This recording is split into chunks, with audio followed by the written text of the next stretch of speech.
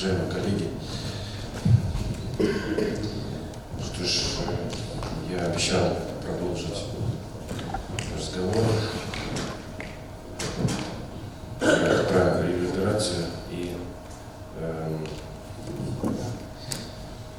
кое-что о том, что ее рождает, эту реверберацию.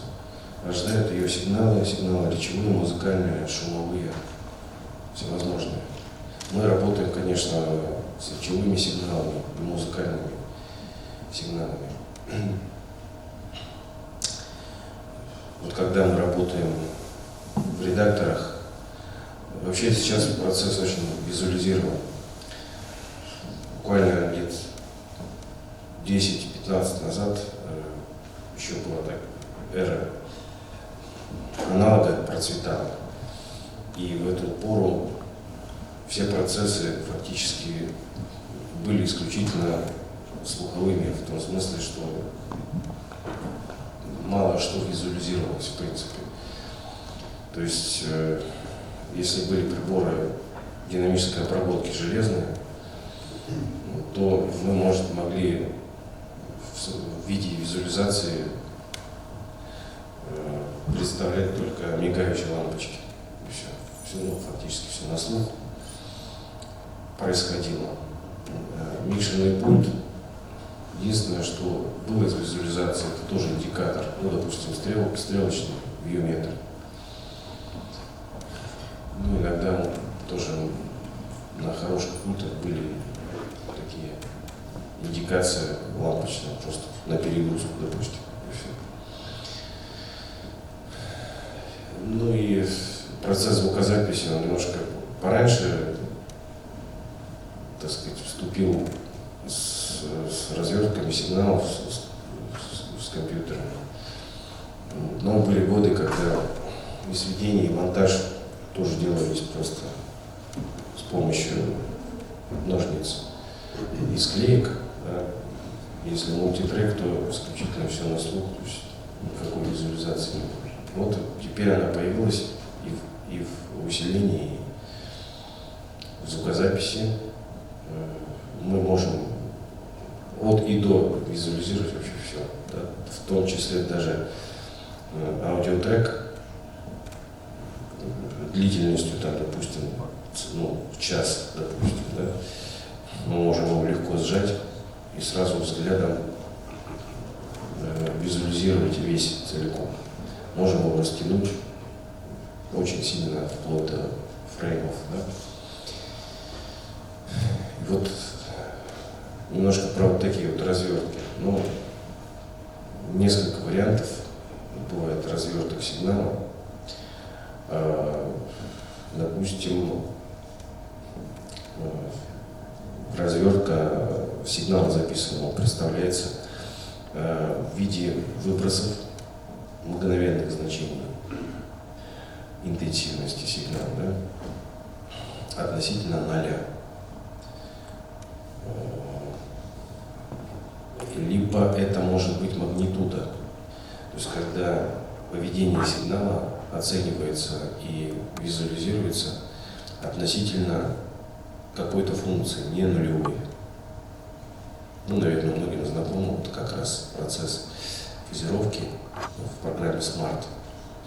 Там как раз в виде магнитуды оцениваются функции фазы, оцениваются они именно относительно какой-то предыдущей функции.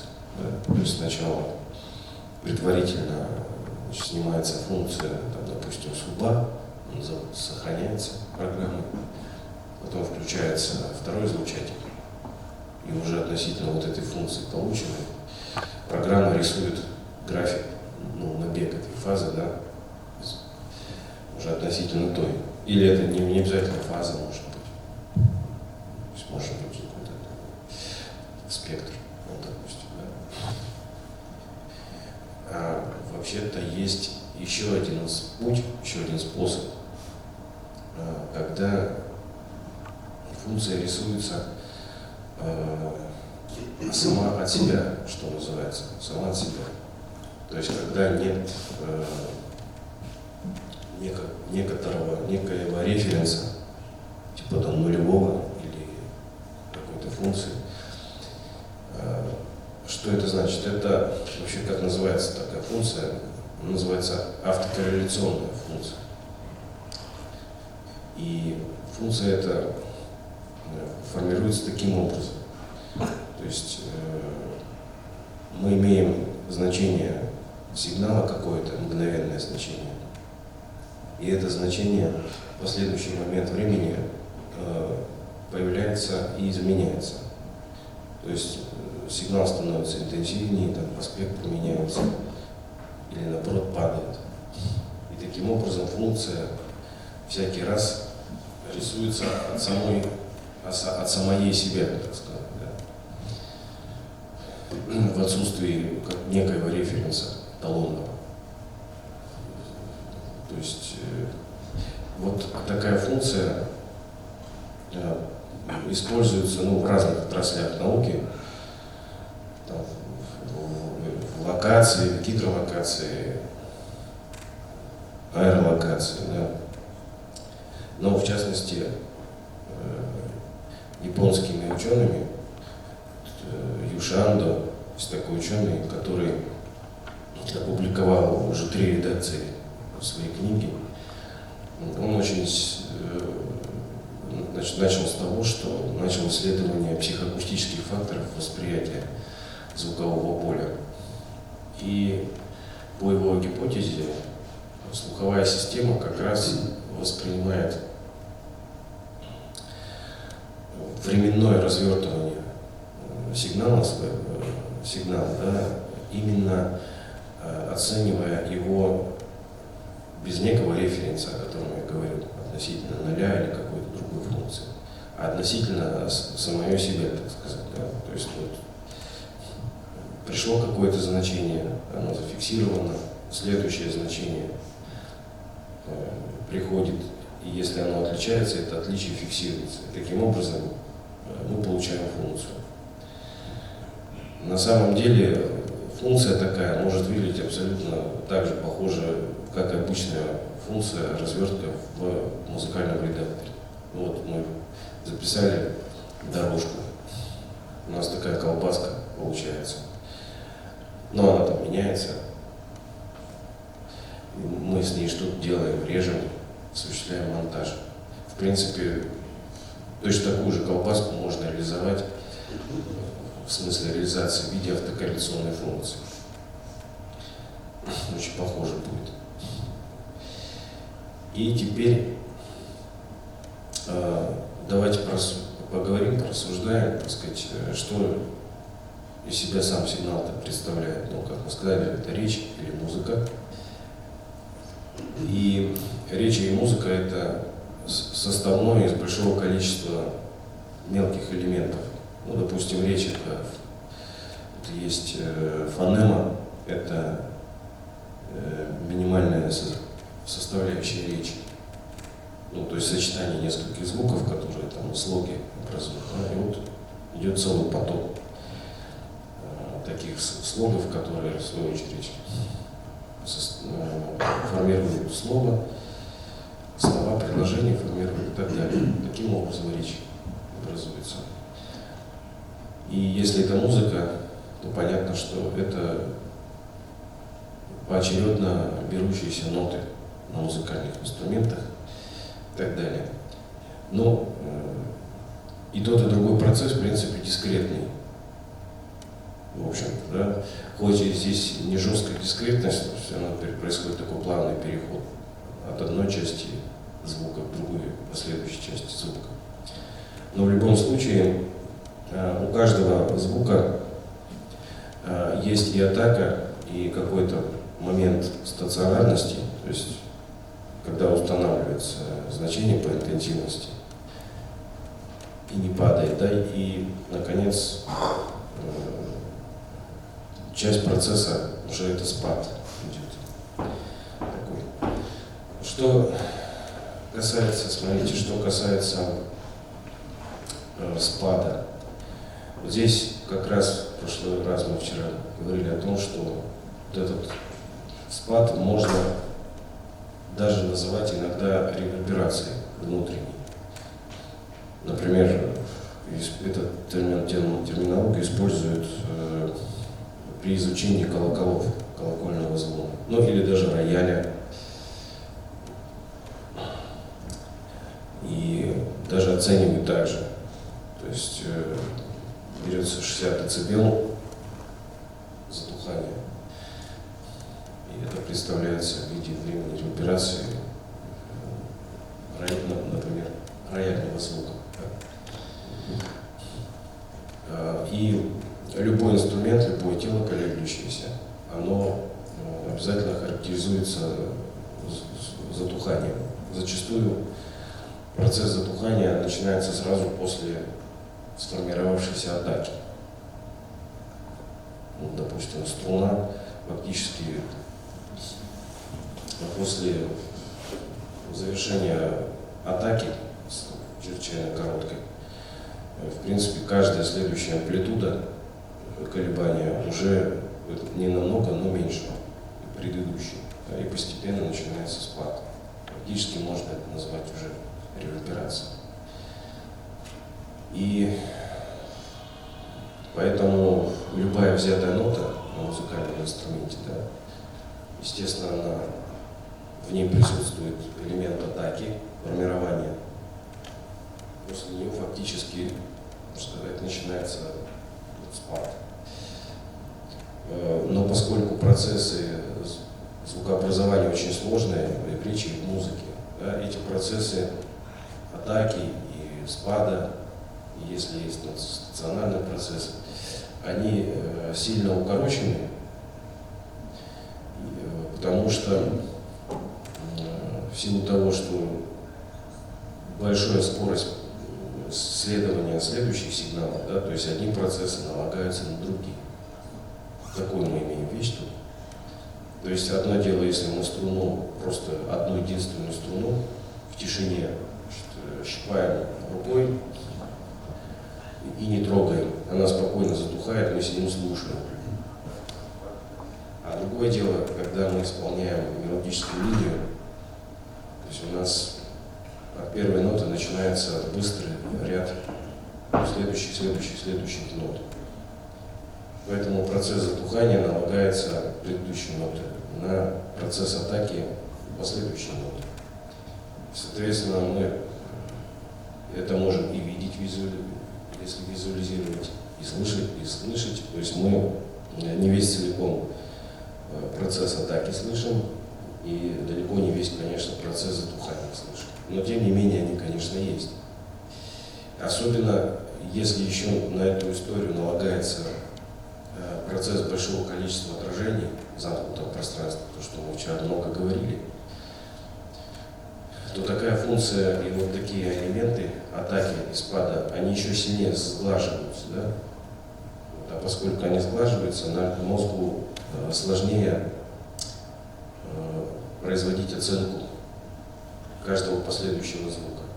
Ну и вот в результате это сказывается на ясности и разборчивости музыки в зале, где это сидя, ну и четкости и разборчивости речи.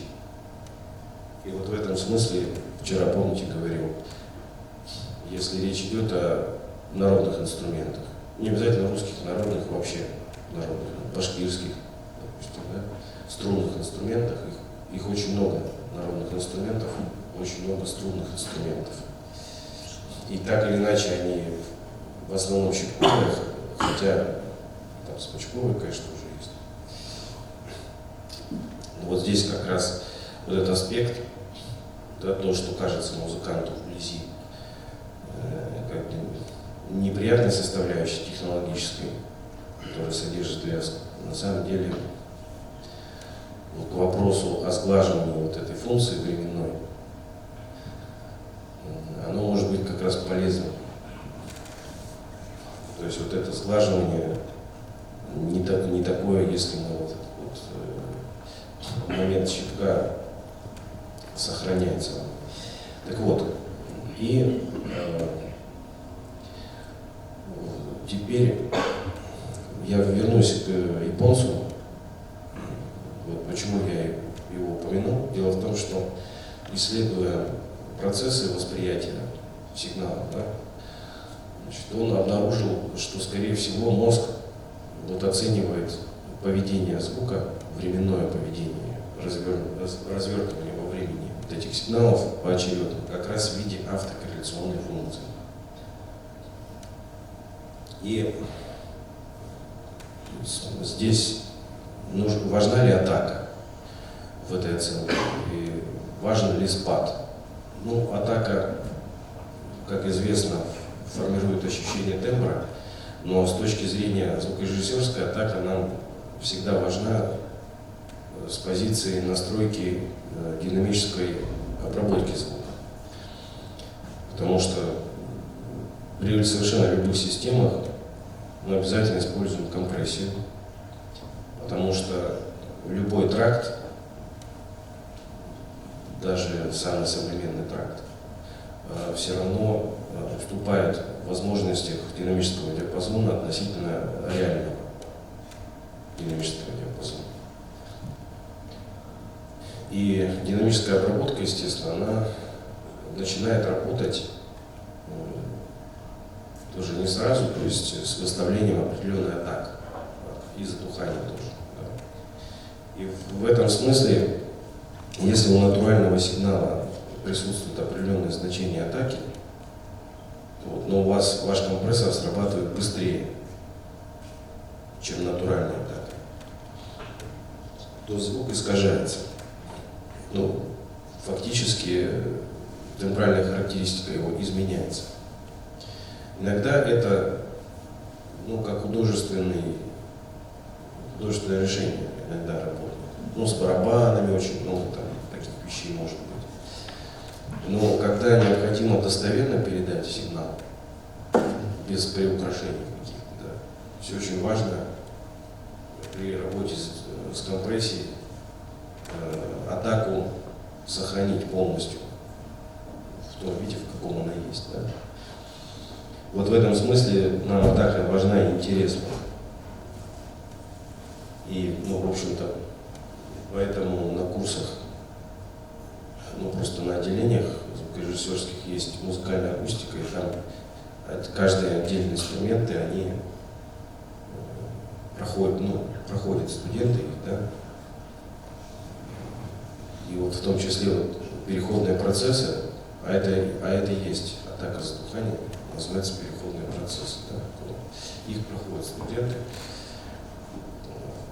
для того, чтобы хотя бы, ну, такое примерное представление, какие же атаки музыкальных инструментов есть в принципе, да, чтобы потом с этим можно было работать. Правда, этот процесс очень сложный. То есть мы же можем сказать, что у кларнета, допустим, 20 миллисекунд в верхнем регистре атака примерно, да, и 30 миллисекунд в нижнем регистре, и это железобетонное значение, которое никогда не меняется. Да. То есть, конечно, это инструмента зависит от манеры, от подачи, от музыканта, от конкретных нот, частот. То есть эти значения колеблются, конечно, да. Ну так, в целом, более или менее, это вот такой базис хотя бы. И в этом смысле, чуть отвлекусь сейчас от темы, дело в том, что, к сожалению, учебный материал во всех абсолютно учебных заведениях, на курсах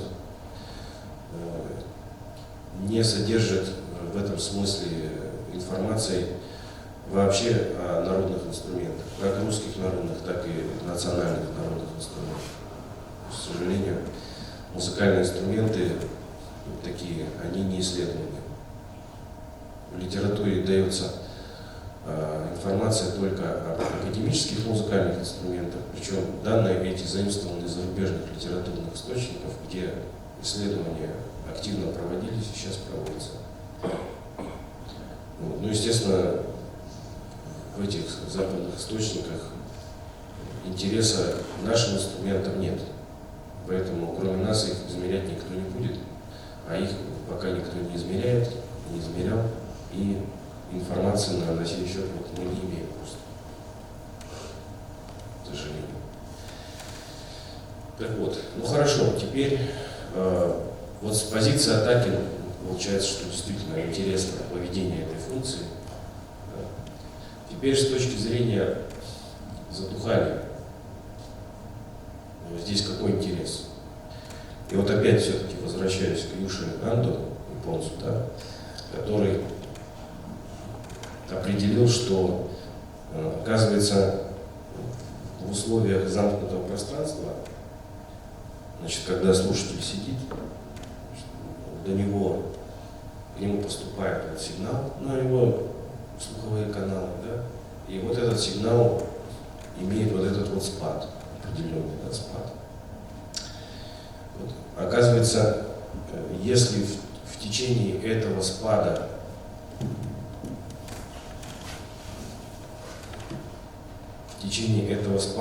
произошла задержка какого-то отражения, сильного отражения, да, и вот отражение от стены, там, потолка, пришло на слуховую систему вот с такой задержкой, которая равна спаду предыдущего сигнала, да, то слуховая система готова такой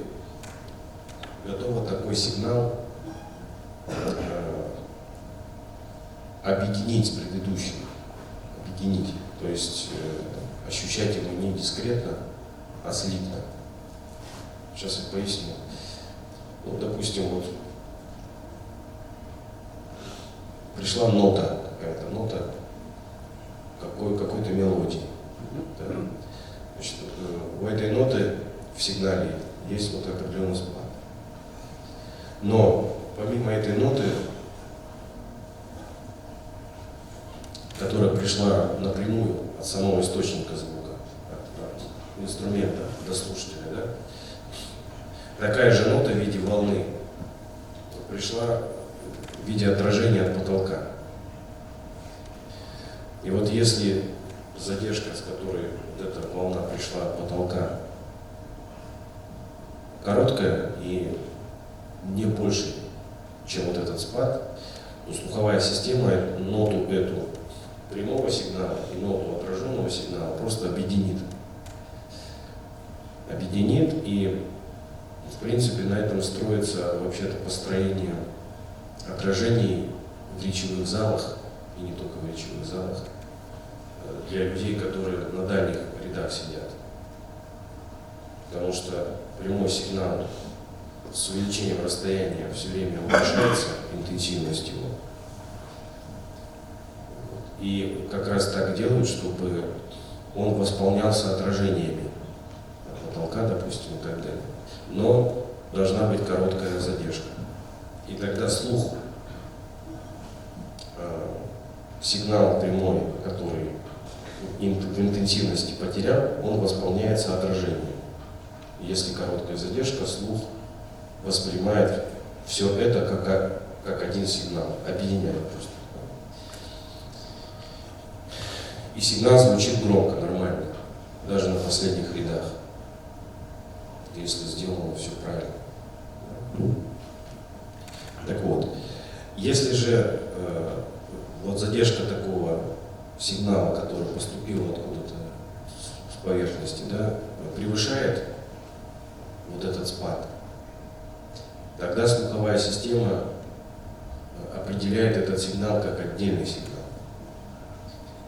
То есть сигнал становится не слитным, а сигнал, получается, не один сигнал, а два сигнала уже. Одна нота пришла по прямой, и эта же нота пришла еще раз. Но это уже эхообразование какое-то возникает, да?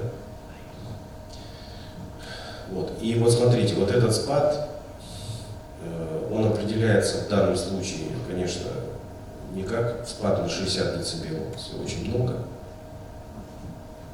Но в условиях, когда вот следующая нота налагается уже на этот спад, еще одна. Поэтому принято считать определение времени задержки путем наклона. Вот раз выброс в сигнале какой-то, да, присутствует, короткий, но мощный. И вот в этом импульсе от максимума берется интервал не в 60 дБ, а в 10 дБ. И вот за этот интервал динамический осуществляется спад на какое-то время. Ну, конечно, короткое, на несколько миллисекунд буквально.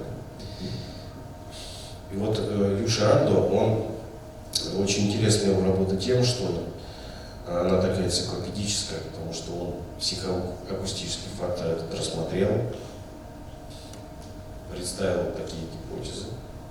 Потом он начал исследовать сам не сигнал, стал исследовать. То есть он взял и речь, ну, японскую, раз он японец, японскую речь взял несколько произведений, но оценивал, анализировал он академические произведения, не эстрадные.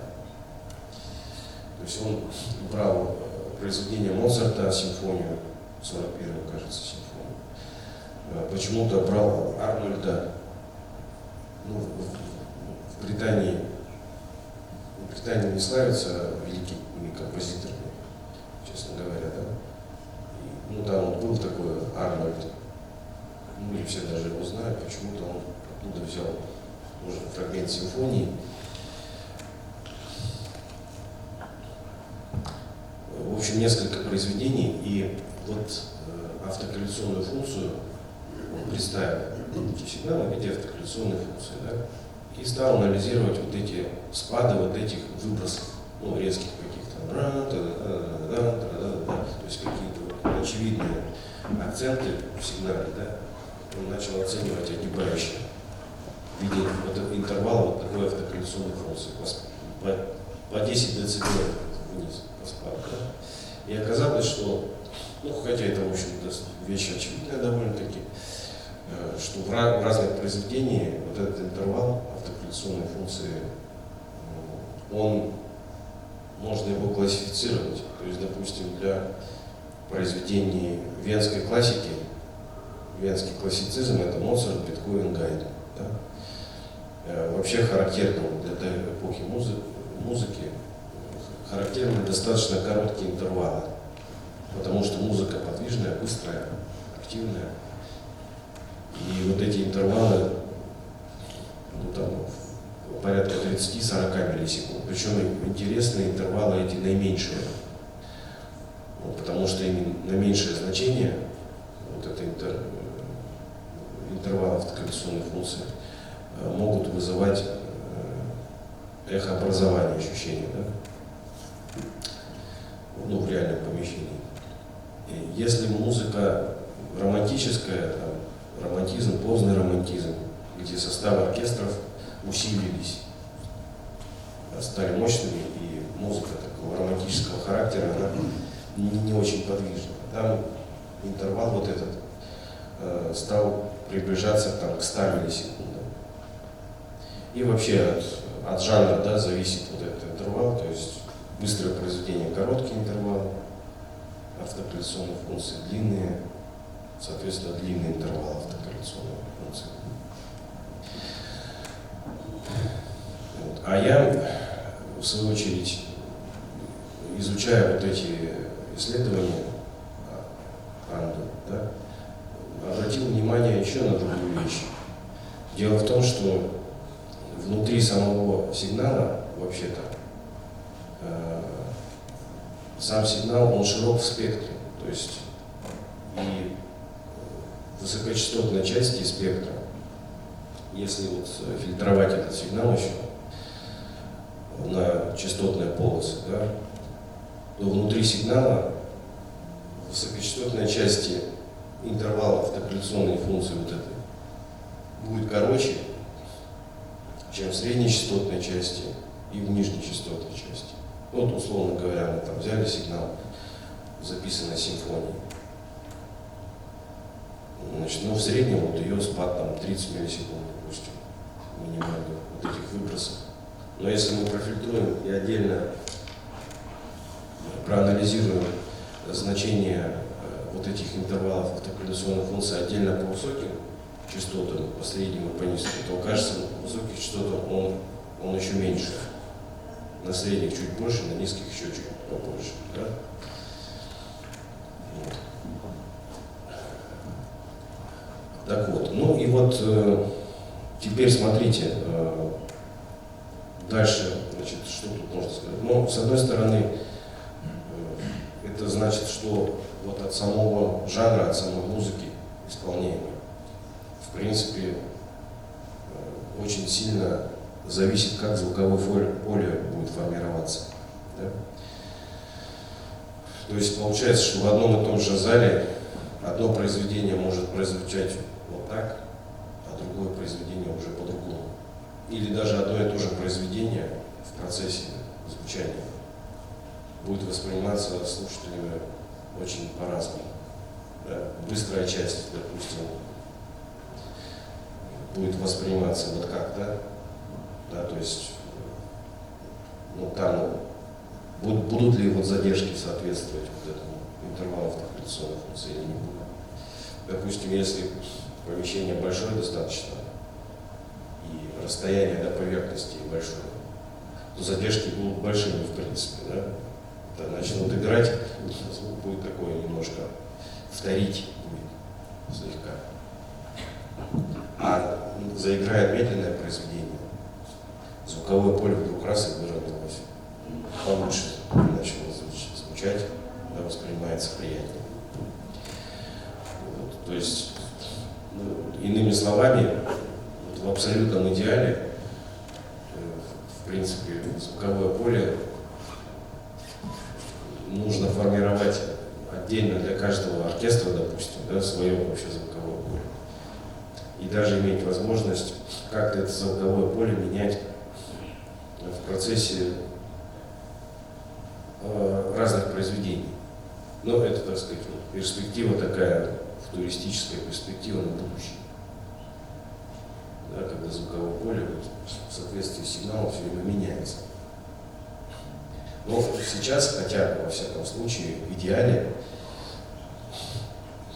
соблюдают иногда, очень редко, но соблюдают в идеале, когда хотя бы просто для оркестра отдельный зал, для камерной музыки отдельный зал, для эстрадной музыки отдельный зал, для органной музыки отдельный зал. Хотя бы так. Но этого уже мало, да, то есть, если говорить строго. То есть, в принципе, если иметь огромный финансовый ресурс, в идеале можно было построить один зал, там, допустим, для музыки, там, времен Моцарта, другой зал для музыки времен Малера и так далее. Да. Вот. Теперь, ну, это все может быть интересно, но опять-таки, все можете сказать, ну, мы-то звукорежиссеры, а не акустики, поэтому нам интересно что-то, вот, что связано вообще-то со звуком, со звукорежиссурой. Да? А я должен сказать, что вот это напрямую связано со звукорежиссурой, потому что мы так или иначе сигнал, как правило, обрабатываем. Да? То есть мы применяем обработку, процессорную обработку виртуального пространства. И вот как раз здесь-то и важно вот это понимание. То есть в каком случае какой хвост использовать, понимаете? Зачастую такие вещи делаются абсолютно интуитивно, да? Вот. Есть у вас какой-то сигнал, вот есть эффект, вы его включаете, этот эффект, и, в общем-то, ну, на уровне ощущений просто, ну, вроде стало красивее, да полетнее звук стал, и все на этом, да? А теперь можно задуматься насчет того, какой хвост делать для данного инструмента, для данного произведения. Может быть, его менять в процессе. Ну, то есть, во многом звукорежиссура стала, видите ли, каким процессом? Рутинным и чисто автоматическим. Да? Зачастую вот настройка осуществлена какая-то для инструментов, и все, она не меняется. То есть оператор сидит, ну, все вроде настроено, нормально так. Ничего не свистит, устранены ну, такие явные дефекты. И все, в общем-то, да. Но на самом деле на сцене-то произведения явно разные исполняются, да, в программе. И в принципе должен вам сказать, что вполне настройки можно менять, причем это не будет выглядеть как некая искусственная история, да. Вот, как я помню, на джазе работал мой коллега, мейнстрим обычный, то есть состав такой джазовый, самый обыкновенный. А ему было скучно, и он начал дилеи какие-то накручивать. Ему прямо музыканты со сцены на концерте говорят: молодой человек, пожалуйста, выключите всякие там спецэффекты. Ну, не к месту просто. Да? Вот. Это другое дело, понимаете? Здесь как раз процесс этот, вот, он должен быть незаметным. Да? Но вот учитывая вот этот интервал автокоррекционной функции, ну смотрите, допустим, работаете, если с оркестром национальным, да, у них программа, они играют произведения. Просто у струнных инструментов вот этот спад, интервал спада, да, автокоррекционной функции, он где-то порядка, ну, где-то 20-30 миллисекунд. Да? Причем там не важно даже быстрое произведение или медленное. Сама специфика, если не смычок, а просто да, щипок, то есть его никак не удлинить. И вот уже исходя из этого можно подумать, какие хвосты сформировать. И, вот, но, естественно, там и другие есть музыкальные инструменты. Да? И может быть даже какой-то эффект будет формироваться на основе спада коротких инструментов, да? А какой-то эффект, может быть, будет обобщающий. И вот в этом смысле, вот видите, на слайде написано Т-суб. Т – это время реверберации, суб – субъективное. И вот Южи Андо, исходя вот из вот этого интервала автокоррекционной функции, вывел вот такое значение: 23 умноженное на вот этот интервал автокоррекционной функции. Да? Ну, условно говоря, там, допустим, если интервал автокоррекционной функции там равен там, 100 миллисекунд или там 50 миллисекунд, соответственно, ну, если 100 миллисекунд, да, умножаем на 23, получаем 2 секунды, 2,3 секунды. Да, вот, да. То есть реверберация общая будет хороша для таких интервалов. Ну, соответственно, если 50, ну, понятно, короче, да, если еще, значит, еще короче. Видите, то есть уже сам хвост, он не просто, ну, субъективно, вы там его выбрали, все, а уже вы можете подойти к этому более точно, что ли. Такая вот подоплека есть интересная. Ну и, конечно, исследовать надо инструменты. Это даже хорошо отчасти, что данные по соответствующим параметрам акустическим, их пока нет. Это значит, что у нас с вами есть работа интересная. Исследовательская работа, она всегда очень интересная, здорово развивает профессионального человека. И это интересный труд такой. Ну вот я начал заниматься постепенно исследованиями характеристик музыкальных инструментов вот с такой позиции. Да. Но поскольку пока четкой информации пока мало, да, потому что процесс только начал, то и какого-то четкого методического подхода пока нет. Но так, чтобы я вам сказал, прям конкретно берете башкирский ансамбль народных инструментов, да, и прям вам таблицу раз, даже вплоть до того, что можно будет впоследствии взять хрестоматийное произведение, да, которое ансамблем исполняется. Но все равно есть хиты какие-то, есть все время какие-то новые произведения пишутся, но есть хиты. Их обязательно, ну как Калинка, обязательно оркестром исполняется. Да. Там даже прямо там можно было обозначить в этом случае список интервалов вот, автокоррекционной функции. Ну, сами-то они по себе, может быть, звукоинженеру неинтересны, но вот вывести тут же временная рекуперация, да, вот, наиболее оптимальная, и работа уже обогащается, да, то есть получается, что вы уже творчески работаете. Ну, представьте, вот музыкант в оркестре сидит, он все 2 часа работает, ну, по нотам следит, не проспать, нужно ноту сыграть, все такое. Все они трудятся, да.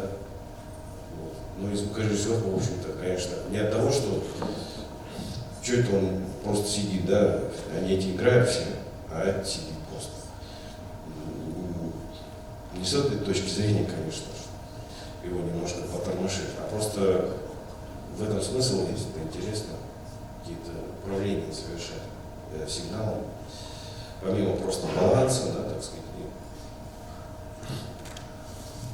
ну, каких-то вещей. А если речь идет о записи, то тем более там, да. Там-то сам Бог велел, там же есть возможность спокойно настройки проводить какие-то самостоятельно, занимаясь этим вопросом. Тем более, что если в живом формате, ну, есть определенные ограничения в использовании процессинга, да, то, значит, в процессе сведения записи можно как раз на один и тот же инструмент, да, процесс использовать, ну, эффект, имею в виду, да, сразу целых 3. То есть для высоких частот завести отдельный спад какой-то покороче, да, отдельный спад для средних частот завести подлиннее, и для низких еще подлиннее завести, исходя вот из этой логики, да, интервала автокоррекционной функции.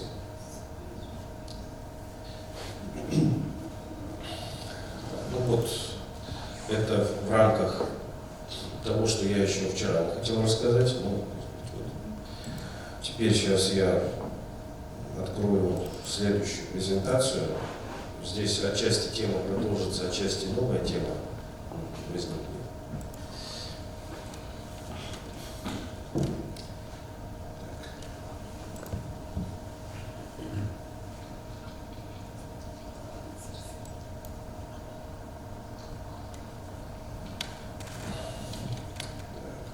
Ну вот аспекты локализации и маскировки звука в условиях звукового поля залов с традиционной системой звукоусиления. Тут кое-какой такой исторический, что ли, экскурс я проведу для вас. Значит, ну, продолжение где-то темы, да. Дело в том, что у нас богатая материальная культура на самом деле, но она нами как-то не замечается, потому что уж больно все привычно. Ну, привычно, с детства все эти площадки видим, знаем, и поэтому что тут интересного, казалось бы. А на самом деле любопытная очень целая история. То есть есть целый класс исторический, да, то есть, в принципе, можно стать историком акустики, да, и этому жизнь посвятить даже вот так, потому что очень много объектов, и там много всякого интересного. Библиографистом можно стать, то есть все это вот у нас лежит под нами рядом. Смотрите, начну с того, что у нас в стране многие идеи,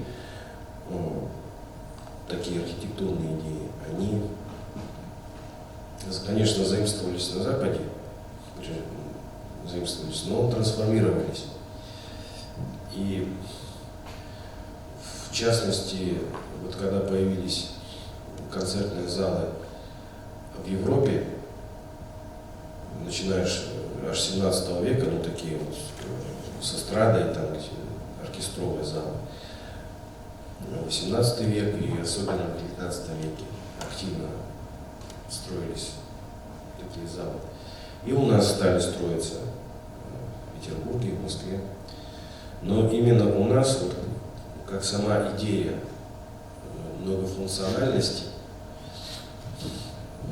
она воплотилась, вот, допустим, в Петербурге, да, в бывшем, ну, благородное собрание, сейчас это филармония зала Бровинского, да. Сама идея, ну, в каком смысле-то, что она сразу же, эта площадка, подразумевалась и как концертная площадка, и как заседание депутатов, и там же балы. Нет, не то, чтобы эта идея на Западе не догадались так поступать. Ну, да, понятно, тоже, конечно. Но там сама архитектурная вот идея зала вообще-то предполагала именно концерт, потому что вот зрительские места, эстрада и все. А вот в благородном собрании петербургском, да, там, значит, колонны слева-справа, балконы. И, ну, в самой строительной мысли, да, предполагалось, что он уже многофункционал такой. Но это еще ладно, да. Начинают строить подобные зальчики, ну, не обязательно с колоннадой, да, в других городах. Но города-то, в общем-то, были небольшие в ту эпоху, в ту пору. И, соответственно, и залы-то большие не было смысла строить, в общем-то. То есть и стали делать миниатюры по масштабам поменьше, вот такие залы. Но новшество в чем заключалось? То есть зал такой прямоугольный, напоминающий, значит, западный концертный зал для исполнения там, музыки, симфонической, камерной. Но он приобретал сценическую коробку. То есть уже не эстрада, а именно сценическая коробка. Вот это явление такое чисто наше, когда просто из чисто концертного зала получался зал многофункциональный зал. То есть где можно спектакль провести, концерт провести и все что угодно, все остальное провести. И вот, вот эта идея, вот она еще дореволюционная. В любом старом городе сейчас можно, если, ну, где сохранилось, найти бывшее благородное собрание, вот оно именно такое. То есть сценическая коробка зала прямоугольный. Потом, что интересно, что когда строй поменялся политически, да, ну там уже, помните, все разрушалось, многие всякие ценности и материальные уничтожались и прочее. Но вот что интересно, что вот идея-то вот эта вот дореволюционная, она перевоплотилась в советскую идею в виде строительства домов культуры. То есть те дома культуры, которые строились в довоенный и послевоенный период, где-то до 70-х годов, это абсолютно такие же по форме залы, которые вот до революции строились с коробкой сценической. Прямо такой же, прямо прямоугольная коробка зала, лепнина, балкон один, допустим, да, и сценическая коробка. То есть просто продолжили идею, да, такую. Потом, конечно, уже в 70-е годы, это эпоха советского модернизма, там возникает такое радикальное изменение в системе архитектурной, и она очень звука касается. Сейчас я расскажу, ну, чтобы не было такого, что я вообще отклонился, ушел в архитектуру и начал про это рассказывать. Да? Еще немножко только вот про театры расскажу, в чистом виде театра тоже. То есть строительство ярусных, многоярусных театров, это, конечно, западная традиция. Она пришла в страну, и в столицах тоже построили, естественно, такие театры. Большой театр, Мариинский театр. Но опять-таки в силу того, что города другие не столь большие были, стали строиться миниатюрные копии таких театров. Двухъярусная, ну вот в Уфе трехъярусная, кстати, плюс еще билетаж, не такой уж маленький, а во многих городах чуть поменьше, 2 яруса строились театры. И форма менялась, то есть строились прямоугольные, что на Западе не встретишь вообще.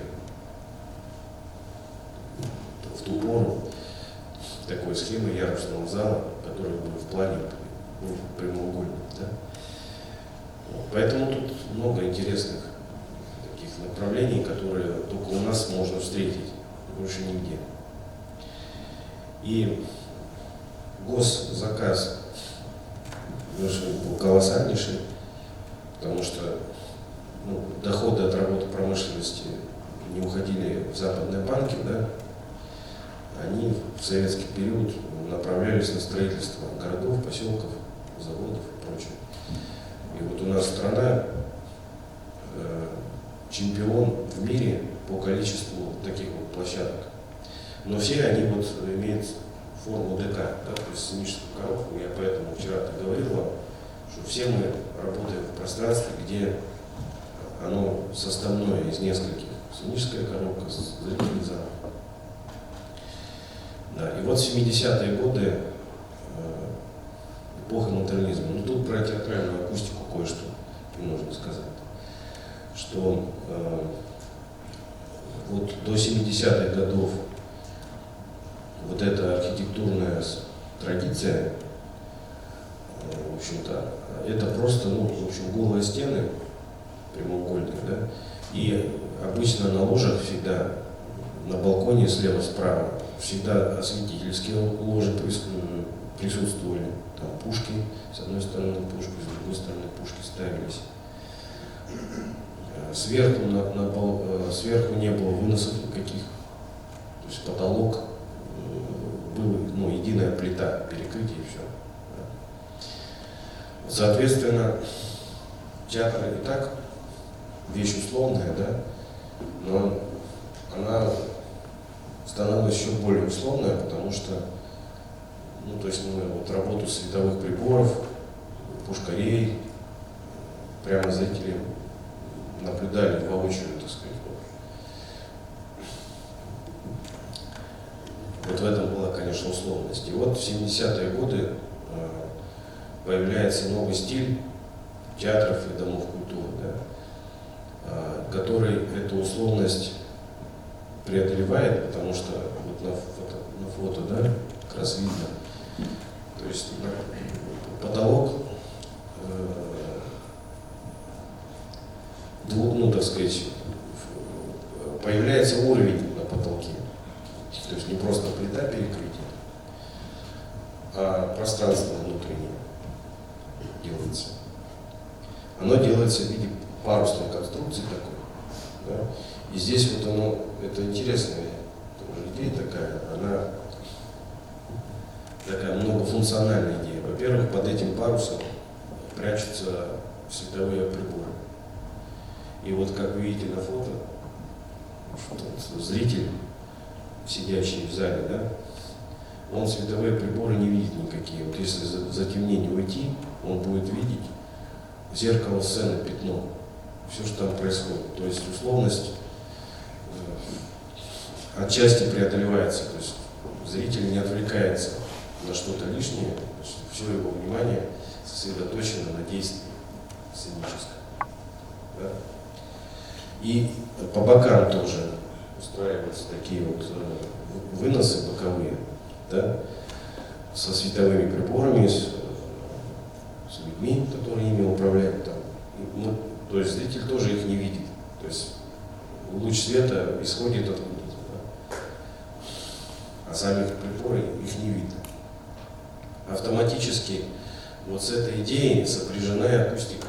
Дело в том, что вот эта парусная конструкция, она является как раз системой переотражения звука на дальние ряды. Дело в том, что в партере вообще, в любом помещении, в партере, прямой сигнал, его интенсивность вполне достаточно.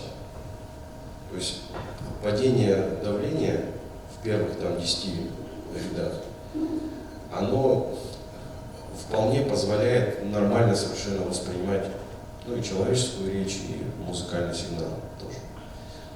Вот уже дальше начинается проблема, потому что в вчера мы про это говорили.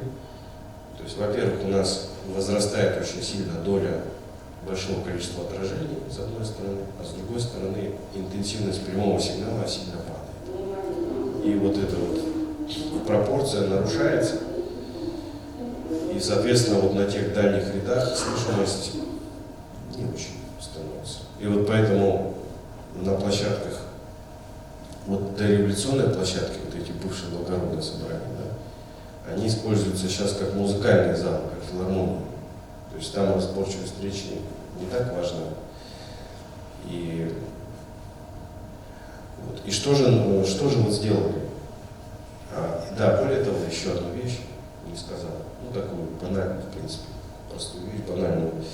Это вот в районе Портера, вот в старых площадках, ну, вот, про которые я говорю, дореволюционные, и те, которые после войны строились где-то до 70-х годов.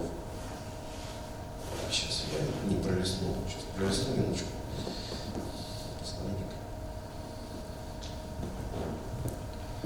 Вот это план зала, но уже советского модернизма 70-х годов.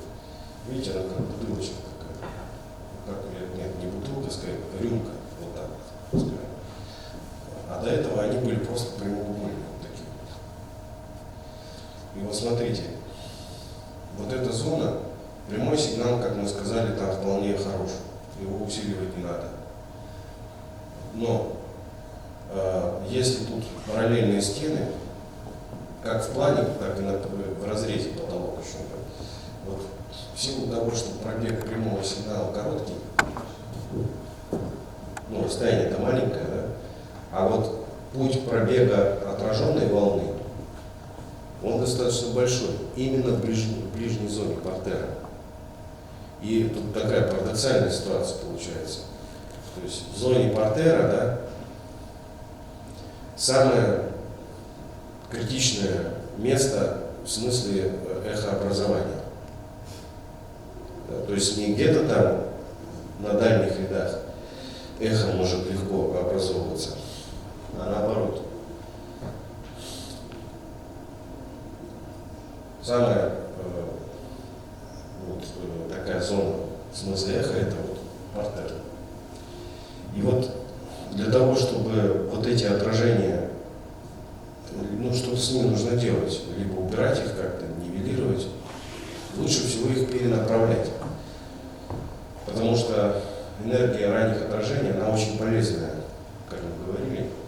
И вот за счет вот такой рюмочной такой формы плана, с наклонной, с уклоном стен, да, ну, с сужением таким в районе сцены, да, вот эти отраженные волны просто перенаправляются на дальние ряды. То есть они сюда уже не попадают.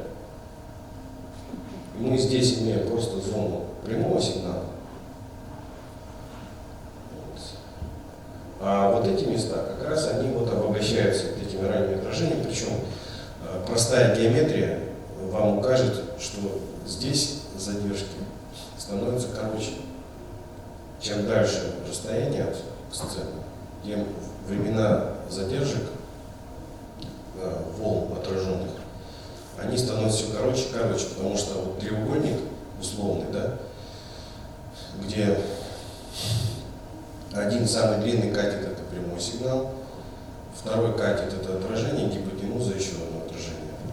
За счет того, что треугольник становится все более плоским и плоским, разница в пробегах становится все короче и короче. И вот этот принцип архитектуры, он дал очень хорошее звуковое поле, причем, сейчас я немножко назад слайд верну, чтобы была фотография. Дело в том, что еще тут интересен момент добротности строительства, добротности. Потому что вот эта парусная конструкция и боковых выносов, в том числе, да, она реализовывалась не с помощью легеньких там элементов, ГКЛ там, и так далее, да, а осуществлялась по форме отливка 50 миллиметровый бетон по сетке отливался. Вот это очень важный аспект, потому что чем массивнее конструкция отражающая, да, тем она будет эффективнее отражать волну с любой частотой. Понимаете? То есть, допустим, современная какова традиция? Вот есть какой-то контур потолка, значит, он обшивается гипсокартоном просто. Вот. Но, и причем иногда там стараются геометрию там задать какую-то такую, что вот она будет отражать это все. А по факту она почти бесполезная, потому что если она из гипсокартона сделана, у вас та волна, которая будет падать на такой конструктив, да, в большей части спектра будет легко насквозь проходить эту конструкцию и уходить туда, под перекрытие будет уходить. И как уже там она будет себя вести, да, с учетом рефракции, то есть волна прошла, изменила направление, опять переотражается и так далее. То есть там начинается просто какой-то бардак. Ну, получается, в Советском Союзе было задумано правильно, а сейчас уже в 90-х годах у нас все эти, после капремонта уже применили совсем другой материал. Ну да, он звукопрозрачный становится, да, то есть, к сожалению, да, то есть и в этом смысле, ну тоже вот, чтобы далеко не отклоняться на какие-то там темы попутные, да, а именно, чтобы у нас все-таки профессиональный разговор шел именно касаемо звукорежиссуры, в этом смысле, знаете, тут еще вот какая вещь важна и интересна. Дело в том, что даже гипсокартон, вот как определяется звукоизоляция любого конструктива, любого, ну, в том числе гипсокартона тоже, да? В принципе, ну, допустим, вот вы в квартире с помощью гипсокартонной конструкции разделили комнаты, да? Если в соседней комнате у вас там детки, ну, так спокойно себя ведут, да, то стена, так сказать, препятствует звукам, и вроде как они вам и не мешают, да. Вот, стоит им начинать там баловаться, кричать, вот, вам уже слышно, да. То есть получается, что некий уровень звукового давления, конструктив, даже тонкий какой-то, он способен удержать, да, так сказать, при передаче из одного помещения в другое. Но когда усиливается звуковое давление источника звука через стену, да, все, уже не удерживает этот конструктив. А теперь перенесем эту ситуацию на концертный зал. Да? То есть предположим, что вот такая конфигурация, только она из гипсокартона сделана. Интересная штука вот в чем заключается. На слабом уровне, ну вот, исполнители играют, да, ну, такой нюансик спокойный, да, вот они играют, у вас вот какое-то одно звуковое поле. Ну, вроде бы, может быть, даже нормально такое поле звучит неплохо. Как только они грянули громко, да, какая-то каша начинается вообще, да, потому что вот звуковое поле тоже, да, от давления тоже меняется сильно, в силу вот таких аспектов, понимаете? То есть при небольшой интенсивности энергия распространяется и может даже вот этот конструктив как-то отражает, распределяет звук. Как только усиливается интенсивность, сам конструктив, там много разных типов волн образуется. Да? То есть за счет того, что волна сквозь конструктив прошла, она попадает опять в воздушную среду, но там срабатывает эффект преломления. Да? То есть изменяется угол направления движения волны уже там, внутри. Потом она попадает на перекрытие жесткое, она там переотражается, потом снова сюда попадает. В общем, там очень сложно, много разных процессов возникает.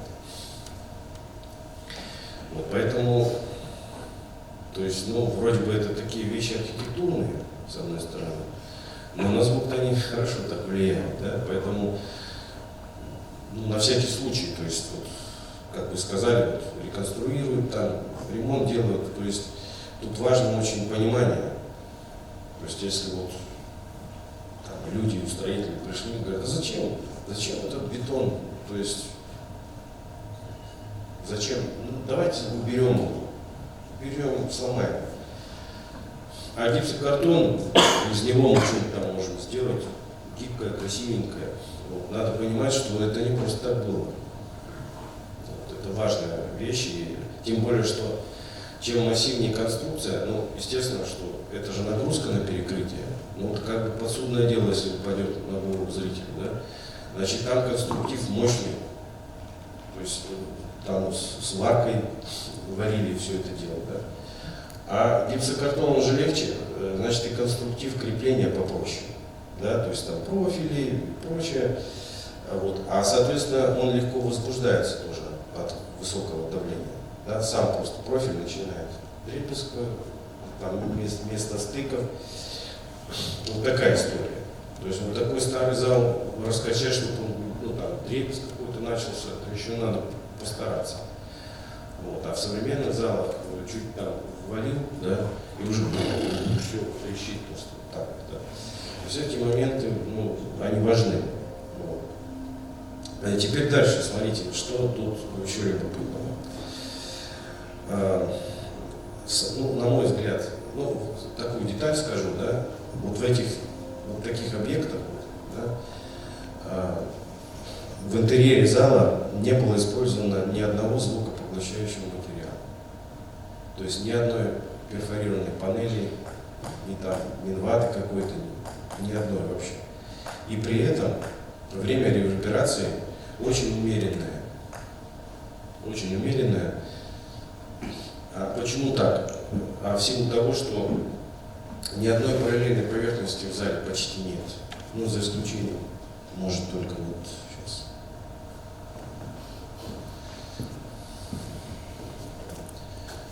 Ну, вот здесь, на задних рядах, есть параллельные участки. Там даже если так хлопнешь в ладоши, ну, флаттер такой возникает действительно. Да? Некоторые прямо в зале начинают хлопать. Флаттер слышит, говорит, ну, все, это плохо, все. Вот, эхо. На самом деле это не признак, как бы, плохой признак, да? Потому что звук должен со сцены излучаться. Если со сцены вы хлопаете, в зале нет флаттера никакого, то все хорошо в этом смысле, да? И вот наличие, то есть отсутствие практически, ну и пол гребенка идет, и потолок вот такой весь парусный, и стены такие вот не параллельные, да? Это очень сильно рассеивает звуковые волны, то есть очень снижает степень формирования вот этих мод стоячих волн, которые возникают. Да? И зал без всяких специального звукопоглощения, в принципе, умеренно полетный такой получается, умеренно полетный. И ну, самый вот главный аспект, любопытный, интересный аспект, на самом деле я веду как бы вот к теме, которую заявлялся.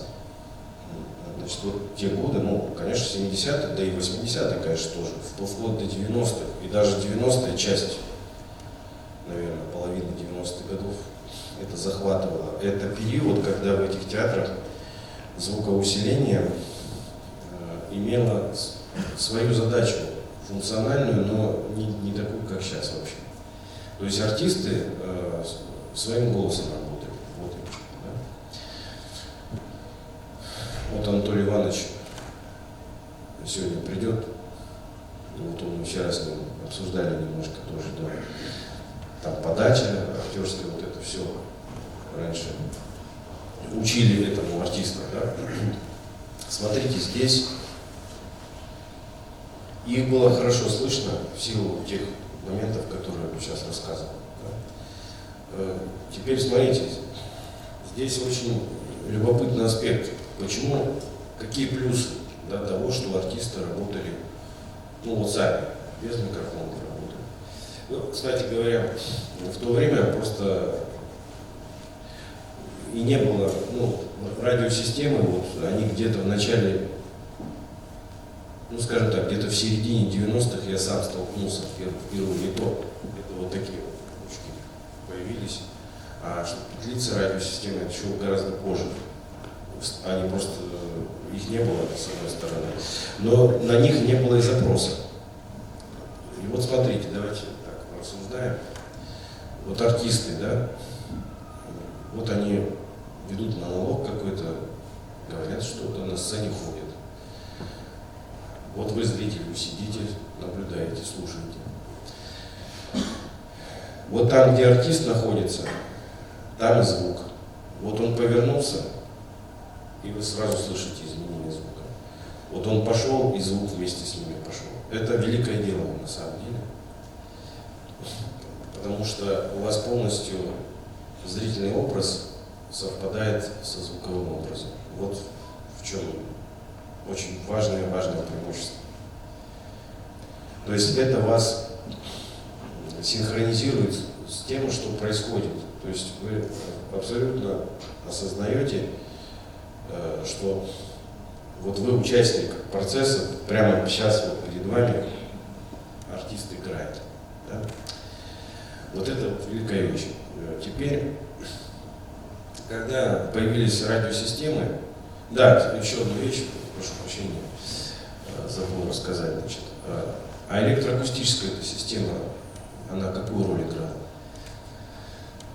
Вообще-то она была здорово развита, она интересная была система в таких залах театральных. Сейчас, минутку. Немножко, ну так, опять на фотографию. Она на самом деле была распределенная, пожалуй, даже может порой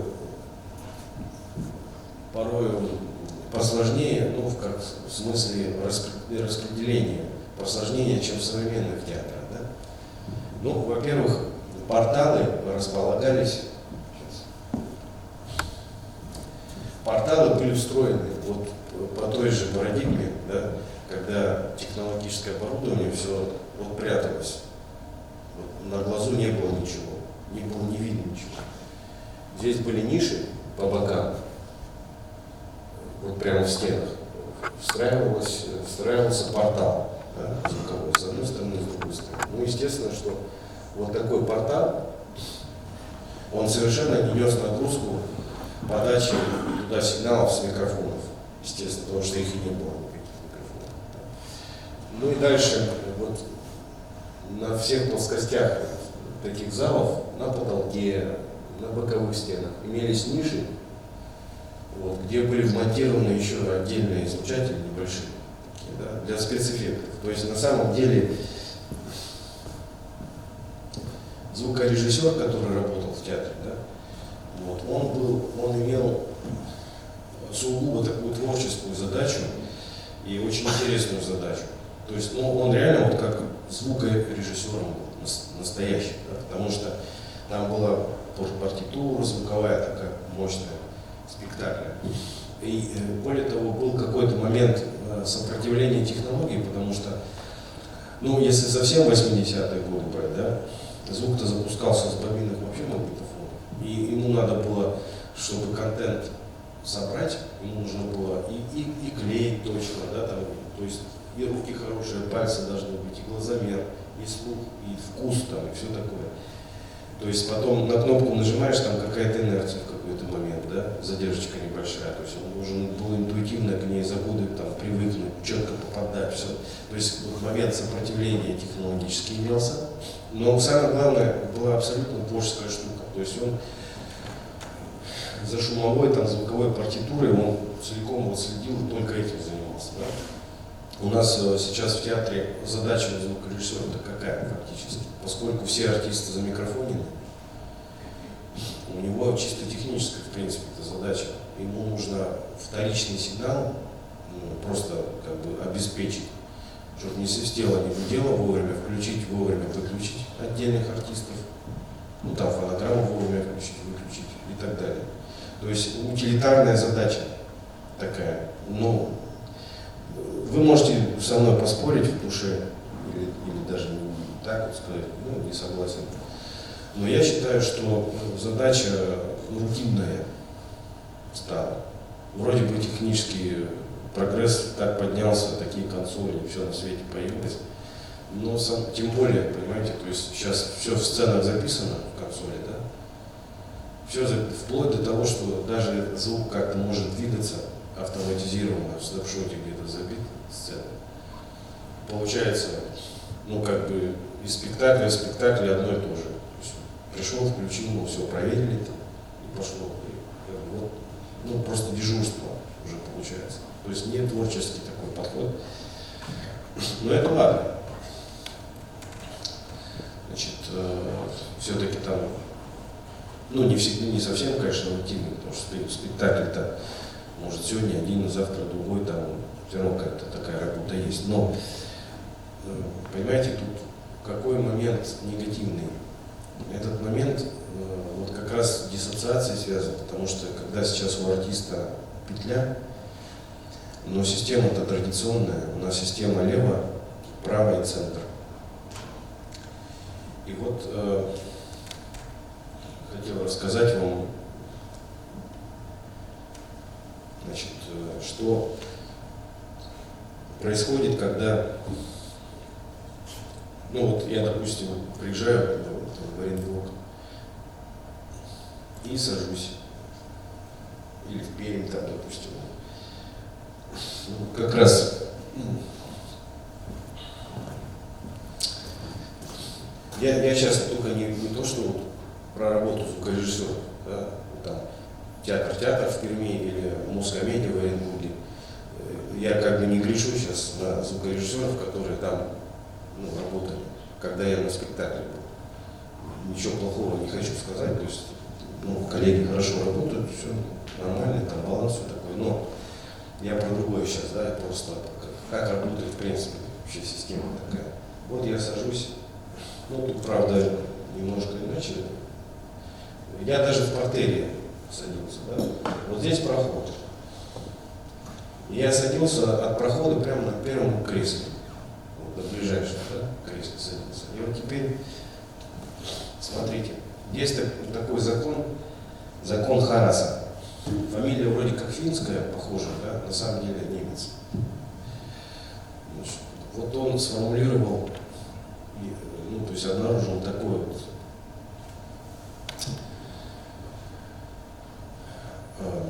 обстоятельство.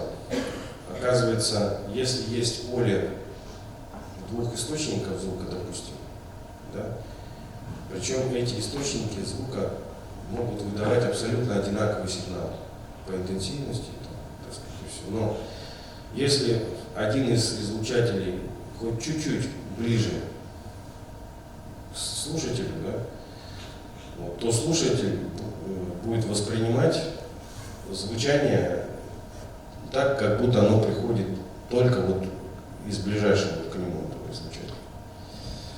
Вот такой закон Хараса.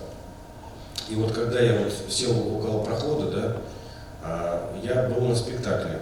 Ну вот сейчас Алые паруса кругом крутит. По-моему, Алые паруса был, а может, не важно.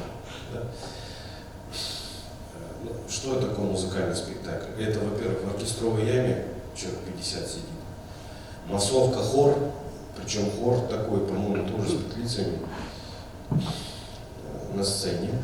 Ну и, естественно, солисты еще, плюс там несколько человек. Да. То есть огромное количество источников звука. Оркестр, хор, солисты. Да. Ну, целый театр настоящий, да. И вот все вот это, так сказать, сформировано в микс, и весь вот этот контент идет вот из портала, да. И вот я сижу, слушаю этот спектакль, значит, вот это все там, богатство там на сцене и в яме, но звук я слышу вот из какой-то точки справа, наверху причем еще. Понимаете?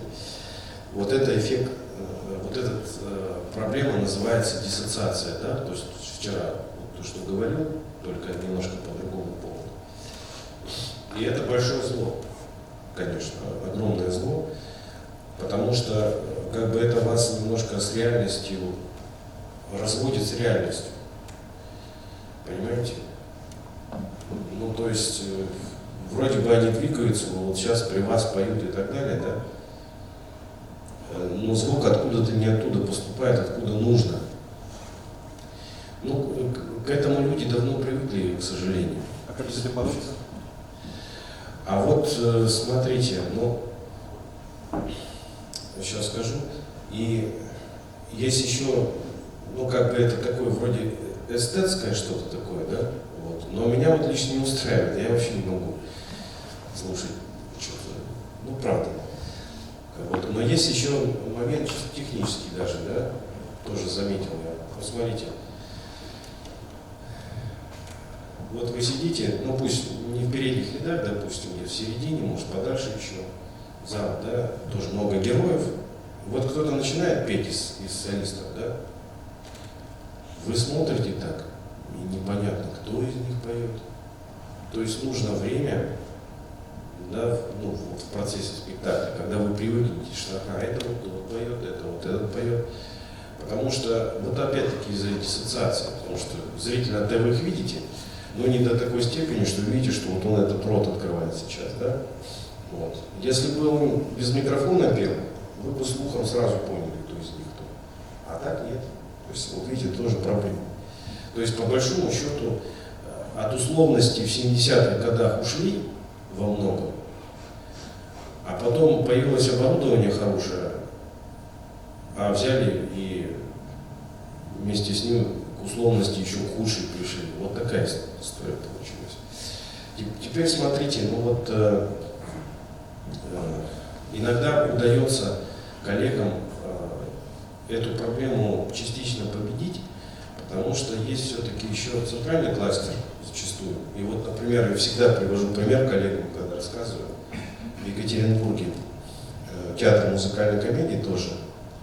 Причем там оборудование, аппарат не такой, не массивный, там Майерсан, но серия такая, буквально такая большая серия. И у них на центральном кластере висит пару таких громкоговорителей, причем один так в партер устремлен, а второй на дальние ряды, на балкон. Да? И, по-моему, такая же примерно серия по краям висит. Ну, субы, конечно, есть, все. Ну вот мы тоже с коллегой смотрели спектакль, все те же «Алые паруса», кстати, по-моему, так же, как в Оренбурге. Но они как-то сумели маршрутизировать, раскидать вот сигналы, распределить их, в том числе и на центральный кластер. И, в принципе, вот мы как раз сидели в партере.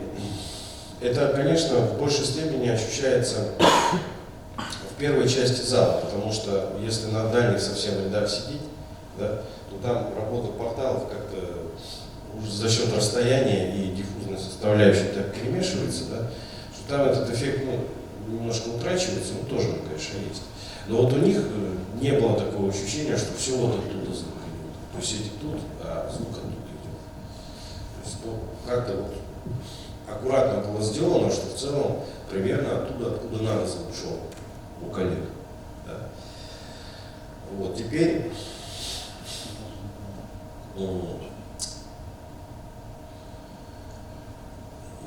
ну, так, вот здесь хотел рассказать немножко.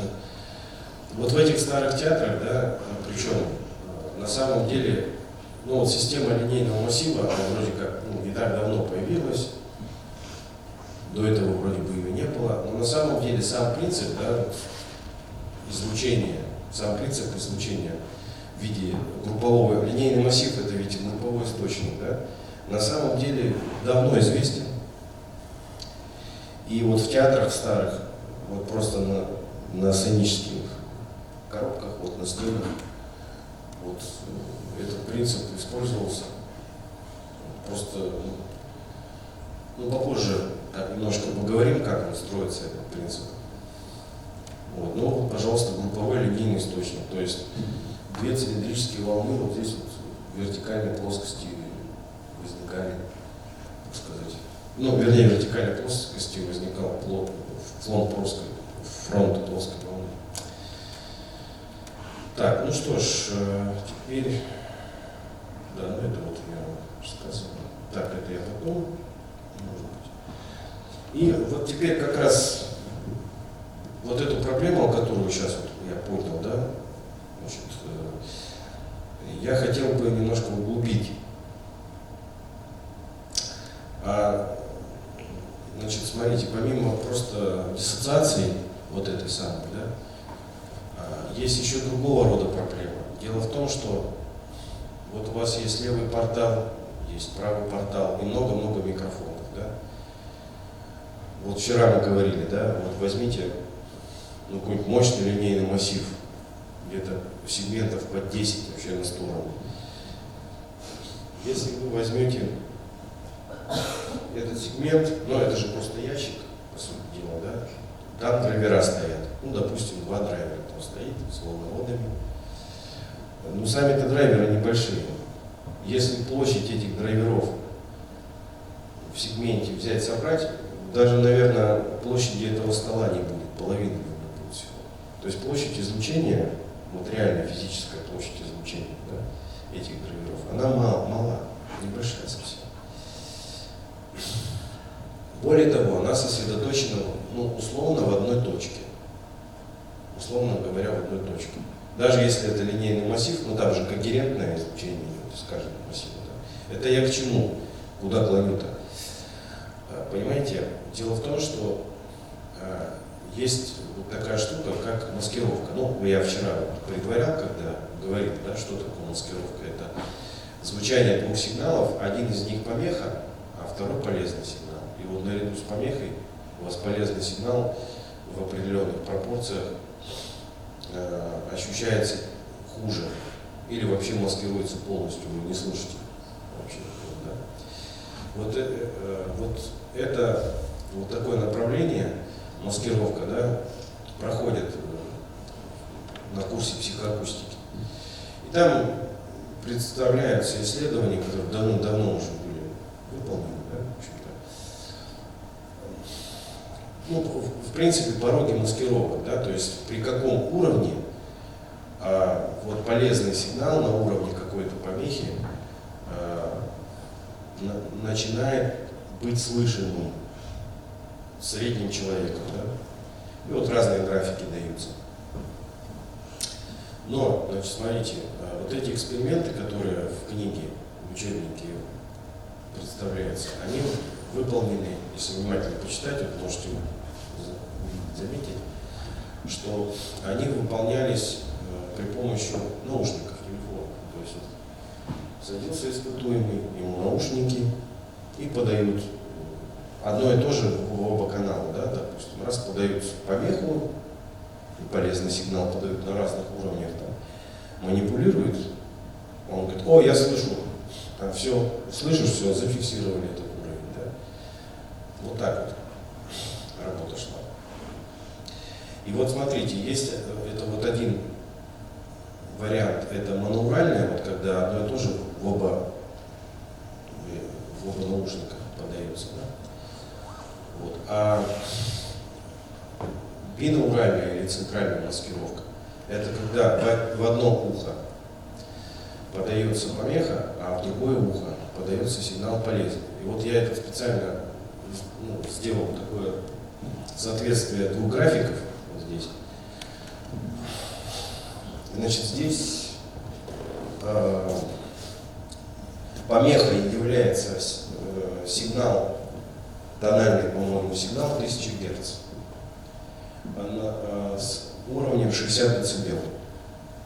Тут просто есть 40, 80, но мы пока заострим свое внимание на 60 дБ. Вот смотрите, вот эта вот функция, да, вот такая вот, и вот она 60, да, написана. Это значит, что при уровне помехи 60 дБ, чтобы полезный сигнал, практически на этой же частоте вот услышать, да, его нужно разогнать где-то 50 с небольшим дБ, чтобы человек услышал сигнал, полезный сигнал, да, на фоне помехи. То есть, если его сделать ниже 50 дБ, у человека нет ощущения, что полезный сигнал в принципе есть. Он чувствует только помеху и все. Повторюсь, это в ситуации, когда одно и то же на оба слуховых канала подается абсолютно одинаково. Да? Теперь этот же абсолютно эксперимент только помеха подается в один канал слуховой, да, с тем, те же 60 дБ, тот же 1 кГц помеха. Вот. А полезный сигнал подается в другую, в правую. Вот. Посмотрите, как сильно снизился порог. То есть здесь нужно 55 дБ разгонять. А здесь, чтобы услышать полезный сигнал, достаточно примерно 17 дБ. Просто от того, что помеха тут, а полезный сигнал вот тут. Да.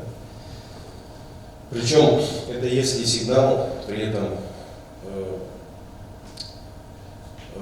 долговременный. То есть помеха гудит, полезный сигнал тоже гудит, без остановок. Если их сделать пульсирующим сигналом, да, то порог еще сильнее опускается. То есть, допустим, помеха гудит, а полезный сигнал пульсирующий. Он слухом слышится вообще прекрасно. То есть у нас очень низкий порог восприятия.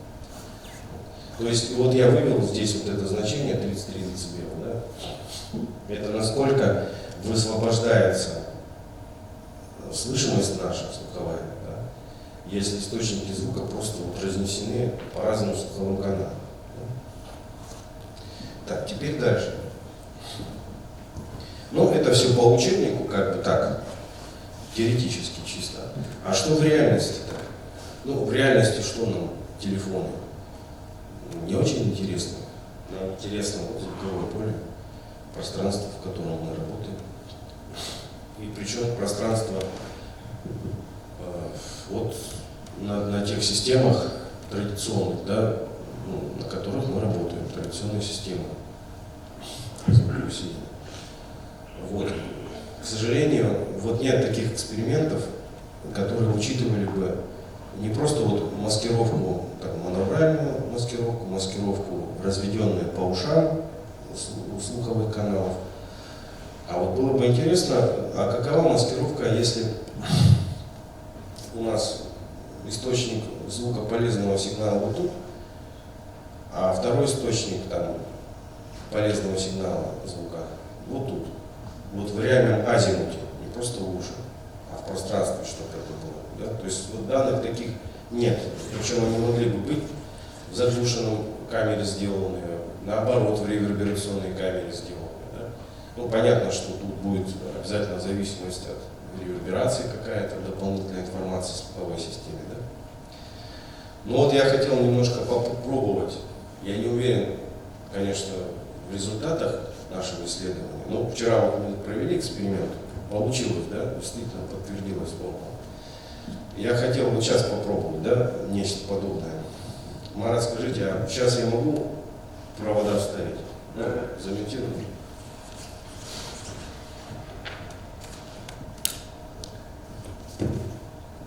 Я сейчас что сделаю, а потом я объясню, ну как бы я к чему это клоню в рамках, в контексте того, что... Нет. Можно?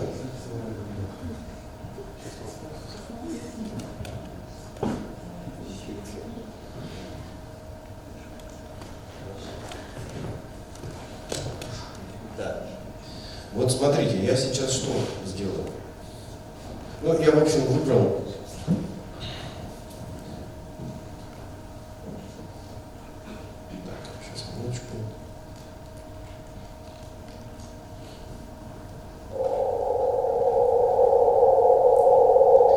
То есть это шум, отфильтрованный на 500 Гц, на октавную полосу 500 Гц, и шум, профильтрованный на октавную полосу 800 Гц. Вот смотрите, вот сейчас, допустим, давайте так поступим. Я возьму,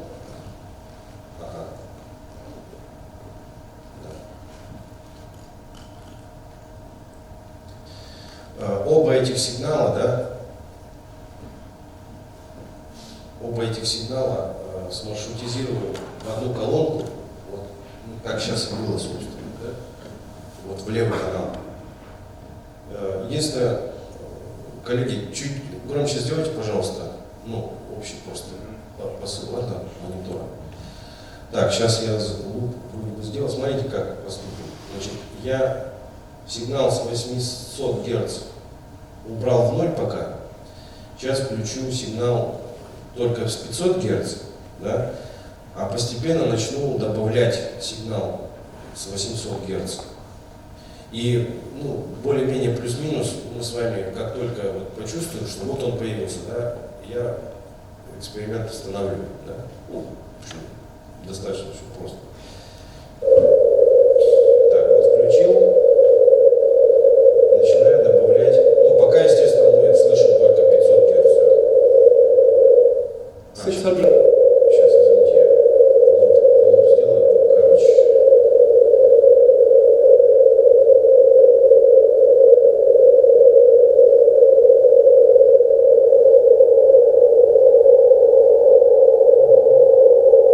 Уже слышно, да? Но я услышал, просто вы подальше. Да? То есть, услышали, коллеги, да? Вот смотрите, сейчас вот мы услышали 800 Гц, а при этом на фейдере у меня минус 18,4 дБ. То есть вот на таком соотношении, значит, мы услышали разницу. Так, теперь 18, просто вот можно запомнить. Теперь смотрите. Теперь я 800 герцовый сигнал маршрутизирую в другую колонку.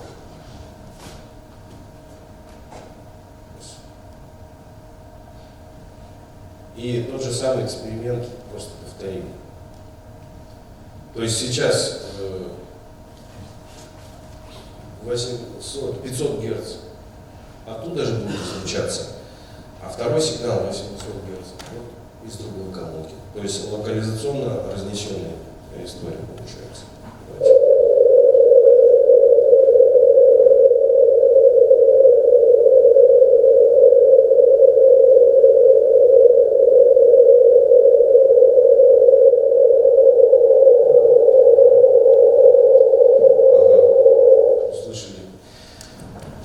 Смотрите, вот разница. Я, правда, на экран, извините, пожалуйста. Тут ладно, в принципе, ничего такого хитрого нет. Смотрите, в первый раз мы услышали сигнал на минус 18,4 дБ, да? А второй раз сигнал был услышан в минус 23,6. 23,6. То есть получается, на 5 дБ порог у нас понизился просто от того, что у нас источник звука локально переместился, здесь метров на 8, да? Вот. Такой нехитрый эксперимент, в принципе, вот уже гипотетически, вот даже вот это данные, да, которые мы сейчас с вами обнаружили, уже можно даже какое-нибудь учебное пособие вставить, как часть эксперимента. Просто его надо, конечно, добить там. Подобное уже исследованию в заглушенной камере, в безэховой камере, в революционной камере. Просто таких данных нет, а они наиболее практичны. А в чем их практичность? Вот это чисто теоретическая штука, потому что наушники там и так далее. Вот смотрите, в реальности мы работаем с чем-то на сцене, да? У нас вот такая система есть. Вот у нас много артистов, много микрофонов. 10, допустим, микрофонов, да? От того, что, вот как мы их маршрутизируем? Дело в том, что, вообще говоря, у нас, конечно, с одной стороны, есть панорама, то есть, по идее, мы можем сигналы раскидать, кого-то в левый канал кинуть, кого-то в правый канал кинуть. Но, честно говоря, эта практика нехорошая, если речь идет о звукоусилении. Вот в записи это сам Бог велел, это понятно, потому что звукозапись, в принципе, рассчитана на индивидуального потребителя. Вот вы делаете запись, трудитесь в студии много, да? Добиваетесь результата, вот он вас удовлетворяет, вам приятно, все хорошо получилось. Но этот результат в результате, тавтология пошла, в общем, человек будет слушать какой-то индивидуально, отдельно в наушниках или перед громкоговорителем. Если усиление происходит, да, если раскидывается вот так вот сигнал, то есть у вас часть людей по закону ХААСа даже просто, да, допустим, скрипку, здесь будет слышать скрипку, а эти не будут слышать ее, ну не в балансе в общем, да. То есть поэтому панорамирование на самом деле вещь такая неблагодарная, если речь идет о звукоусилении. Правда, есть один подход, который эту проблему решить-то может. Я отдельно попозже сейчас расскажу про этот подход. Вот. Исходя из этого, получается, что в принципе, если мы усиливаем звук, если только речь не идет статично, то есть, допустим, вот у нас там, музыкант или еще что-то так вот, сцену занимают, и кто-то сидит и все время не уходит, весь концерт вот сидит. Ну, его можно панорамой действительно под соответствующей динамикой спанорамировать и все.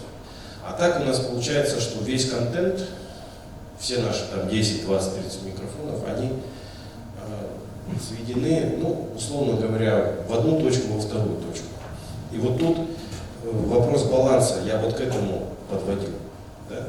То есть вот эти вот маскировочные вещи, то есть давайте представим, да, у нас есть два сигнала, но один сигнал мы будем воспринимать не как помеху, а как тоже полезный сигнал. То есть у нас есть один сигнал полезный, и второй у нас полезный сигнал есть. Естественно, они между собой противоборствуют. То есть каждый из них друг другу является помехой. И вот теперь смотрите то, что мы сейчас вот проверили. Если они в одной точке сходятся, естественно, они друг с другом конфликтуют. То есть, ну, вернее, для слуховой системы они конфликтуют. Мы хуже воспринимаем эти два сигнала, если они излучаются из одной какой-то точки. А у нас они излучаются из одной точки. Ну, по сути дела, да? Ну, да, у нас портал левый тут, левый, правый портал тут, но так или иначе у нас контент туда сводится весь. И тогда что получается? Смотрите. Ну вот солист особенно, да, то есть вот оркестр играет, и солист с ним, или группа там, допустим. Особенно если это духовой оркестр там, допустим, да, с солистом. То есть плохо солист поддается тому, что вы его хотите как-то выделить, как солиста. Да? Он конфликтует. Ну что приходится делать? Приходится вытягивать, то есть усиливать просто. Сильнее и сильнее усиливать. Ну что-то эквализации там делается, конечно, и так далее. И общий уровень громкости вашего контента, с которым, который вы осуществили микс, он у вас все громче, громче, громче поднимается. Да? Если же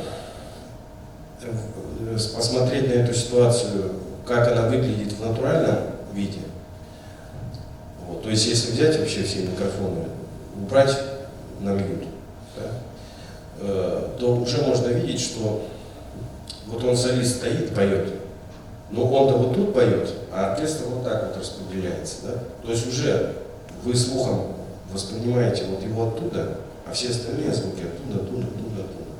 То есть уже локально у вас местоположение разное, и за счет этого вот эти пороги маскировочные меняются. То есть даже без микрофонов он вроде бы даже слышен-то лучше, чем я когда взял микрофоны все вывел. Да? То есть вот какая история получается. И вот теперь я вот эту вот ситуацию переношу на то, что мы с вами обсуждали вот перед этим. Да? То есть эффект Хааса, диссоциация и вот наличие системы, так сказать, лево-право центра. То есть здесь, понимаете, вот для чего эти системы делаются с технической точки зрения, да, прежде всего? Чтобы они заливали наиболее равномерно зрительские ряды. Поэтому эти массивы, там, углы там задаются, соответствующее количество массивов задается. Но это чисто техническая задача, да? А есть еще творческая задача, и задача психоакустический целый ряд задач. Да? И поэтому иногда можно отбросить эту чисто техническую задачу, да? Когда вот очень важно, чтобы у нас массив там заливал все ряды. Вот, да? То есть использовать его немножко более творчески.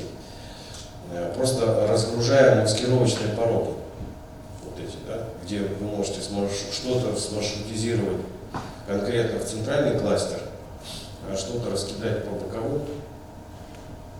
И таким образом у вас просто общий уровень громкости даже не поднимется.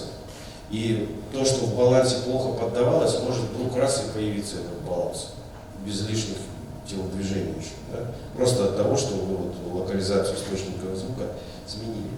А вообще, наиболее перспективная штука, если речь идет об оркестре, который в яме находится, да, вообще следующее. Смотрите, дело в том, что сам оркестр, да, симфонический, он довольно мощный источник звука, во-первых, да.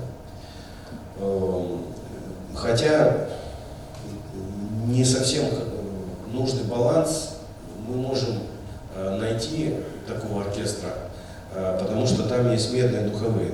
То есть струнная группа всегда в меньшинстве получается. Да? То есть вот, в смысле баланса, поэтому требуется усиление микрофона вот, струнной группы, допустим. Да? И вот смотрите, по большому счету, для того, чтобы вам получить нужный баланс, можно рассмотреть такое перспективное направление на будущее, когда вы сами излучатели расположите прямо в яме. И, допустим, вот вам нужно усилить струнную группу, и причем есть излучатели, которые работают по необычному принципу. Ну, там такой призменный принцип, есть вот такие колонки. В общем, долго как бы не погружаясь в эту тему, просто скажу, что от таких колонок фидбэк на микрофоны достаточно низкий. Ну, хотя, в принципе, сейчас есть современные излучатели, там мониторы разные, где, в принципе, без особых там манипуляций с эквалайзером вот так вот вставляешь и не ведется. В принципе, это даже не обязательно какие-то необычные колонки используют, да, для того, чтобы вы могли даже конденсаторные микрофоны расставить, и тут же вот так динамик стоит, да, и ничего не свистит. И вот смысл в том, что если вам только струнную группу нужно вот высветлить как-то, в смысле баланса, но если у вас излучение вторичное пойдет из этой же ямы, да, то, во-первых, это естественное звучание сохраняется, во-первых. Во-вторых, локализация оркестра сохраняется, ну, полностью, да, так сказать. И, то есть, у вас остаются только солисты уже, да. То есть, и вы солистов маршрутизируете в портал, и поскольку произведения музыкального там, театра, допустим, театра, они же длинные, то есть там не всю дорогу оркестр просто в тути, там какие-то акценты, что-то там, кульминация какая-то.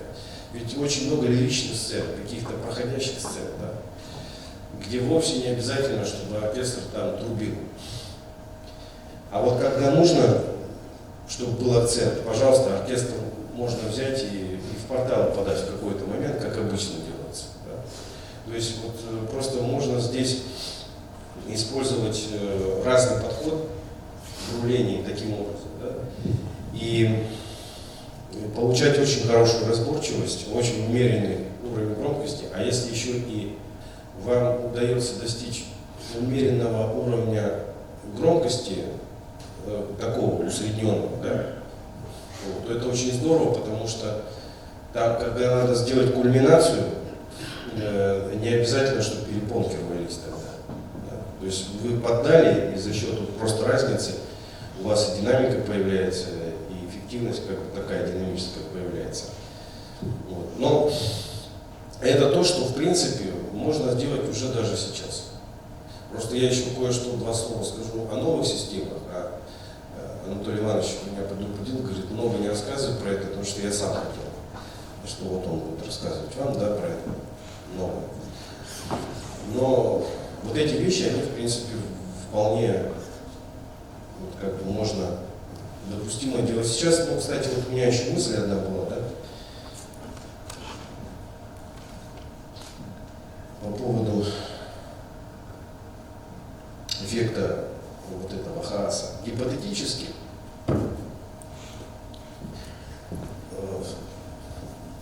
можно победить еще каким образом вот этот эффект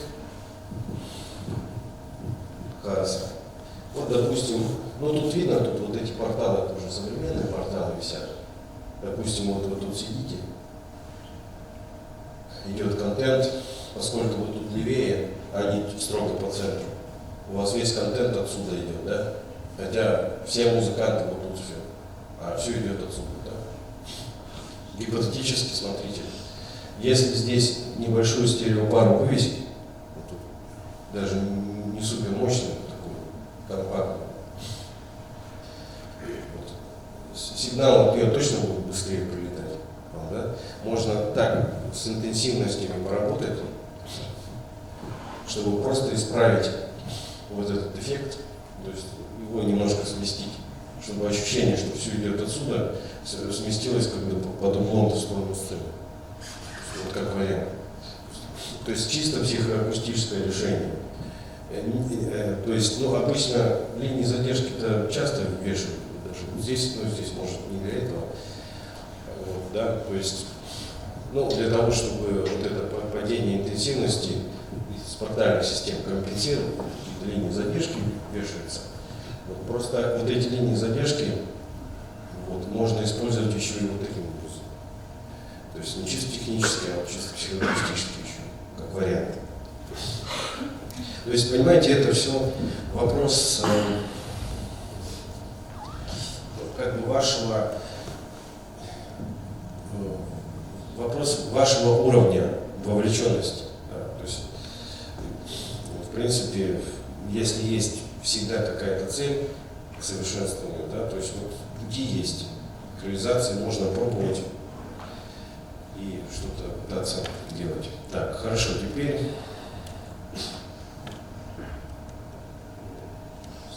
перерыв, да? Да, извините, пожалуйста, я про него и забыл. Ну, давайте только, может быть, не очень долго, тоже минут, 15, наверное, да? Ну да, я потом расскажу свой опыт, как я на системе обычно что-то решаю.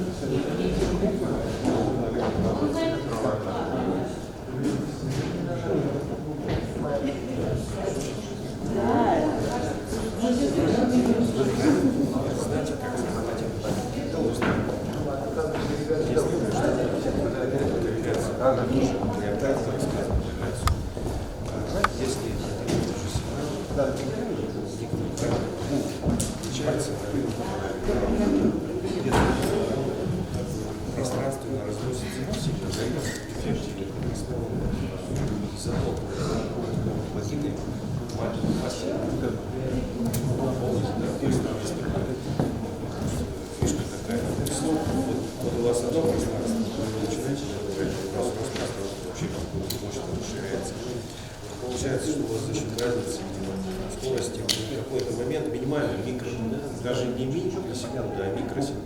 Да. Они у вас чуть-чуть начали расходиться, и возникла такая декорреляция сигнала, да, и мозг это воспринял как пространство. А потом они еще сильнее разошлись, уже эффект пропал. Нет, ну, 2 дня. 2 дня? 2 дня. Мне вот это резинка. 4 часа. Я тоже только имею. Молодых часов на 8 хватает. Может, бракованная партия? Концерт. Это уже именно. Там, правда, локализацию начинают. И батарейки. До 6-30 микросекунд, причем. Это более Понравилось так же. их разносите, Получается, они у вас ну, как бы смещаются по панораме, но уже не интенсивность, а именно. Да, Полтора же.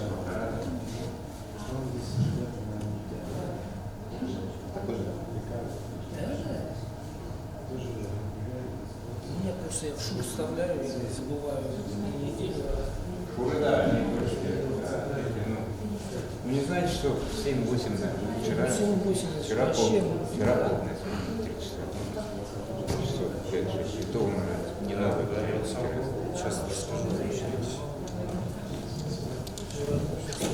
Фур забываешь, да, неделю. Пойдемте, пожалуйста, скажи. Здесь нету. Ну, Радику можно, да, следующий? Да, да, он всегда тут. У него есть точно. Просто я смотрю, ребята там что-то пытаются настраивать в нем прям. Ты паузу нажал на? Нет. Ладно. А где она? Хер. Ну, сейчас и говорит.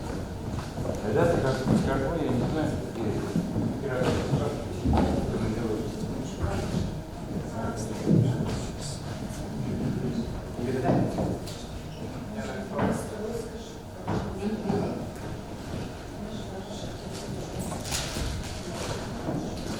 У нас такая проблема. У нас завтра за нами. Ну, как-то конечно. Завтра мы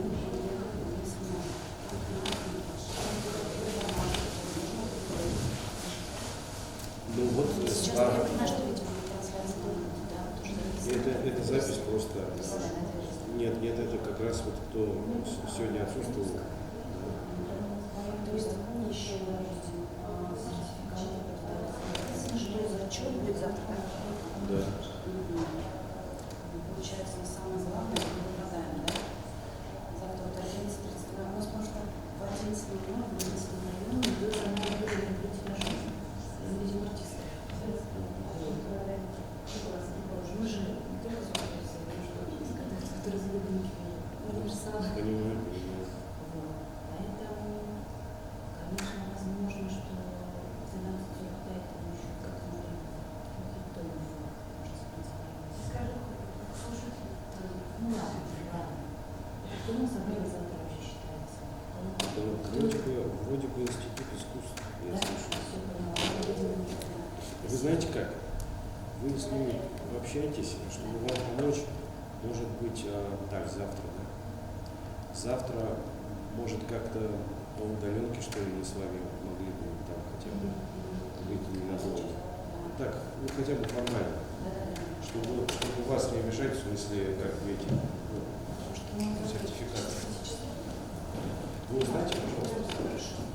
Просто мы вопросы подготовим, но они такие общие. Ничего не страшного.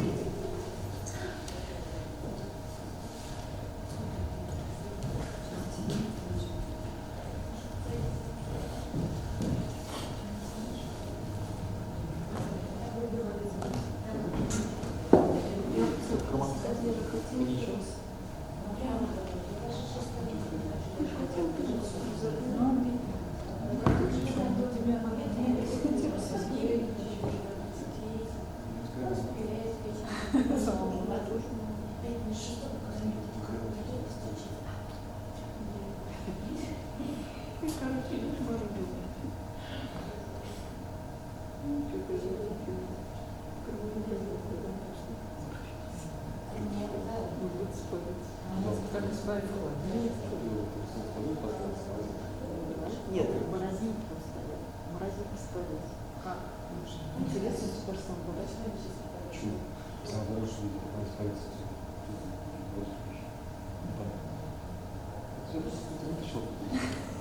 Испарился.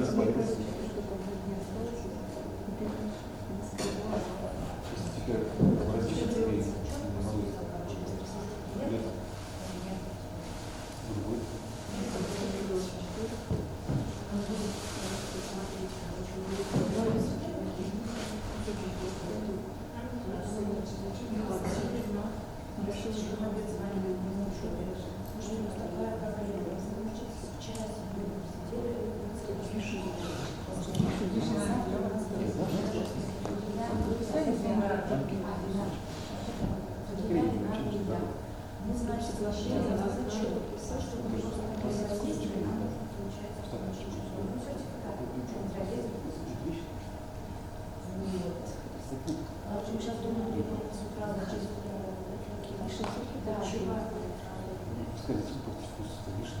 Нет. Вот здесь Да, потом ты ее Да. запустил. Надо попробовать, потом попробуй, что рассказать. И все зарастает. Где же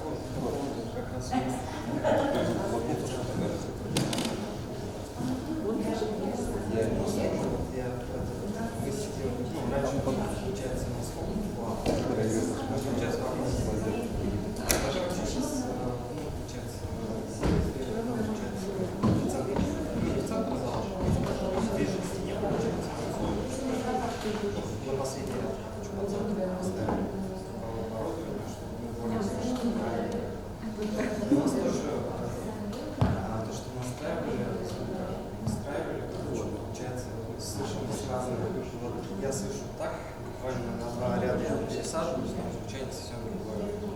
Громкости разные, всякие.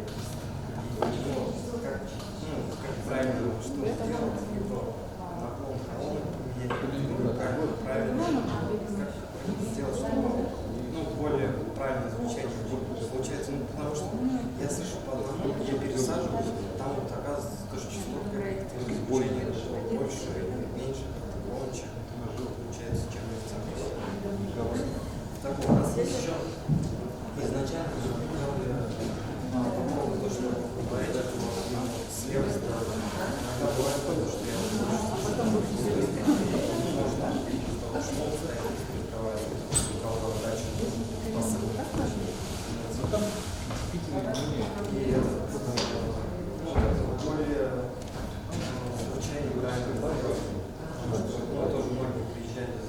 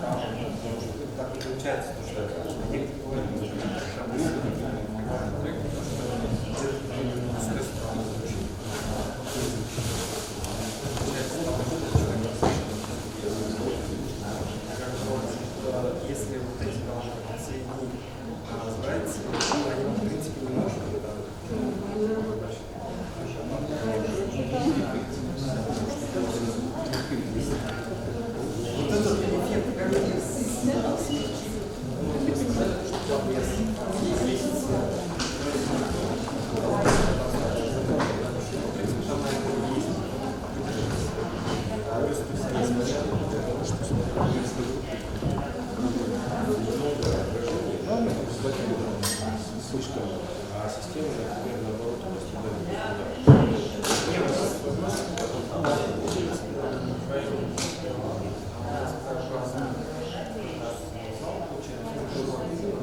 у нас состояние небольшое, в принципе.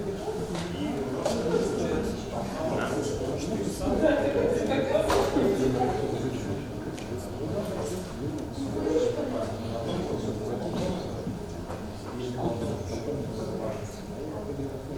в любом случае, значит, у вас волна падает, раз там такая неравномерность, такая мощная неравномерность, да, то есть вам нужно просто минимум задержки сделать, чтобы прямой сигнал восполнить. Желательно, конечно, делать, наверное, где-то 30 чтобы он направление ну, бил не просто в бок, а бил тоже, то есть чтобы не то. Вот последние ряды, вот стена, чтобы он направлен был на зрителя, то есть не в сторону, а сюда, потому что если у вас объемного звука, да, а он у вас перпендикулярно, правильно? нет, у нас еще в целом. Они очень правильно. Все равно, я думаю, что побольше, наверное, ближе к центру. А у вас эта система,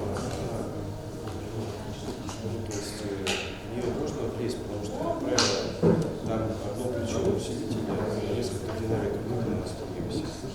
Вы можете там, допустим, самый последний взять из системы, включить его просто.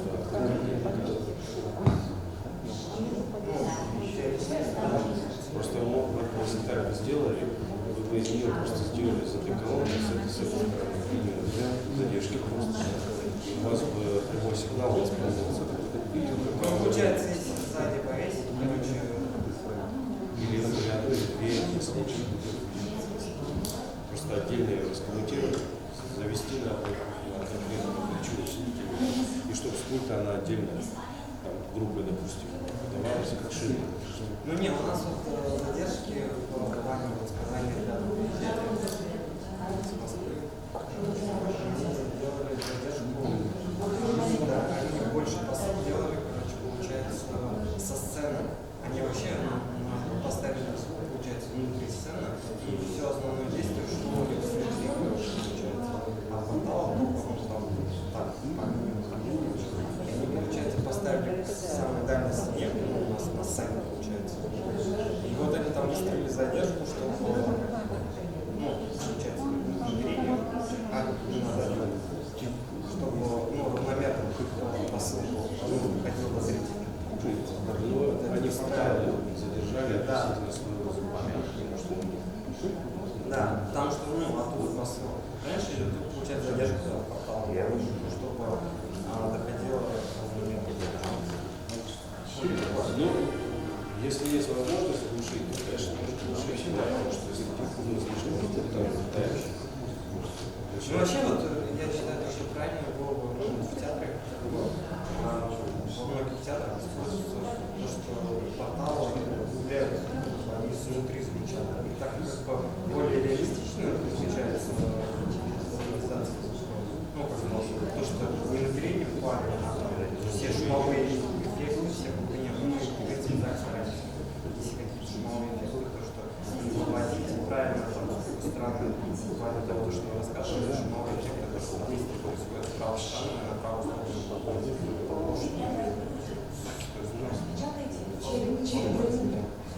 Также, ну, в принципе, у нас тоже с оркестрами, также актеры поешь,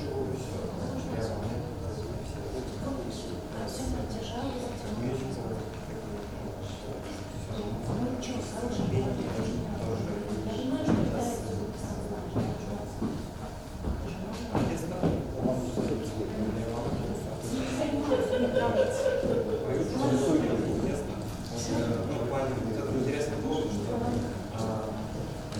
пустить музыкантов в колонну, чтобы оркестровал явно усилить сигнал, а не сами так, ну, даже правильно получается, мы тоже делаем, если используются оркестры музыкантов,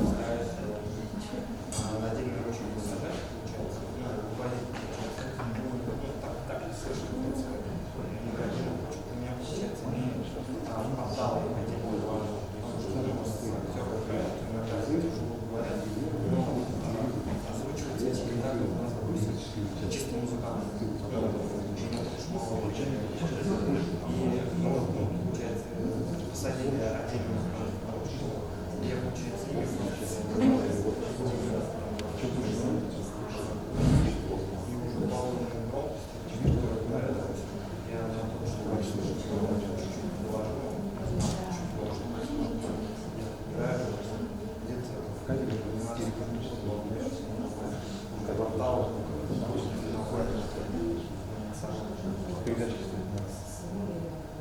Ну как бы все, в принципе, даже объяснили, ну как бы мы это все делаем, просто, ну как бы уже нас, я думаю, 20 все моменты, в принципе, не было взять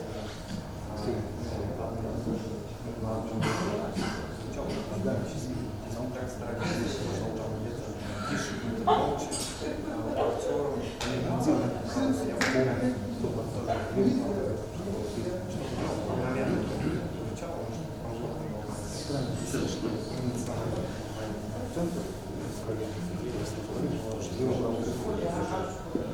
приходите, если вы, не будете, в принципе, с автобусом спектакля, можете нам завтра. У нас, в принципе, можно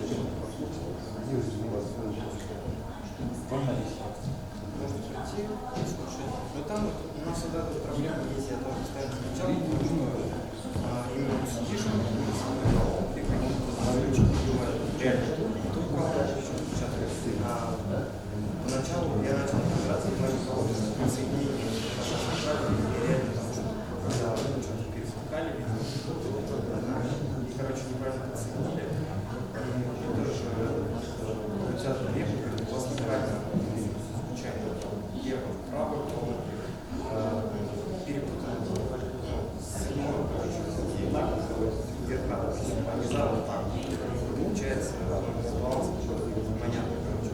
И как водитель же вообще оказывается, что она вообще все самые поэтому я начал все разбираться, почему, короче, дальше, там, наверное, самая фига,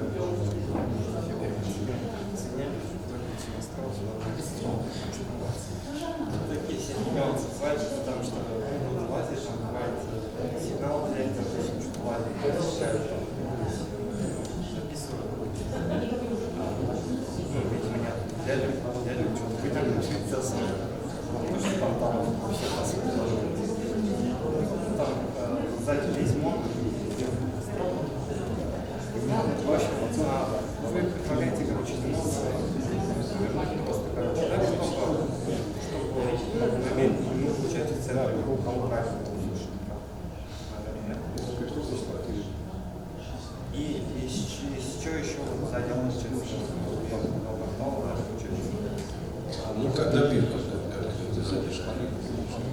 Все равно так объемно.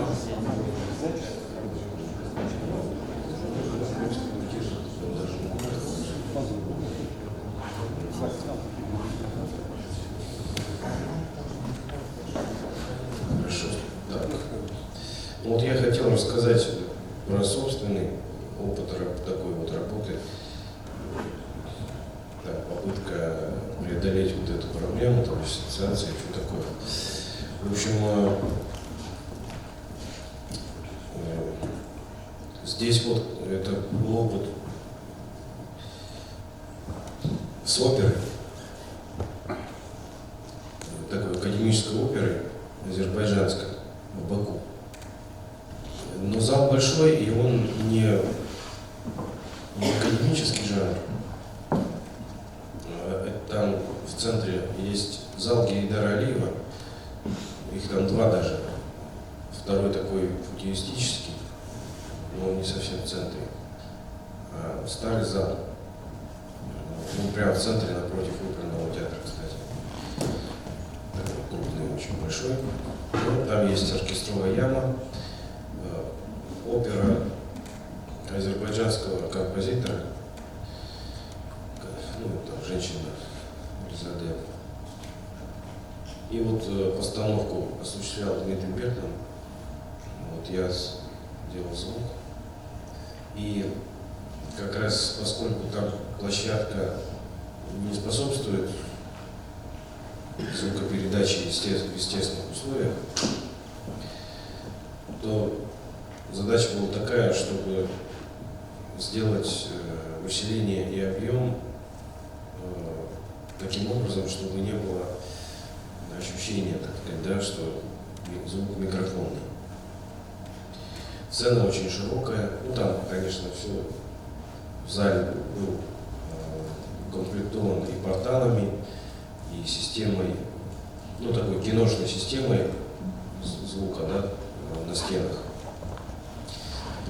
Я предложил такую концепцию, запросил, во-первых, систему, ну, вот, там, по-моему, был Майерсаунд, кажется, привезли фронтфилов несколько, там, по-моему, 6 штук. Сделали полки вот, в оркестровой яме на стене, которая смотрит в зал.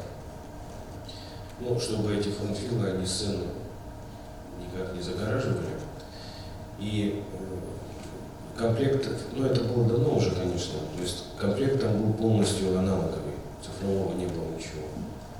Майдас был аналоговый, но с системой LCR, да, то есть панорамирования, включающего центральный кластер. И такая система, кстати, как работает? Если ручка в центральном положении находится, звук идет в центральный канал. Если сдвигаете чуть-чуть, она начинает работать как обычное стерео. Так, и вот специально привезли, в Баку не было, привезли специальный комплект из петлиц с радиосистемами. ДПА 4006, кажется, были. Ну, то есть достаточно чувствительные на самом деле для усиления. Из Германии привезли специально на постановку тогда. Вот. И значит, вот, ну, петли эти, конечно, прятались на солистах, там везде. Дальше с хором там тоже была такая идея, то есть массовки такие крупные там были, много людей, и хор не читается. Ну, либо на них отдельные петли радиосистем нужно, которых не было в нужном количестве. Поэтому я излюбленный вариант использовал, который давно и до этого, ну, как бы, и потом, вернее, использовал. Часть хора разместили за кулисами сначала, которые просто нормально стояли и пели. На них микрофоны стояли, да? А часть остального хора, массовки, они уже двигались, пели на сцене. Потом дирижер возмутился, говорит, мне так неудобно, а их все-таки разместили в яме. Уплотнили и разместили там в оркестровой, прямо такой небольшой ансамбль хоровой был. И вот исполнители, солисты, которые, значит, вот они ходили, когда пели, вот так по сцене перемещались. Я их в реальном времени панорамировал. То есть он пошел влево, я ручку влево двигаю, он пошел вправо, я вправо. То есть создавал иллюзию движения звука тоже. Вот. А звук подавался вот в вокальных партий, он подавался именно во фронтфилы. Поэтому, ну, более или менее местоположение, значит, реальных артистов и излучателей вот этих, они совпадали почти. Да? И, в принципе, создавалась полная иллюзия того, что, ну, так сказать, звук есть только один, первичный, без микрофона, и все. Вот. А объем уже задавался так, то есть несколько там, часть микрофонов в оркестре стояла, и с помощью эффекта, ну, то есть я подавал на сигналы только эффект, на микрофонные сигналы, и эффект распределял по излучателям вот этого киношного звука с определенными задержками тоже. То есть получается, что прямой сигнал был только, естественно, оркестровый, а микрофонный сигнал был только с эффектом. Вот, и подавался задержками вот на эти линии, ну, линии задержки такие выстроены. Такой был опыт, хороший, в общем-то. Хороший опыт. Ну, пример такой, да, использования. Вот. Ну, а вообще вот то, что если говорить о современной технике, то современные системы есть сейчас. Они называются иммерсивные системы. Они представлены в мире в основном сейчас двумя брендами: Lisa и Soundscape. Lisa — это L-Acoustic, Soundscape — это DNB. Да? Так вот, тут принцип их, в общем, следующий. Это имеются порталы, только уже не левый, правый портал, да? А порталов несколько, и они в виде развеса такого висят над авансценой. И сигнал туда маршрутизируется в зависимости от локализации, от позиции источника звука. Да? Вот, как на фото. Вот сидит оркестр. Там, допустим, с правой стороны там сидят группа инструментов. Сигналы с их микрофонов подаются именно вот на ближайшую колонку, а не просто на портал, который где-то справа или слева висит. Ну, там, допустим, группа альтов вот сидит посередине, то есть они маршрутизируются в центральную колонку.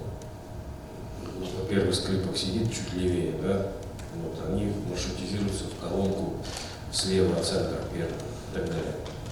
И вот этот принцип, что я вам рассказывал, да, вот он просто, без всяких выдумок, вот, естественным образом маршрутизируется в нужные колонки, и все вот эти механизмы, связанные с маскировкой звука, с локализацией звука, они все вообще легко решаются вот, на такой системе. Более того, такая система, там еще возможностей много разных. То есть там, допустим, это основная задача, да, то есть локализацию натурализовать, сделать так, как она вот есть на самом деле, и преимущества все получить соответствующие. Но там еще есть всякие процессинги, которые позволяют с помощью алгоритмов глубину осуществить. То есть они-то висят в один ряд, то есть в плоскости горизонтальной, да? Вот, то есть за ними ряда больше нет никакого, и поэтому для того, чтобы получить плановость по глубине, там можно на соответствующие каналы использовать некую обработку глубинную, да? Но это уже не ново, это в принципе такая обработка используется и в звукозаписи, допустим, и так далее. Просто здесь этим можно управлять, буквально вот, двигая пальцем, да, там на интерфейсе, двигая пальцем как бы кружочек на картинке, да, манипулируете параметрами такой обработки. И как бы глубина достигается. И плюс ко всему к этому еще данные системы, они тоже предполагают еще излучатели, которые устанавливаются где-то по стенам. И эта система, так сказать, еще и работает как система электронной архитектуры. То есть если не хватает реверберационного процесса, да, то вы можете включить эту систему объемного звука, да, и, соответственно, можете получить там в каком-то заглушенном зале какой-нибудь орган. Но это уже вторичные истории такие. Вот. Самое главное это то, что излучатели несколько, они локализованы вот так в пространстве. Это многие проблемы очень хорошо решает. И вот за этим будущее. Вот Lisa уже года 4 или 5 уже работает в Москве, в театре мюзикла. Это единственное место в России, где вот такая система существует. То есть вот действительно, если вы слушаете спектакль, то звук воспринимается как натуральный вообще. Просто он громче, конечно, в принципе, все локальное действие, движение, это все реализуется с помощью такой системы.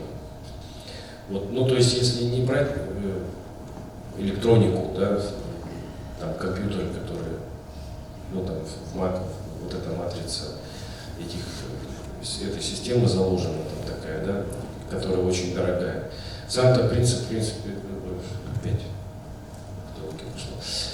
сам принцип, он банальный, правда, просто, у нас лево-право-центр было, Ну, стал не лево-право центр, а лево-лево, право-право центр. То есть, в принципе, все вполне очевидно. То есть гипотетически саму идею-то реализовать можно и самим взять. Ну, просто несколько плечей усилителей, несколько отдельных каналов с пульта, какие-то шины отдельные, да, и можно было это и сделать. И причем, более того, это и реализовывалось, потому что есть некоторые объекты, вот в Москве, допустим, концертный зал гостиницы «Космос», там такой огромный портал был, да, над авансценой, куда просто было встроено много динамиков, как раз вот в ряд в такой. И, в принципе, ну, то есть из нее можно было сделать вот такую же систему уже тогда. Вот, а это уже довольно давно там система была реализована такая. Ну вот, вот из будущего. Ну, Анатолий Иванович что-то хотел подробнее, наверное, будет рассказывать. Так что пусть расскажет, но где-то, может, он повторится. А теперь я еще, ну, наверное, уже в заключении нашей встречи хотел еще кое-что рассказать, опять-таки, про реверберацию, но про реверберацию для залов, специально тех именно залов, да, которые исключительно должны использоваться как залы с электроакустическим звукоусилением. Вот в чем дело. Ну, дело в том, что есть по назначению залы разные, симфонический там зал, камерной музыки, еще что-то. Там-то все понятно, какие показатели реверберации, зачем там она нужна вообще в принципе. А вот если зал исключительно вся система стоит, ну, тут в принципе не совсем очевидный вопрос вообще, стоит ли его полностью глушить там, или нет. Или какую-то часть нужно оставить. Вот какое же должно быть поле, насколько его нужно настраивать. Нужно ли только какого-то значения реверберации достигать у него, либо нужны и другие акустические критерии тоже подвергать настройке вот в таком зале, чтобы там микрофонный звук настраивался очень хорошо. И вот исследование появилось относительно недавно, значит, это вот 2010 год, исследование рок и поп залов музыки. Это исследование голландское, исследование было голландское, и в Голландии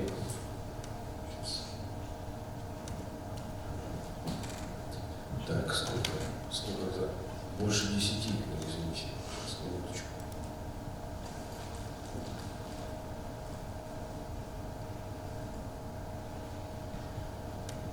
Ну 20 площадок было использовано, я уже забыл просто. Значит, что за площадки исследовались? Это клубы. Ну, понятно, что в клубах там симфонию не играют. Это эстрадная такая клубная музыка и так далее, да? Причем в основном, ну, там публика где-то стоя вообще, где-то столики, не столики, вот такая, исключительно рассчитанная на микрофонную, на электроакустику. Разные объемы этих помещений, ну, и большие, и поменьше, разная вместимость. Ну, сильно маленькие не выбирались, видите, то есть там минимальная вместимость 300 человек, а максимальная вместимость 1000, даже 1430 человек в клубе. Да. Вот, делались измерения объективных параметров, то есть ту же самую реверберацию измеряли в этих помещениях. Вот, соответственно, есть столбец. Ну, тут первое на низких частотах, да, время реверберации, второй столбец на средних частотах. Потом следующий критерий — это тоже время реверберации, просто она оценивается, ну, немножко по раннему спаду. Ну, смысл, в принципе, такой же, время реверберации тоже. Потом идет критерий D50, это старый критерий разборчивости речи. Значит, он как оценивается? По импульсному отклику сохраняется вот эта импульсная кривая спада, и потом эта кривая интегрируется, и время ранних отражений, ну, интенсивность ее вычисляется, интегрально вычисляется, да, и, в общем, Ну там так, значит, в первые 50 миллисекунд после прямого сигнала, да, после поступления прямого сигнала, интенсивности должно быть в достаточном количестве для того, чтобы разборчивость речи хорошо воспринималась. Это то, что мы с вами обсуждали буквально недавно, да? Потому что когда отражение специально так вот настраивается за счет пауз, вот этих конструкций, там, боковых конструкций, которые формируют отражение с очень короткой задержкой, они на слух, на человека прилетают, и слух их соединяет с прямым сигналом, да? И хорошо воспринимает разборчивость речевую. Вот этот вот D50. Дальше басовое соотношение. Это соотношение реверберации между низкими частотами и средними частотами. Вот. Ну и вот тут в списке еще есть общий рейтинг. Да? То есть, да, что интересно, смотрите. Кроме вот этих объективных исследований, этих площадок 20, также были проведены исследования субъективные экспертизу провели. Субъективная экспертиза вот эта вот была заимствована из более раннего исследования, которое проводил английский акустик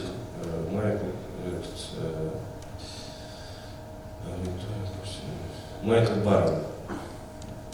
Он исследования проводил в английских залах, ну, в таких только академических там, театрах проводил. Вот, но вот он создал такие листы, опросные листы. И вот по этим листам вот эти коллеги тоже, значит, проводили опросы. Ну вот смотрите, здесь несколько параметров субъективных. Ясность, реверберантность, ну, такого слова нет в русском языке, но как бы нам понятно, да? Так, контакт с аудиторией, бас-баланс. То есть, ну и такая шкала тут, если, допустим, ясность с левой стороны мутно, с правой стороны ясно, да, где-то между ними дается засечка, и потом эта оценка как-то ранжируется по баллу, и вот общая оценка выдается. Интересно, что исследование субъективное проводилось как среди музыкантов, так и среди инженеров, то есть звукорежиссеров. Вот что интересно очень.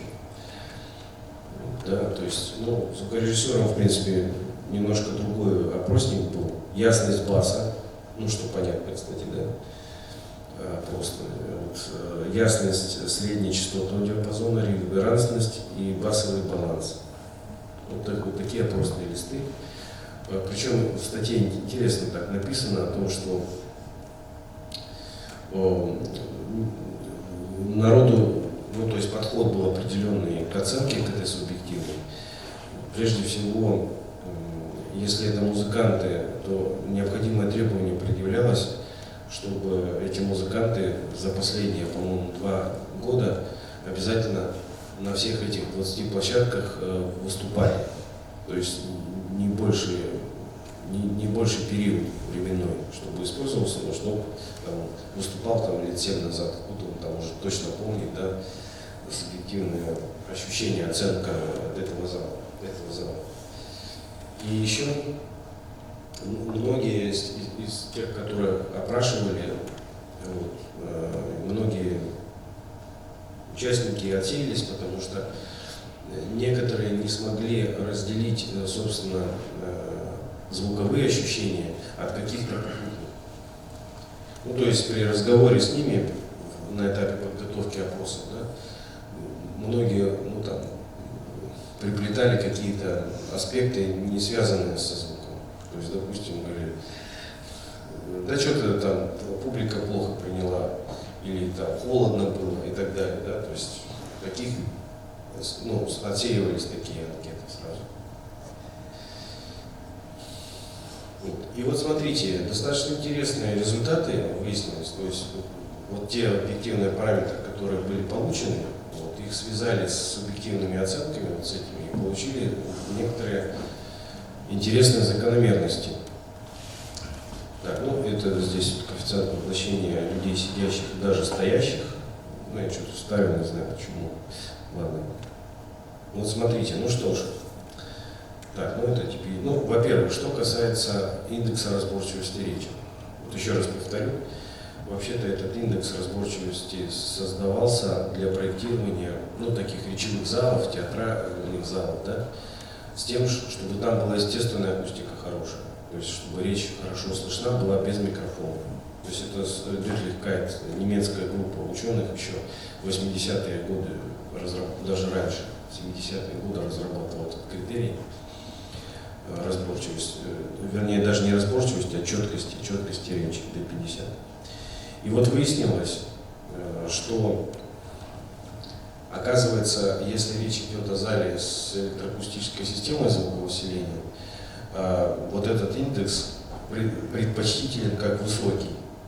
Иными словами, что зал, где вот используется будет система электроакустического усиления, должен настраиваться точно так же, как настраивается зал просто чисто речевой, без всяких микрофонов.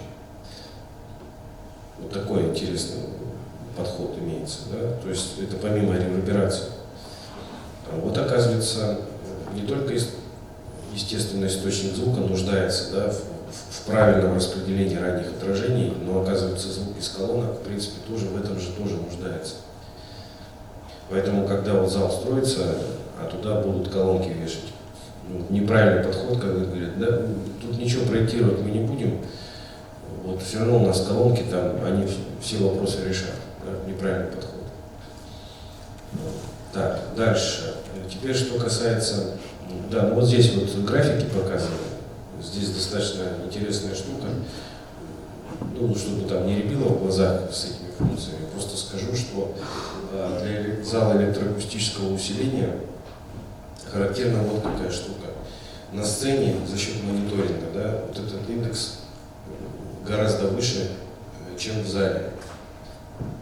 То есть для музыкантов создается такая как бы четкость речи, да, как критерий просто в звуке из мониторов, вот, который требуется выше, чем для слушателей в зрительном зале, да, то есть интегрировано. Ну, вот это в графике просто показано. В принципе, это вещь очевидная, но здесь просто вот это объективно именно на графике показано где-то порядка, так, ну, где-то на 0,2, наверное, 0,3 единицы. Так, теперь дальше, что касается времени реверберации. Ну, в принципе, вот в нормативах каких-то раньше указывалось, что реверберация, частотная характеристика, если она для акустических залов допускает доминирование в нижнечастотном диапазоне, и действительно, ну, это создает теплоту звучания какую-то, да? Когда оркестр играет, если реверберация повыше, но не существенно, да, на 20% повыше, чем на средних частотах, но звук как бы такой теплый создается. Вот для залов, где электроакустическая система должна работать, считалось вообще-то, что никаких подъемов не должно быть, то есть функция должна быть абсолютно линейная. Вот. Ну, в общем, здесь сделано уточнение в этом исследовании на сей счет, да. И вот сейчас покажу. Вот две функции. У нас наилучшая функция это вот нижняя. Ну, во-первых, здесь впервые, чего раньше никто не делал, да, регламентируется нижнечастотная полоса с центром 63 Гц. Ну, я просто вот что скажу, что в архитектурной акустике вообще это регламентируется. Самая нижняя полоса 125 Гц всего, а верхняя полоса только 4 кГц. Потому что ниже 125 Гц ни один материал, в принципе, стабильно не может работать. Ну, просто нет такой технологии. То есть многие материалы ниже 125 Гц, акустические материалы, они просто даже не измеряются в лаборатории.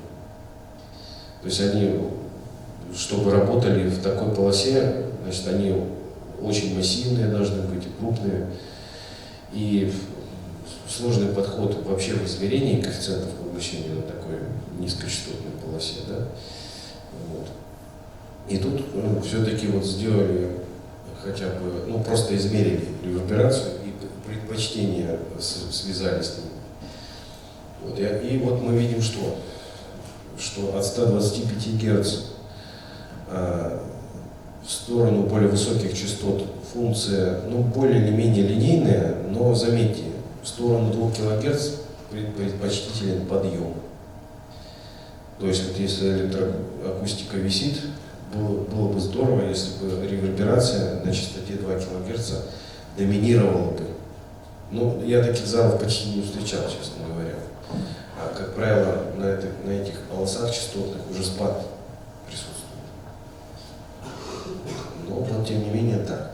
А на частоте 63 Гц, вот эта октавная полоса нижняя, да, в оптимуме, если там реверберация в 2 раза больше, чем на следующей полосе частот, 125 Гц. Ну, то есть, как это контролирует, это другой вопрос на низких частотах. Но на самом деле частотный диапазон – это вполне тот диапазон, в котором субы работают. У нас и ниже субы работают, да, большие. Поэтому то, что здесь, ну, то есть здесь рассматривается эта полоса, это правильно. То, что они сумели найти оптимум по этой полосе, это здорово. Вот остается теперь только разрабатывать какие-то методические комплексы, где это можно реализовать, контроль реверберации на такой низкочастотной полосе. Но где-то, видимо, просто, ну, как сказать, случайно где-то реверберация действительно примерно в 2 раза больше, не более, да, и не меньше.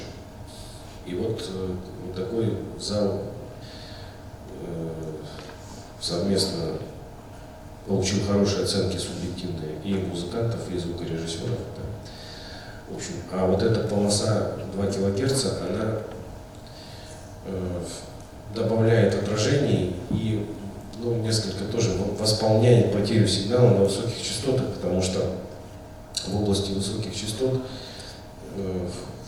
потеря энергии довольно существенная, даже просто от вязкости среды, от воздуха.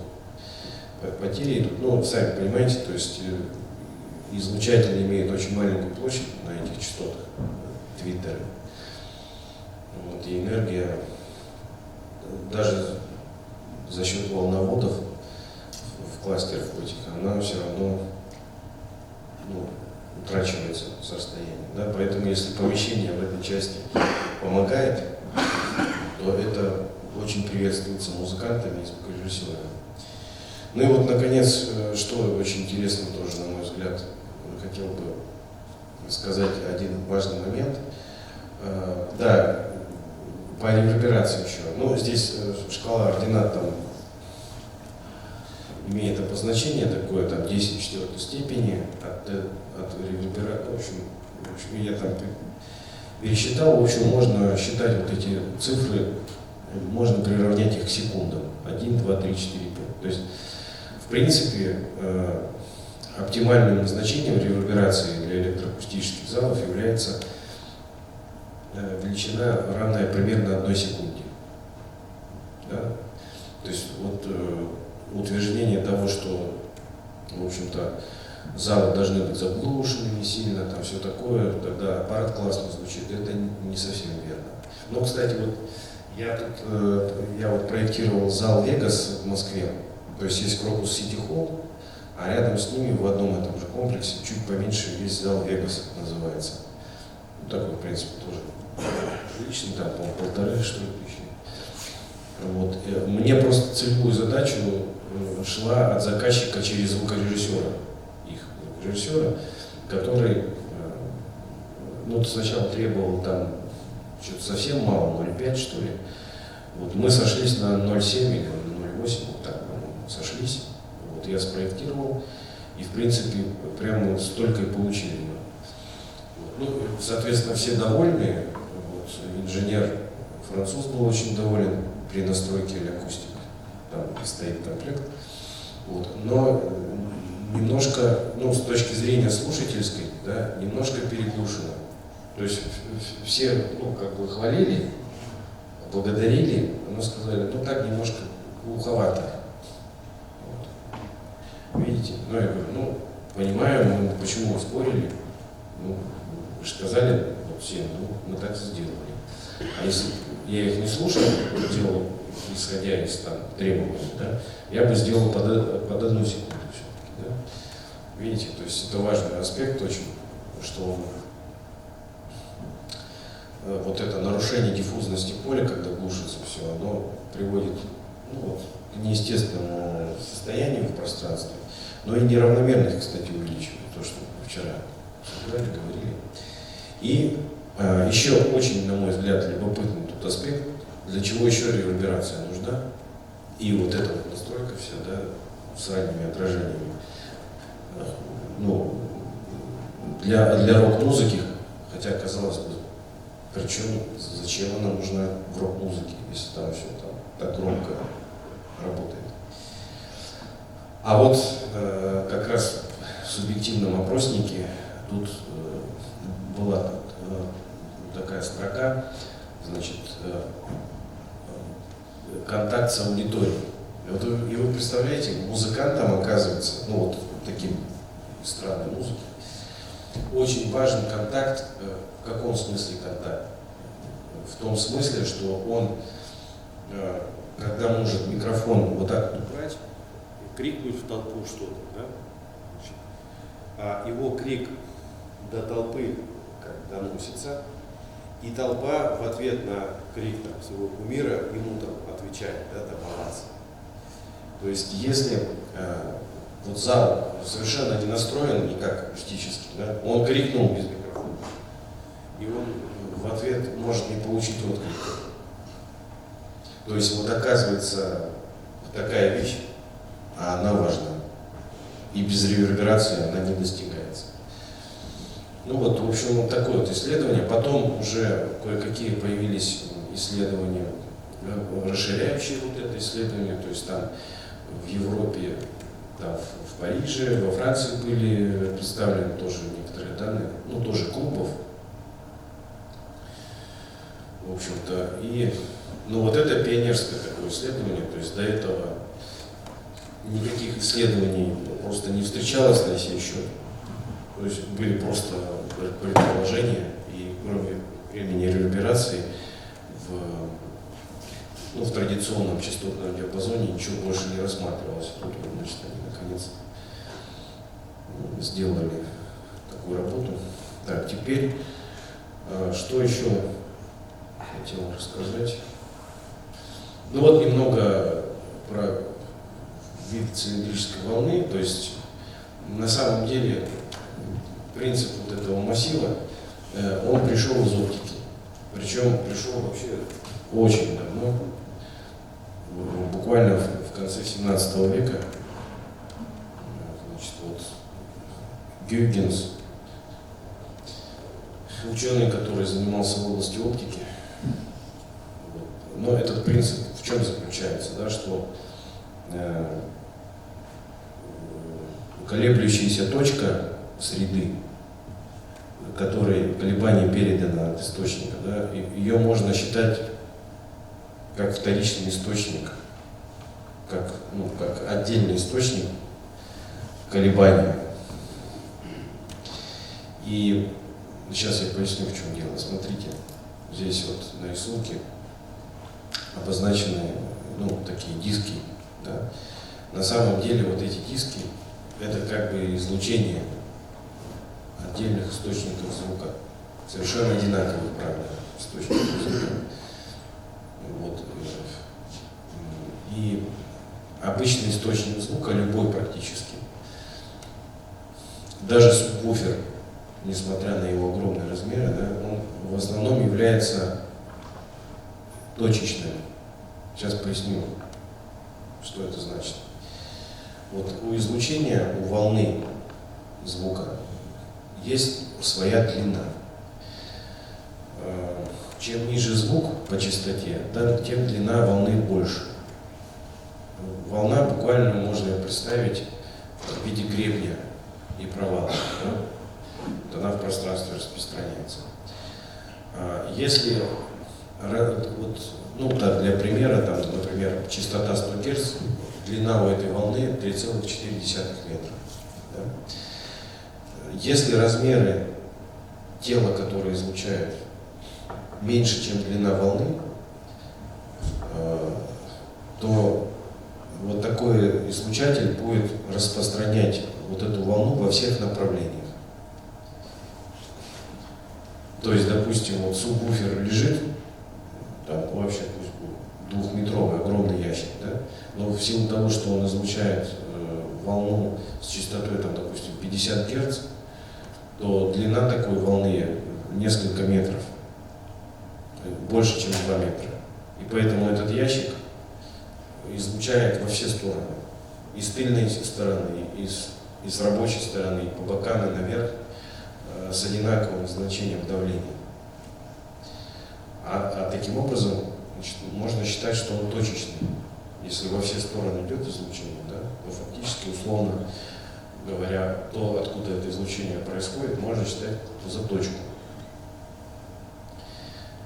Вот. И даже человек тоже это, даже вот человек говорящий. Да.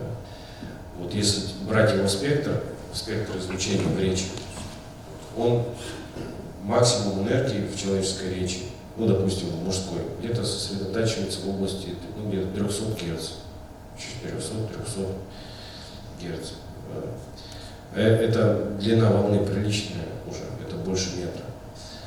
А размеры человеческого тела, так сказать, вот так, в плоскости, они меньше. Поэтому я сейчас вот говорю, в области от 300 где-то до 800 Гц вот, звук распространяется вот от меня во все стороны в равной степени.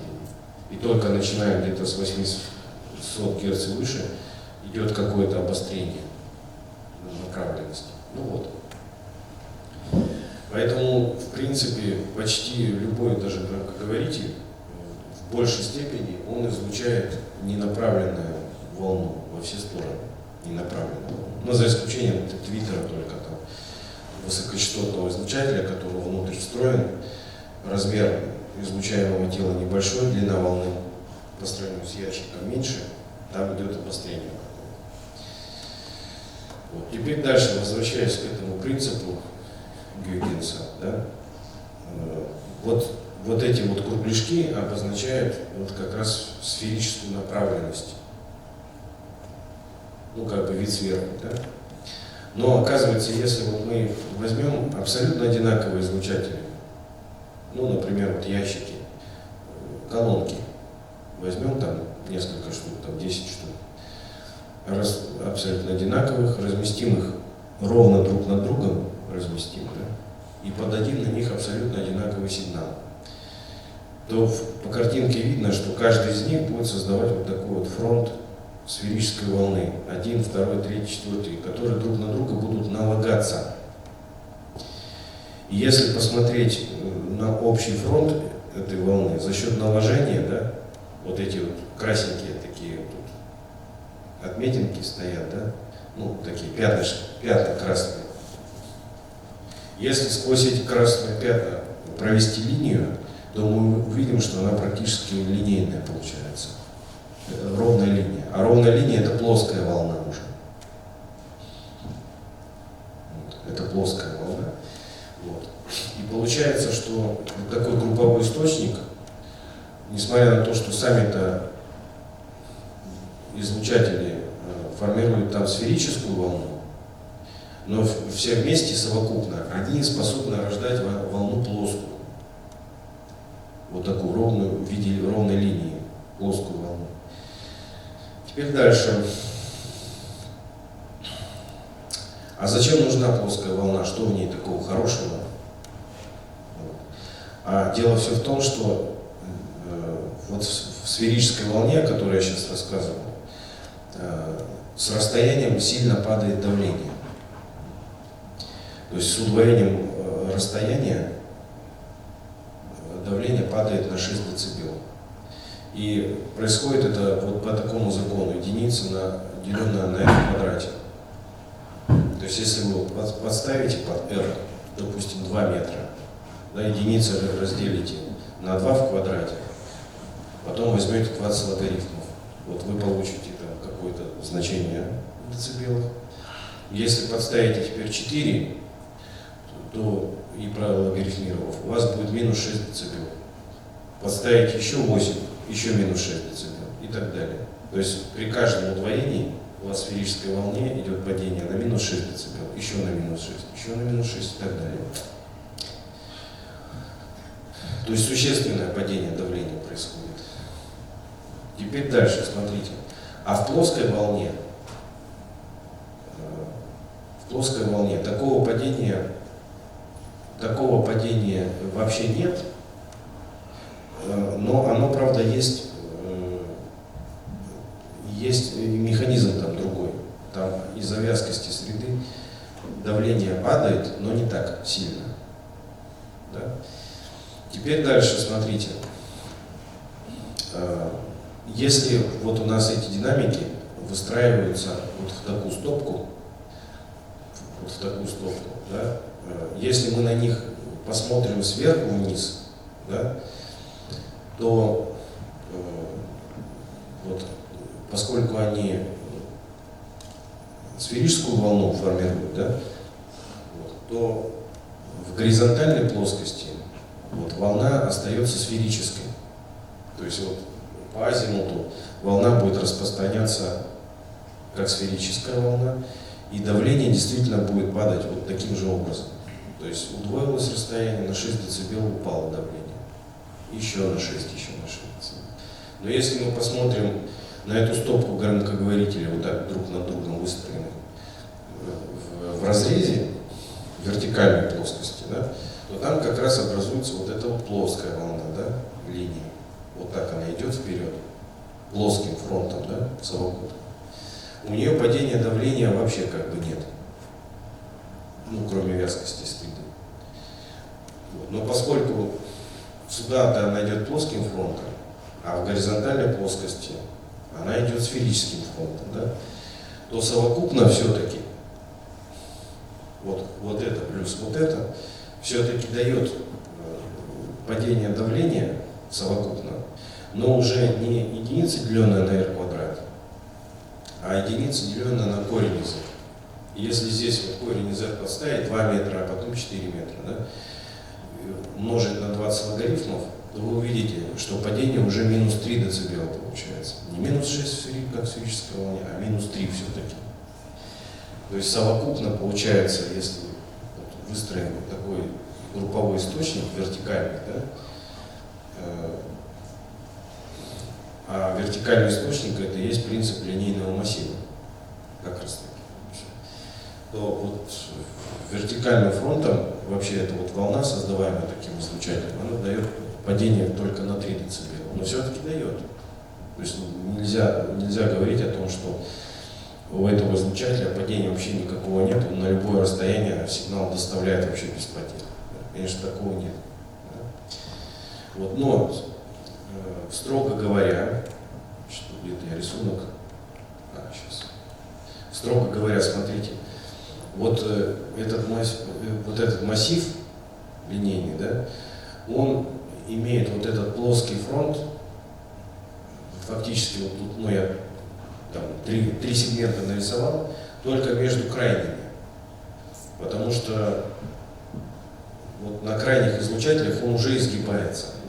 Да? То есть получается, на самом деле, если говорить строго, то по-настоящему цилиндрическая волна могла бы возникать, если бы у нас массив линейный был от пола до потолка полностью сегментами забит.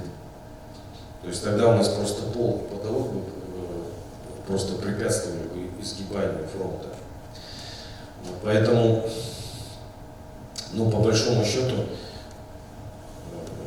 вот когда используется линейный массив, если используется совсем мало сегментов такого массива, да, то в нем как бы смысл теряется. То есть, ну, иногда можно видеть, да, то есть вот купили элементы массива, ну, там, на какой-нибудь штативе, да, а их всего 2. И если эти сегменты, в принципе, создавались для группового источника, да, то если их всего два, у вас вот такой вот фрагментик плоской волны будет формироваться, да? Ну, то есть смысла нет в этом. То есть, может, у него есть преимущества какие-то у этого излучателя, в принципе, сами по себе. Но если он заточен именно как массив, а их собрали в виде 2 штук всего лишь, то это как бы, ну, такой подход, мягко сказать, мягко говоря, неправильный, да? Потому что есть сейчас источники звука, которые еще называют точечными. То есть у них такие рупорные камеры, которые позволяют фокусировать энергию, да, с наименьшим величиной потерь на расстоянии. Да. Тогда можно быть, такие использовать излучатели, нежели вот так вот брать нормальный сегмент, но использовать их там 2-3 штуки всего. Да.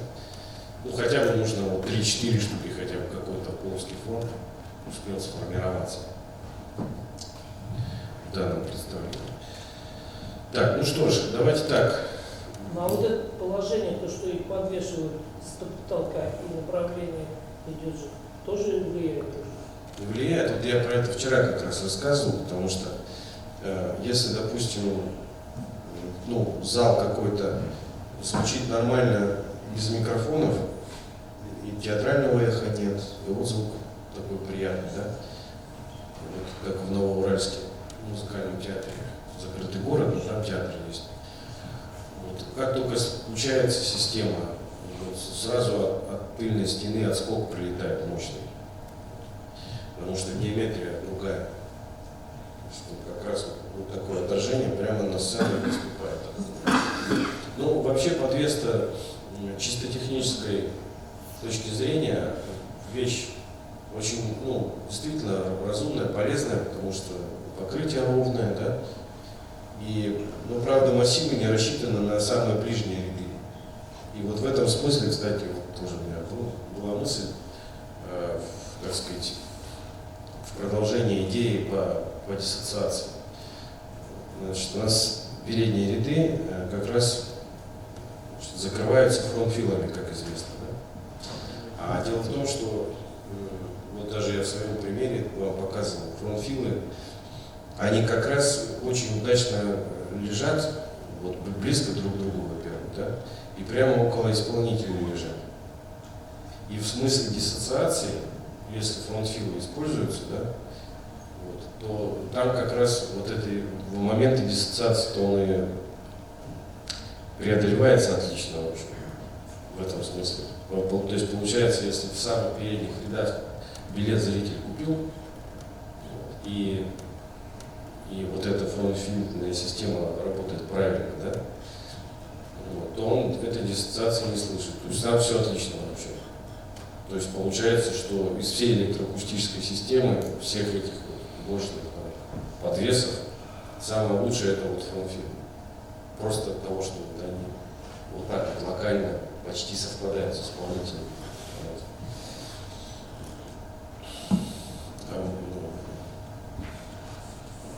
Ну, вот такая история получается.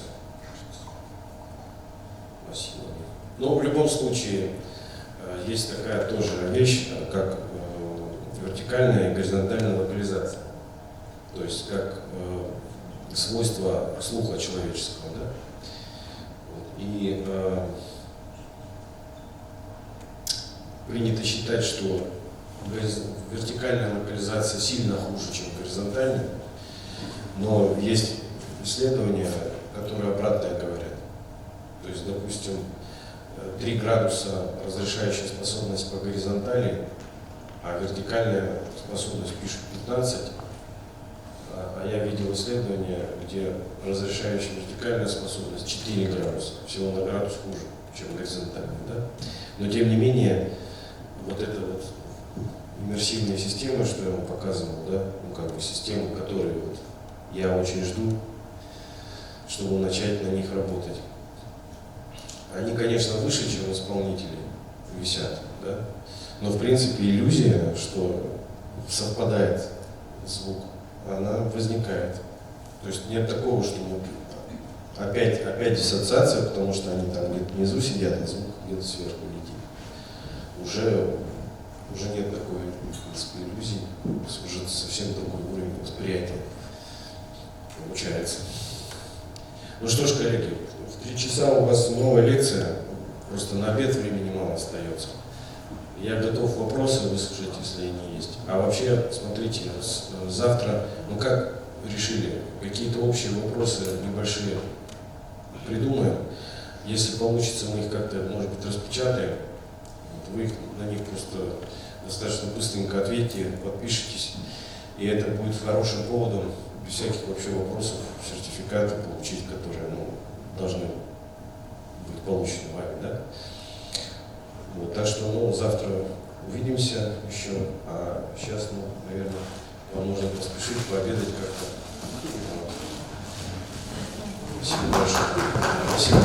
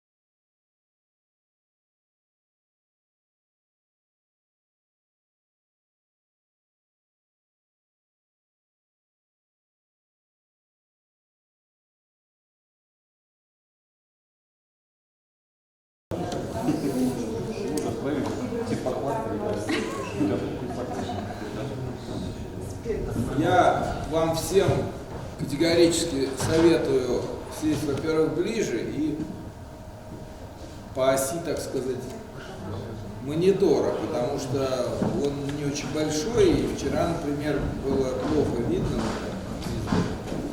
сегодня тоже будет плохо. Так что поближе садитесь и, как сказать, поцентрее. Вас что-то сегодня гораздо меньше.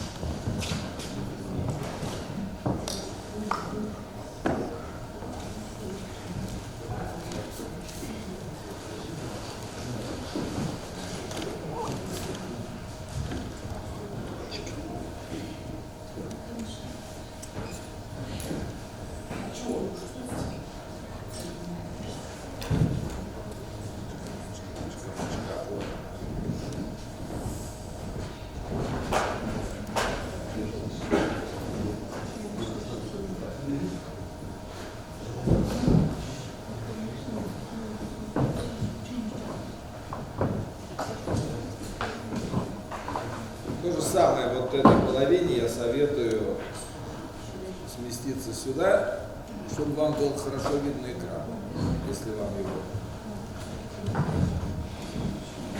не очень видно. Так.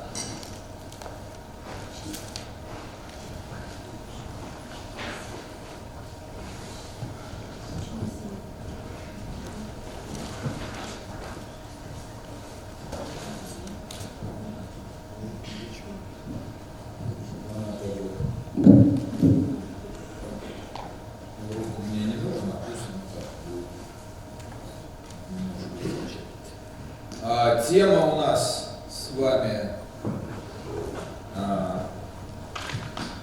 создание пространственных звуковых эффектов в театрах или система, что то же самое, система направленного звукоусиления в театрах, направленного, то есть адресованного, не адресованного, а исходящего из определенного места и локализующего наш источник звука, КИЗ, так называемый. Наверное, многие из вас знают, и кто не знает эту аббревиатуру, она вообще во всех дочерних техник, эскиз, кажущийся источник звука. Ну, скажем так, современный театр, в процентах не берусь сказать, но в очень большой степени работает система звукоусиления именно, прежде всего, речевого. Потому что понятно, что воспроизведение фонограмм, шумов, без этого уже никто не обходится. Я имею в виду без усиления этих эффектов уже в рельсы давно никто не бьет за сценой, там не кукарекает, не гавкает, и в будки всякие не гудит, брезентовую ленту не крутят, уже это все полвека как ушло, может даже больше.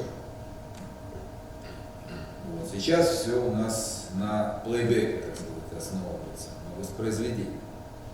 А вот речь все-таки в классическом театре еще сохранилась, не усиленная, но ее даже в драматическом театре, я про музыкальный не говорю, в драматическом театре все равно теснят, так сказать, новые звуковые решения, саунд-дизайн так называемый. Хорошо это или плохо, но не знаю. Тут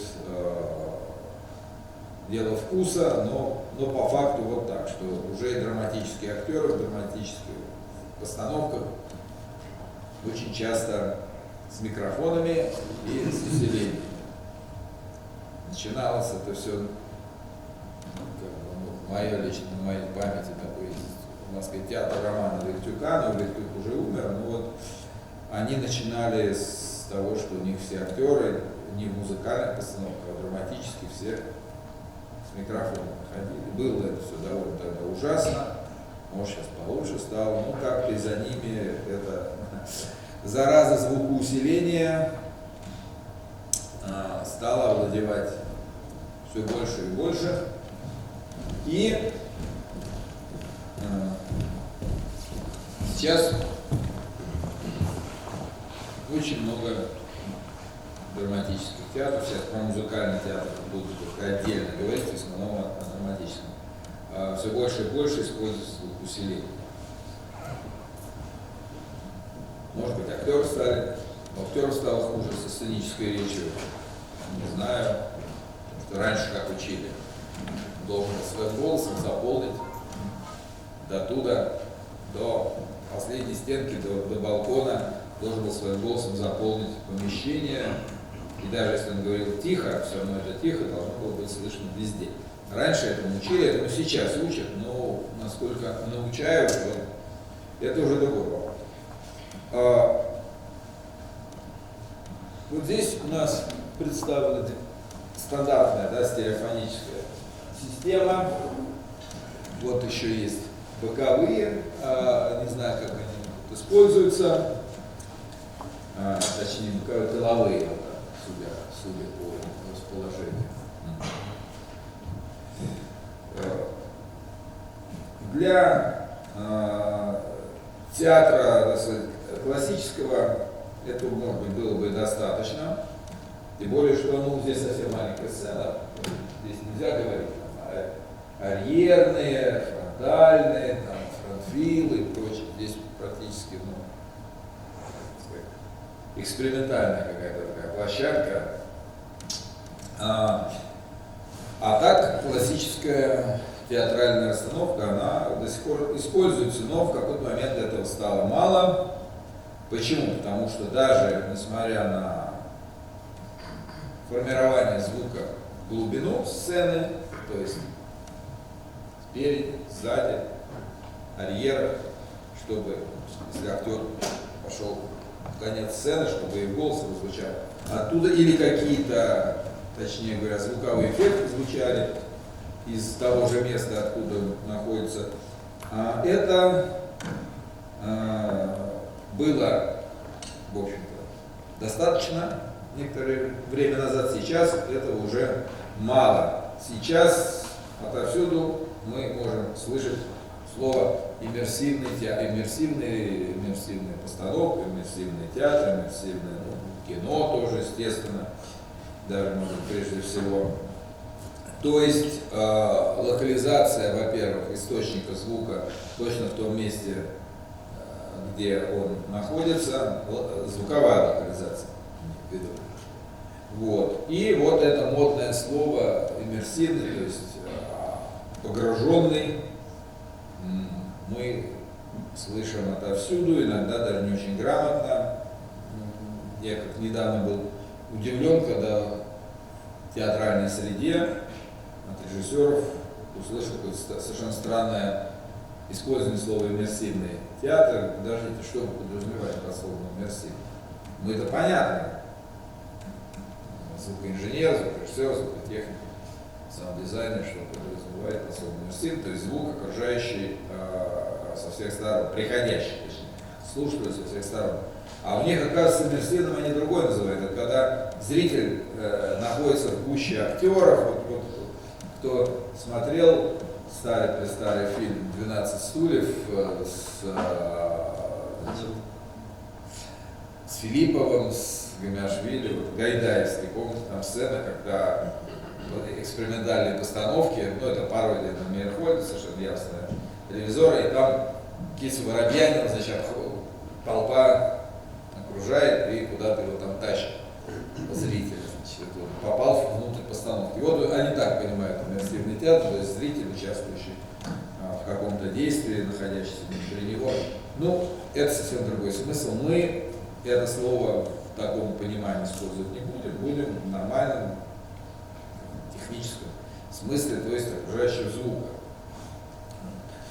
И для этого нам надо будет вспомнить азы психоакустики. Вот вчера с Станиславом Евгеньевичем вы про акустику говорили, с физической точки зрения, классическую такую акустику, а вот сегодня мы больше будем говорить про психоакустику, то есть или перцептивную, как ее называют, то есть акустику восприятия,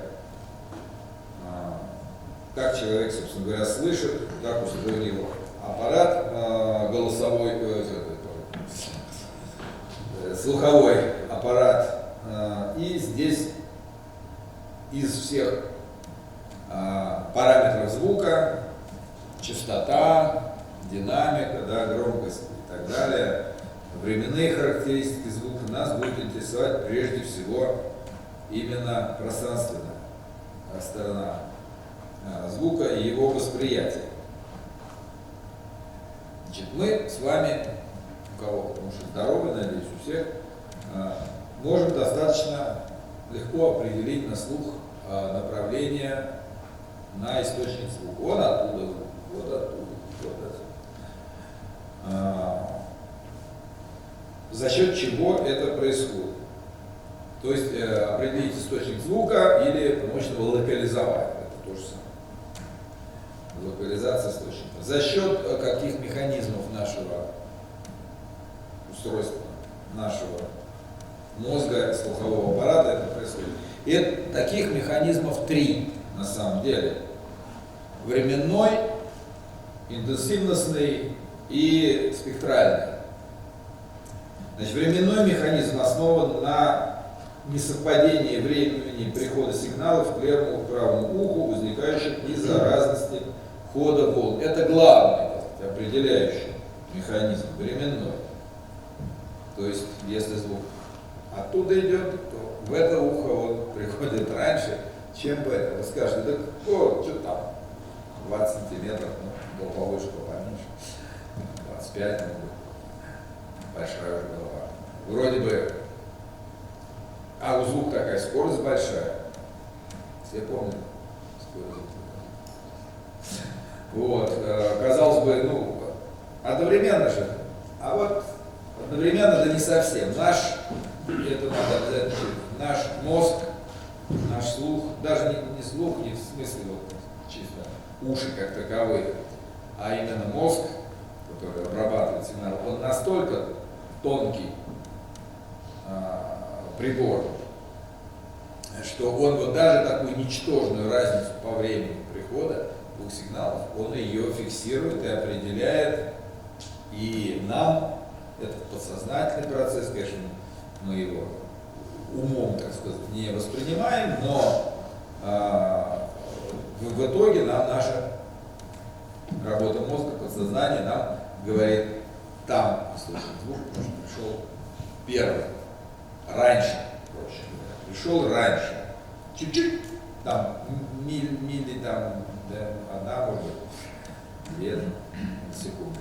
А тем не менее, этого достаточно, чтобы нам четко определить источник звука. Да, конечно, и здесь надо учесть, что разрешение, угловое разрешение, понятно, да, угловое разрешение по горизонтали человеческого слуха более чувствительно, чем по вертикали. То есть мы достаточно точно можем указать по горизонтали вот, вот и вот. А по горизонтали нам немножко труднее говорить вот или вот. Почему? Потому что уши у нас, вот, если бы они были по-другому, повернуты, наверное, они бы так работали. А так, конечно, по горизонтали, при хорошей тренировке, там, тренируют всяких спецназ и прочее, стрелять, да, на звук, вот их тренируют очень точно определять. Вот такой механизм, временной. Второй механизм, интенсивностный. Интенсивностный, ну, понятно из самого названия, основан на разности в уровнях сигналов из-за дифракции звуковых волн на голове и акустической тени от головы, то есть звук у нас, приходящий, допустим, с какого-то края, он не только, значит, раньше приходит в это ухо, чем в это, но он еще и за счет этого немножечко тише звучит из-за вот этого огибания. Что такое акустическая тень головы? Ну, условно говоря, если звук приходит оттуда, то представьте себе, что мы вот это ухо закроем, будем слушать только этим ухом. Значит, вокруг головы его огибает, и уже он будет немножко тише. Зависит от чего? От частоты, естественно, потому что низкие частоты, они за счет большой длины волны хорошо огибают препятствия, а высокие частоты хуже огибают, особенно если длина волны значительно меньше, чем размер головы.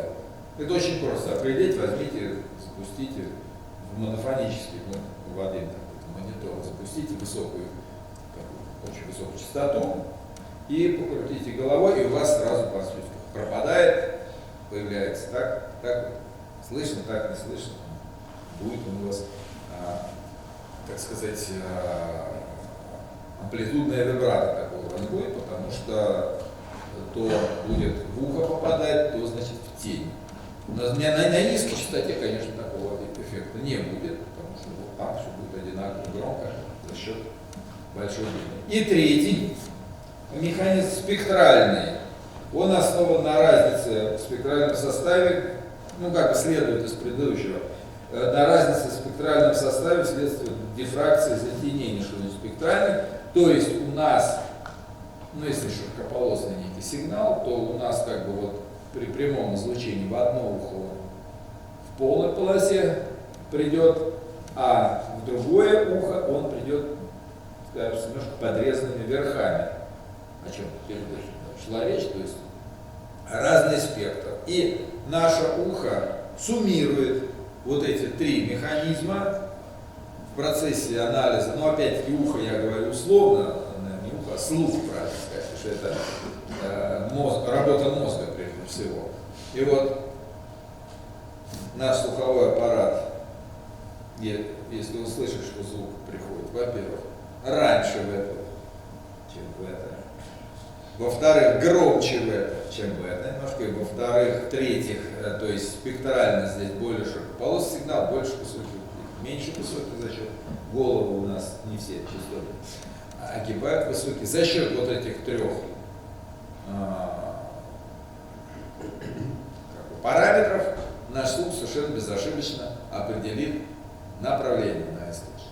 Вот, за счет работы трех этих механизмов, которые, как правило, всегда ну, они работают вместе, ну, как правило, сигнал все-таки обычно широкополосный у нас, но если там запустить какую-нибудь низкочастотную синусоиду, то, наверное, будет сложнее в этом плане.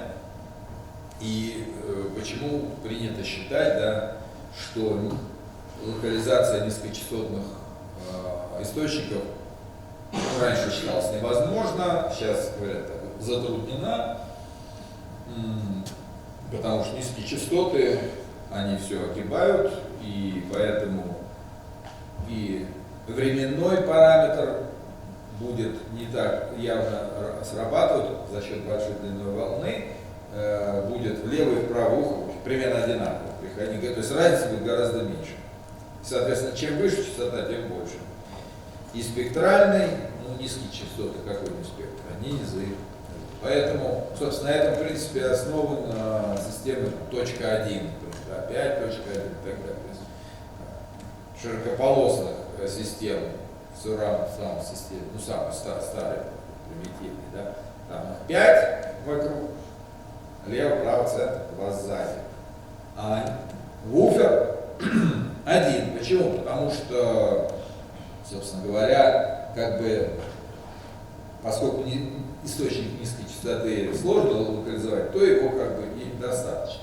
Конечно, это, когда эта система появилась, уже теперь, ну,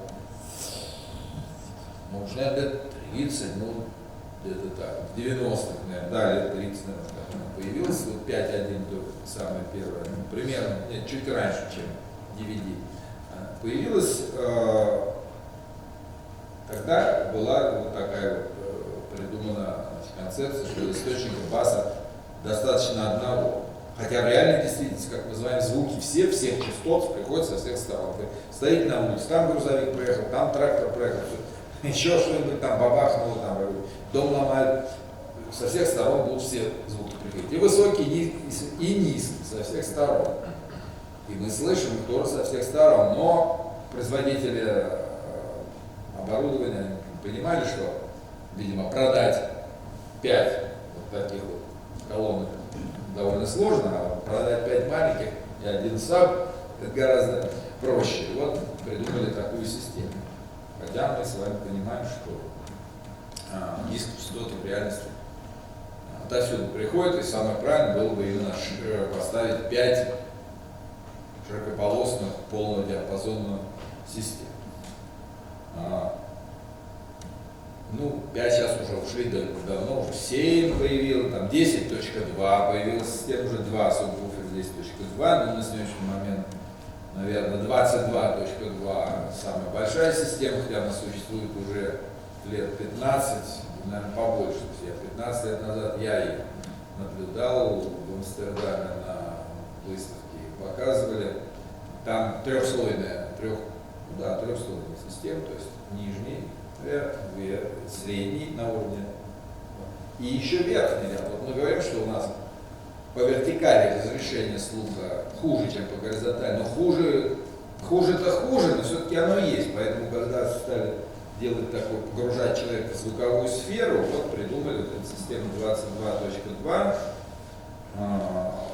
То есть, сейчас я не помню, в каком, ну, в центральном ряду больше всего, по низу, так, на уровне колена, значит, поменьше, тоже закроем, и на уровне выше головы, там тоже, ну, там 22, там 10, 9 и 9, 9, 8 и 6, сколько получается?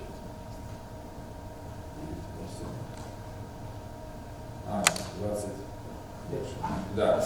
Ну, в общем, сейчас точно не помню, но такая система, то есть та же как бы, ну, если бы 7.1, но в 3 ряда, это был бы 21, а тут 22.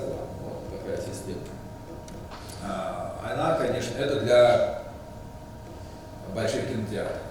Они тогда ее предназначали для спорта, спортивных трансляций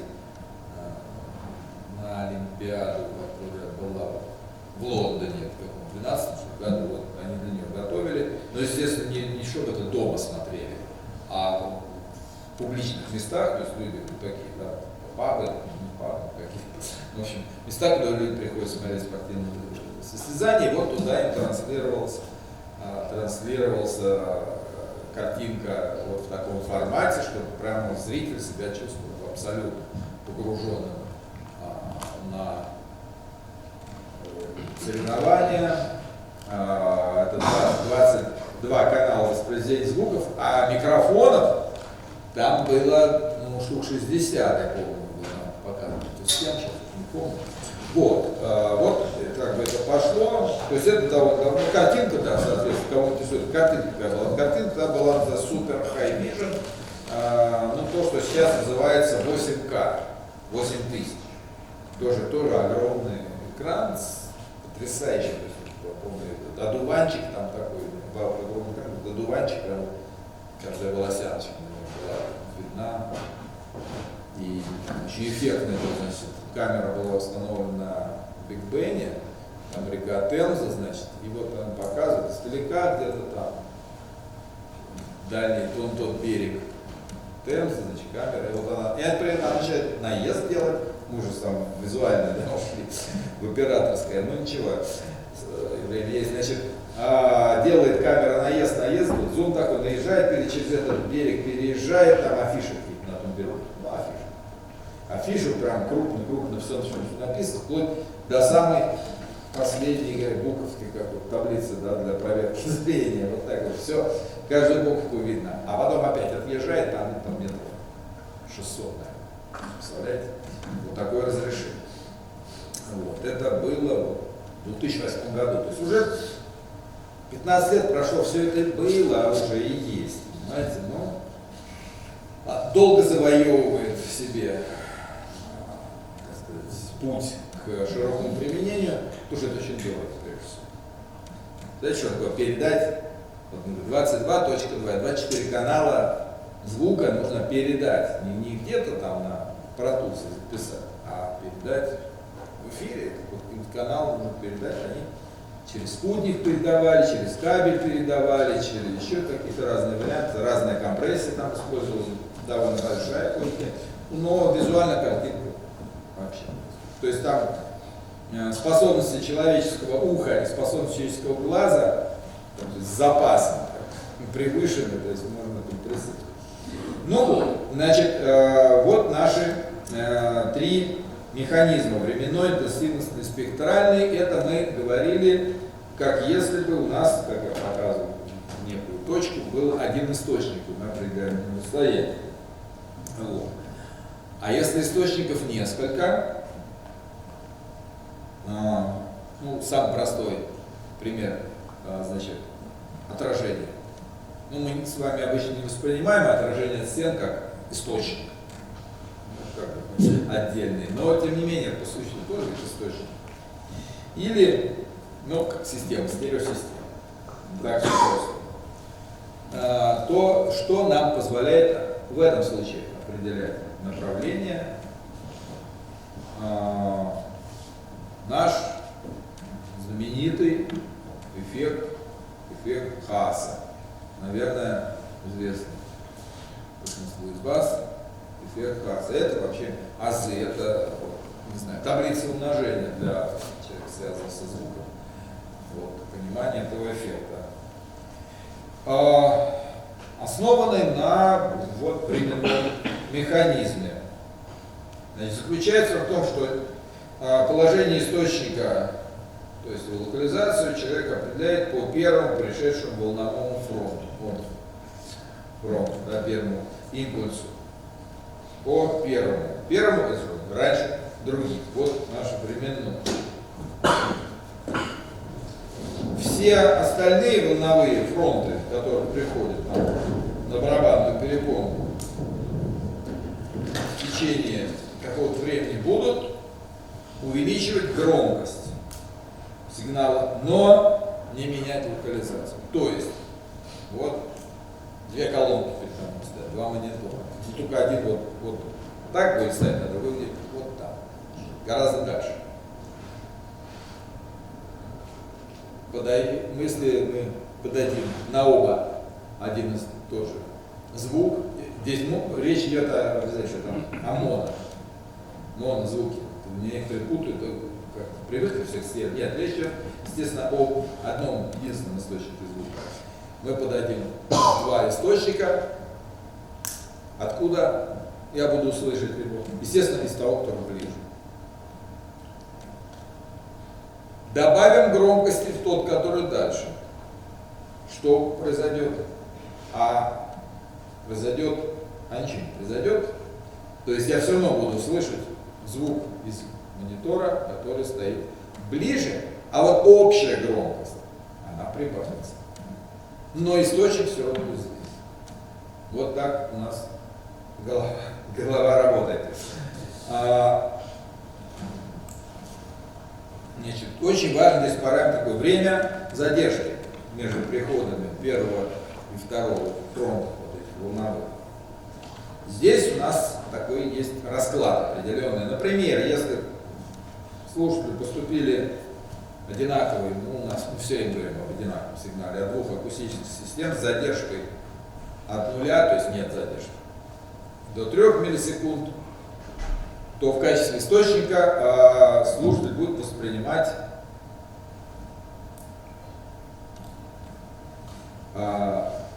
как бы мнимый источник, да, расположенный между двумя реальными.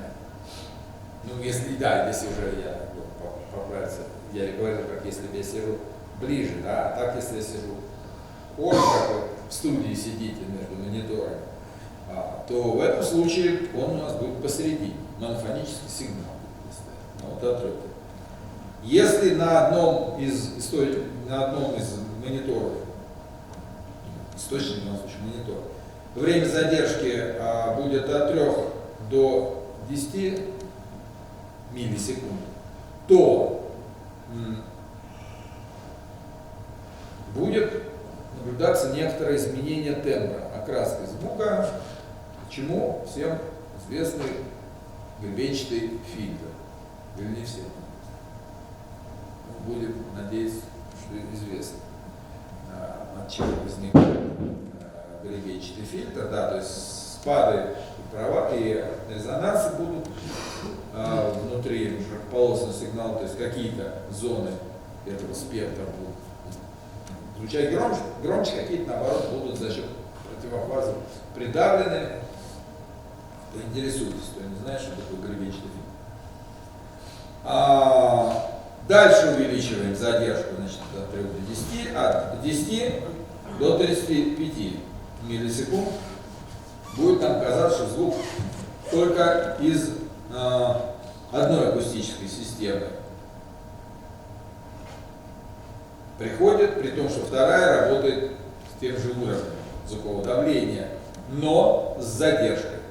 Даже если они у нас стоят, вот не как я первый случай приводил, перед и далеко, а обе на одинаковом расстоянии, но одна с запозданием, с задержкой. Но это то же самое, практически, что я поставлю, сижу поровну, но на одной задержка, что я перед собой вдалеке, это тот же самый эффект.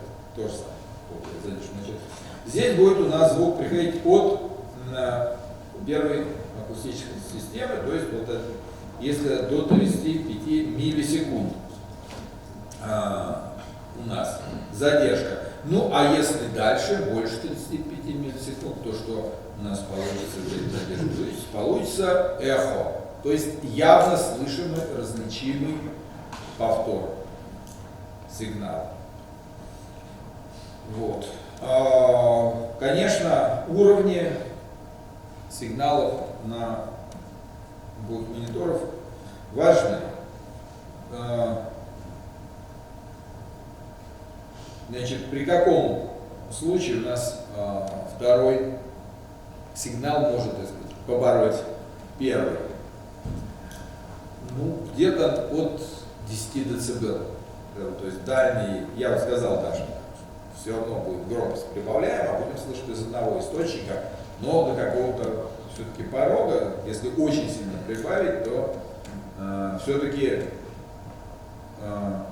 большее звуковое давление начнет как бы побарывать вот более ранний приход звука. Вот они между бороться. Вот 10 дБ. Но 10 дБ это очень много. сами понимаете, что здесь децибел, сколько это будет в разах по мощности, сколько это будет в разах по электрическому напряжению.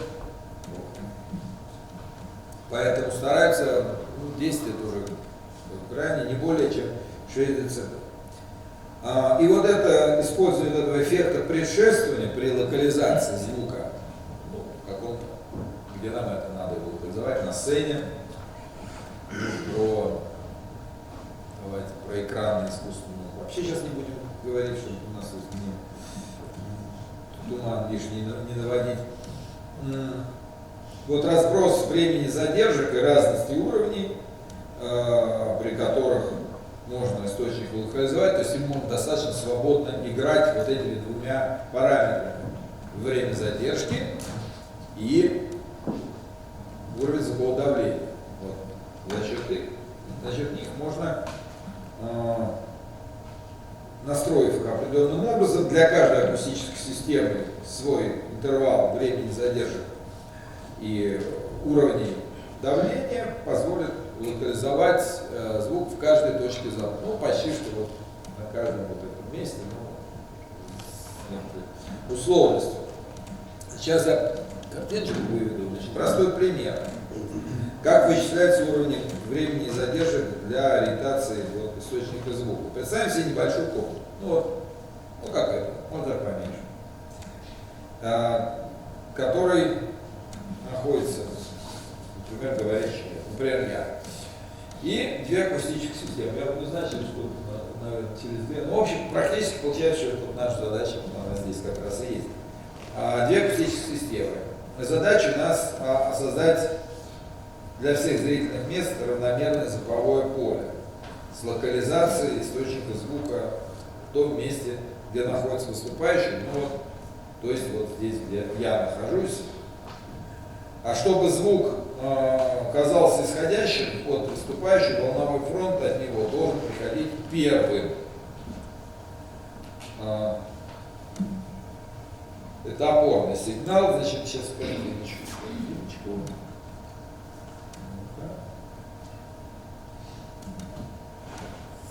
Вот.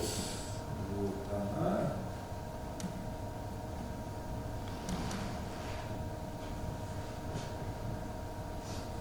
Так. Тут нет. И тут еще нет. Ну, сейчас откроется, долго читает.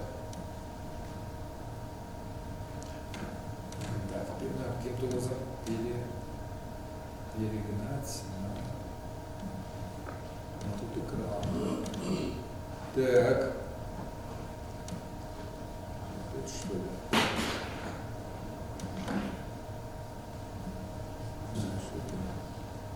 Мишка-то он туда уходит, а это вот сейчас Даник с Windows делают.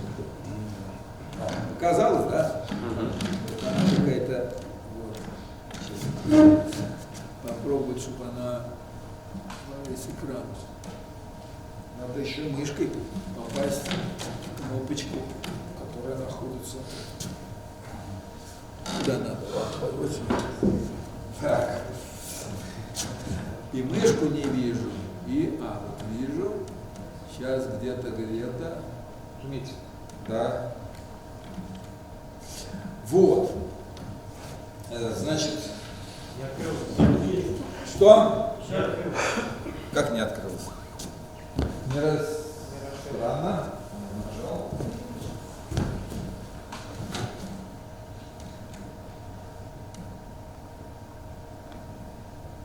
Вот. Раскрылось? Да. Ну вот. То есть было бы лучше, если я и там видел. Надо откатить немножко просто монитор, и все, он же в колесиках. Чуть-чуть. Подвинуть к вам? Нет, наоборот, чуть-чуть назад. Назад. Липстоп. Ну, нет, вам, вот, чтобы поближе к вам. Так, тут вот уже по этому проводу кто-то ездил, колеса явно. Ну, видно нормально тут. Вчера был плохо. Ну, смотрите.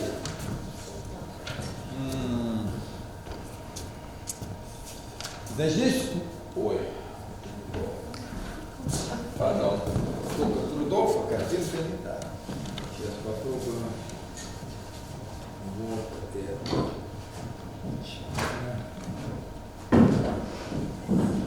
Так.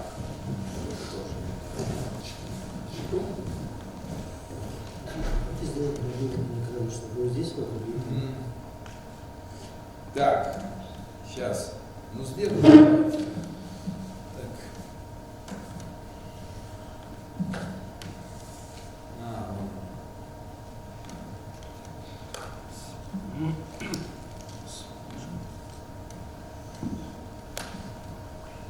Вы будете видеть, и мы видим то, что вы видите. Не, ну это как раз не обязательно видеть. Что-то надо смотреть.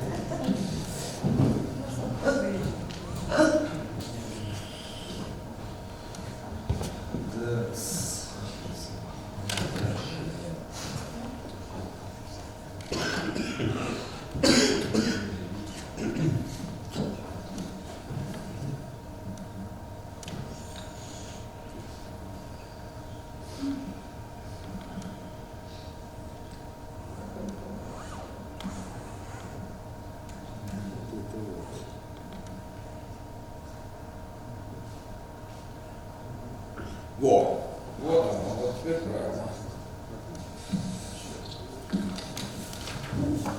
Итак, значит, смотрите, что у нас тут есть.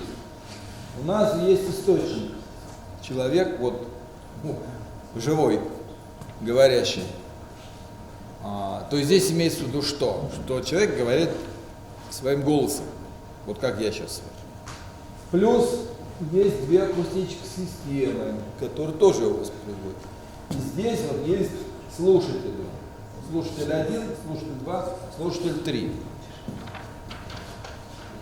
Ну и примерное расположение, значит, как бы у нас здесь расстояние, и для того, чтобы вот на этом слушателе, здесь пример только для одного сделан, в принципе, можно и для других считать, но это лишнее время тратить.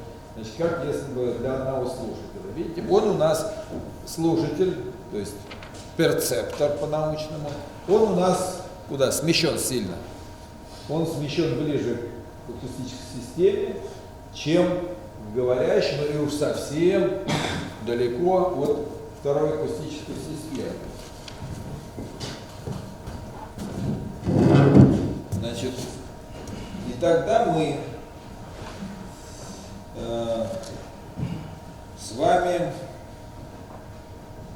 для начала вычислим время задержек и затухания сигнала на пути от каждого из трех источников звука до первого слушателя, S1.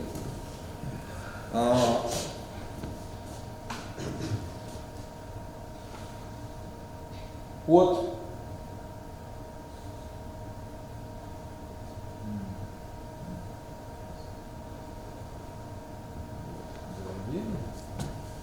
у нас здесь 5 метров, 4 метра, соответственно, будет у нас здесь 12 миллисекунд и 16 миллисекунд.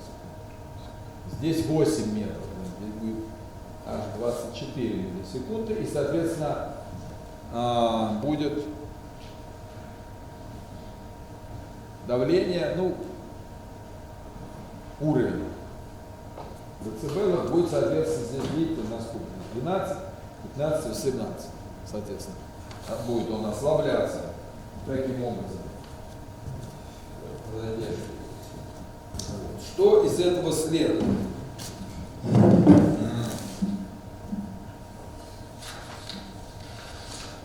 Значит, принимая во внимание индивидуальные особенности слуха, можно считать, что для правильной локализации источника, что такое правильная локализация, это вот, чтобы наш слушатель, каждый из этих точек, воспринимал звук, исходящим из вот того человечка, значит, с круглой головой. Не из колонок, ни дальний, ни ближний, где-то еще, а точно из того места. В смысле, в чем, чтобы мы воспринимали точно вот звук из конкретного места.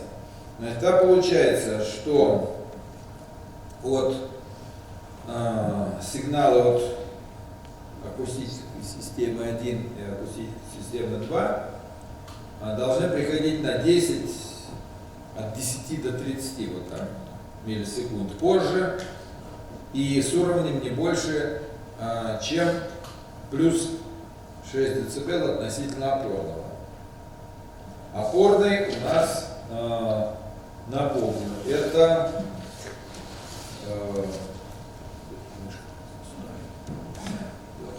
вот это опорный, то есть тот, который первый. То есть сигнал от акустической системы 1 должен прийти к слушателю через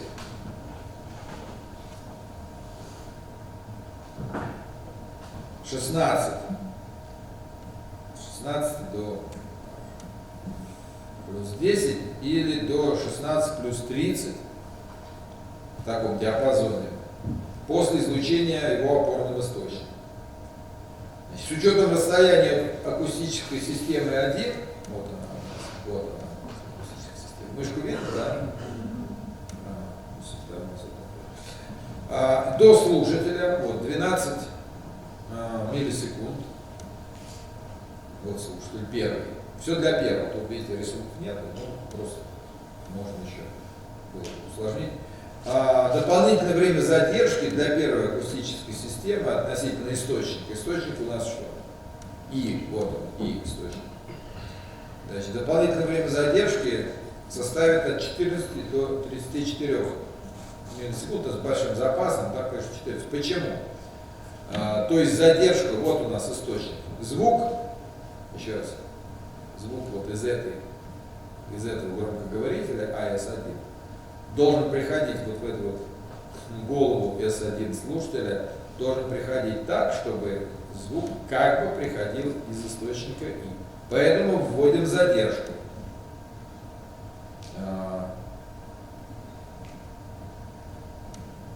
Ну, здесь вот, ну там 14.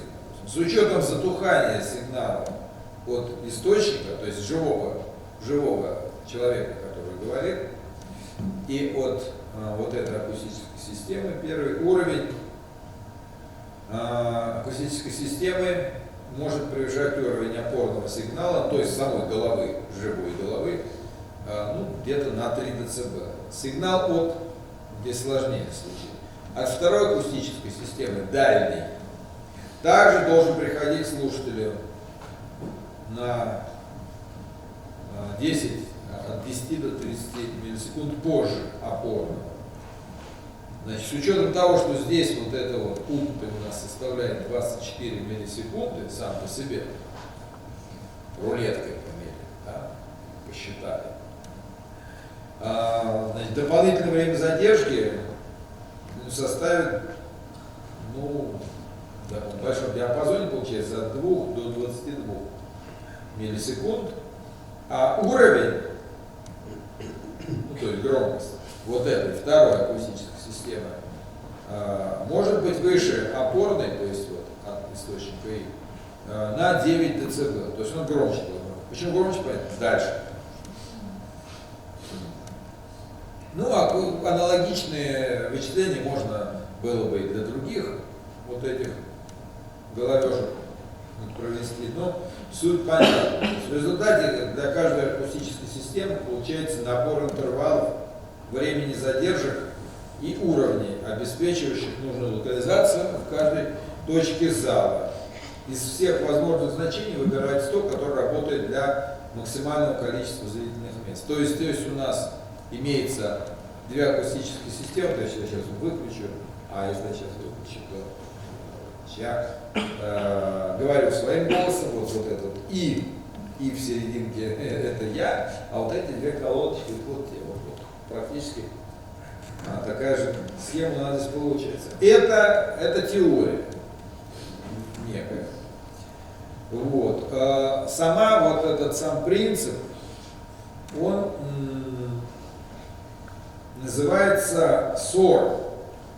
или Source Oriented Reinforcement, источникоориентированное звукоусиление.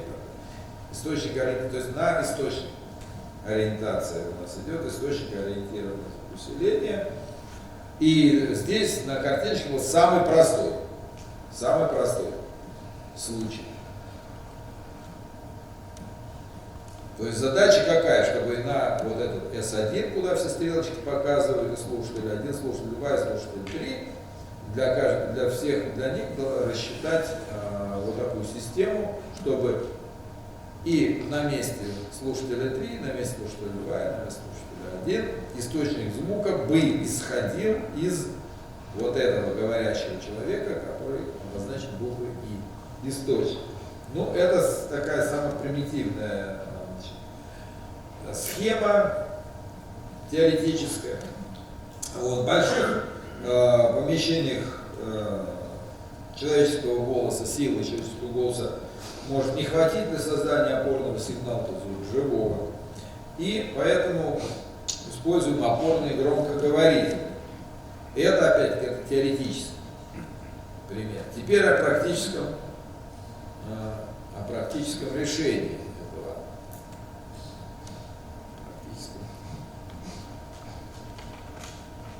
Решение этой задачи, а она совсем непростая. Так. Вот.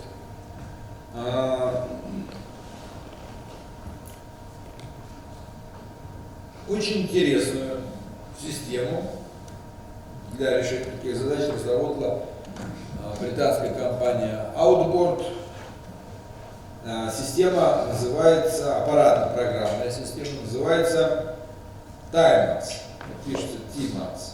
Ее уже во многих театрах всего мира поставили. У нас она стояла в Москве в одном театре, электротеатр Станиславский. Не знаю, сейчас она используется или нет, потому что когда я ее там видел, это уже прошло какое-то количество времени, но такая вот есть. Значит, сейчас попробуем ее посмотреть.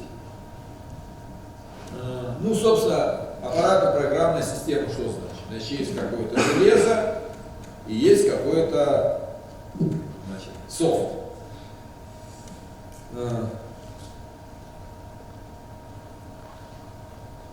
Ну, сначала про, собственно говоря, железо. Вот тут есть, как он полностью выглядит, этот ящик, называется Sound Hub.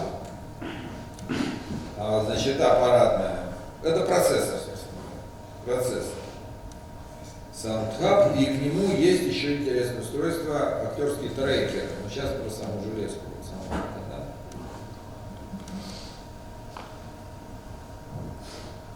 Ну, это вид сзади. Нет, там вид сзади не нужен. Сейчас, хотя вид сзади нам сейчас не нужен. Вообще будет нужен.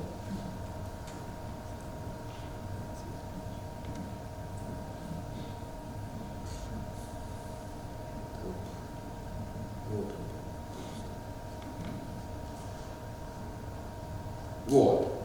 Ну, собственно, вы видите двухрековый ящик с джогингом, с дисплейчиком, какими-то кнопочками. Самая главная кнопочка находится слева, она светится, это байпас. Но иногда бывает, можно ее выключить. Вот. Sound Hub, сразу скажу, что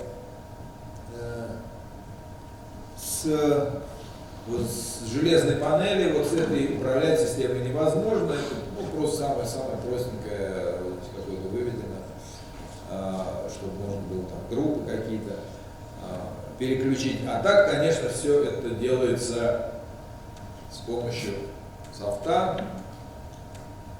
Достаточно. Сейчас посмотрим этот софт.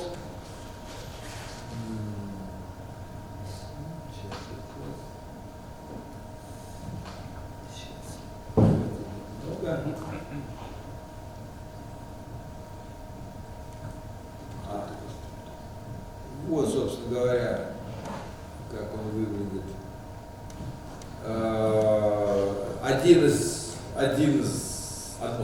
Одно из окон программы, но видите, как бы микшер, самый такой привычный. Но совсем все так просто.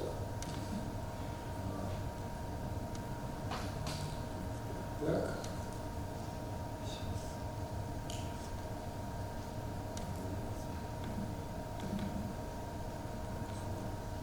Ну это, да, это картинка. Ну вот, собственно, это тоже можно на мониторчике, на лицевой панели, там не только переключать, можно вывести и каналы, видите, тут 16 каналов в одном варианте, в другом. Но все-таки с панели, конечно, такими вещами не пользуются. Сейчас я покажу, что в чем самый смысл всего. Вот, кстати, сзади очень интересная. Ну, видите, здесь практически видите, заглушки стоят. Только внизу стоит 5 интерфейсов мультипиновых для подключения внешних интерфейсов сейчас, а остальные стоят, видите, вот заглушки. То есть сюда еще можно вставить. Представьте, ведь вот во все эти гнезда вставлена какая мощная система. Ну, тут вот MIDI есть, сейчас это тоже и Dante, разумеется. Ну, мало ли где есть Dante, этим никого не удивишь. Вот можно посмотреть, вот я снял, значит, вот MIDI и Outlook 2, MIDI 1, MIDI 2. И вот здесь, видите, Dante можно подключить что-то по Dante через разъем J45, всем известно. Немножко уже такой потертое, все заслуженный такой ящичек. Ну вот смотрим на интерфейс микшера вот этой системы. Казалось бы, обычный микшер. Ничего такого, такой же как, ну, напоминает перформер, Pro Tools не очень напоминает, какие-то другие напоминает. Logic может быть. Ну, это действительно микшер есть, но непростой, потому что он мешает, так сказать, совсем другие вещи. Сейчас посмотрим другой интерфейс, посмотрим.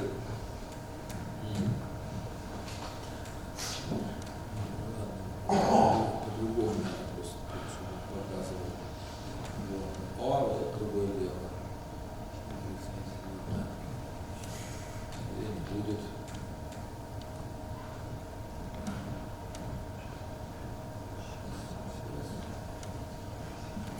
Нет, не отображает картинки.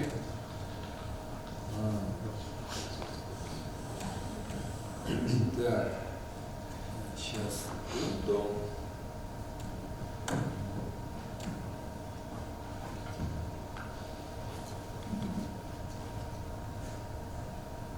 Вот это уже интерфейс открытой, собственно, программы, которая позволяет, с которой, собственно, давайте попроще. Это мы сразу к ней, а надо более простую. Вот. Открываем вот такую простую интерфейс. Слева у нас каналы. Видите, вот это каналы.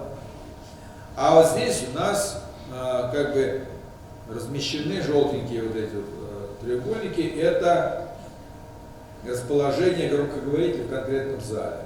И куда они у нас, значит, соответственно, излучают.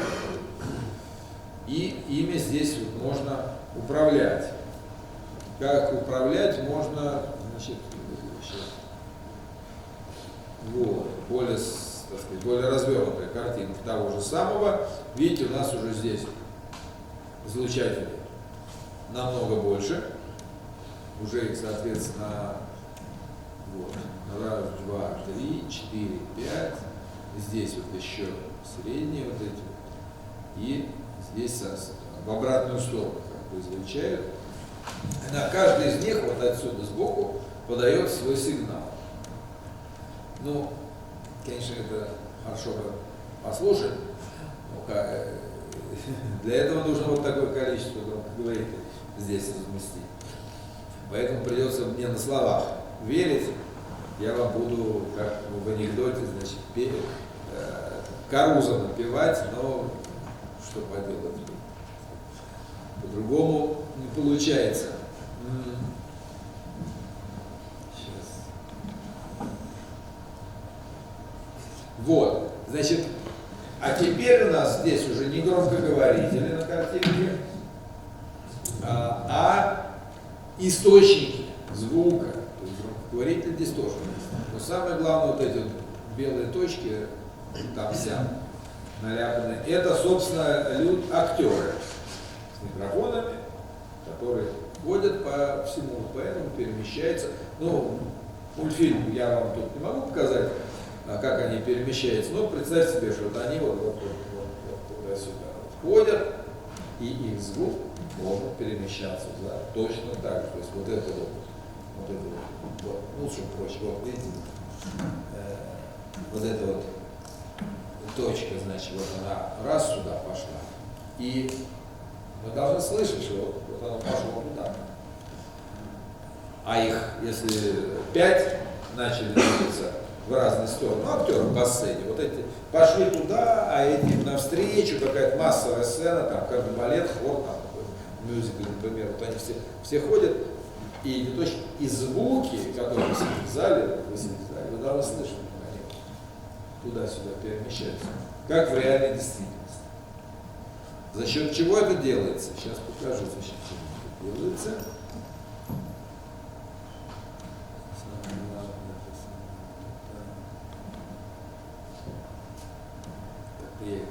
Ну здесь вот, да, это тоже картинка. Вот это красная, видите, красная точка, это вот движущийся источник. Почему он движется и как за ним следят, сейчас скажу. Вот он тоже у нас будет перемещаться здесь, вот туда, например, и звук должен точно так же двигаться. Я как название просто это вот это. Вот. Это уже система, как сказать, инженерный интерфейс для создания шоу. Вот смотрите, вот это треугольнички, это источники. Вот у нас источники, вот это вот конец сцены, да, задняя стена. Вот там, видите, висит 2 арьерника, вот, 2 и 3. И они вот излучают, видите, вот сюда. Видно мой курсор? Этот излучает вот сюда, здесь. Вот и еще по краям вот один, значит, это краевые такие, ну, сайдфилд, своего рода, да, как в музыкальном концерте. И вот это тоже излучает. И затем вы видите вот такой вот ряд, сколько их тут? 8. Они излучают вперед. Ну это фронтфилы, то есть по, здесь рампы нету, да, по краю рампы, на ближние ряды работают. Вот. А здесь вот это сказать, как же так? А вот клеточки, это зрительный зал, места, понятно, да, вот клеточки, кресла. Вот. А эти у нас работают от середины, линия задержек, то, что мы называем в концертной практике. Ну, не такой, конечно, зал большой, и они работают уже на задние ряды, вот эти вот работают. А это уже вот на задней стеночке, значит, в затылок публики, значит, догоняют. Это вот такая вот сложная система, ну, некий зал. Видите, здесь обозначено, кстати говоря, и зоны названы. Левый S это сайт, левый, средний и так далее. Вот орг L и орг R. Это оркестр, вот еще яма такая, строил яму, там тоже. Вот. И такими короткими названиями с 3 букв обозначены определенные зоны. И вот инженер, он вот рассчитывает. Немножко эта программа, в свою очередь, еще чем-то напоминает Easy. Наверное, кто-то из вас знает, да, может, имел дело с Easy. Нет программы? по расчету системы усиления, аннардовская программа, которая здесь можно подставить значения разные какие-то громкоговорители, подсчет, модель постоянно обновляется, JBL, L-Acoustics, Air Sound, ну что угодно подставляете, и у вас эта картинка совсем меняется, причем под параметры данных акустических систем. Там уже все это продумано.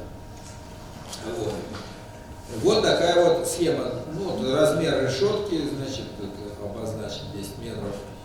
То есть вот у нас некий зрительный зал, обвешанный, вот, я видите, зрительный зал, в котором уже система развешена.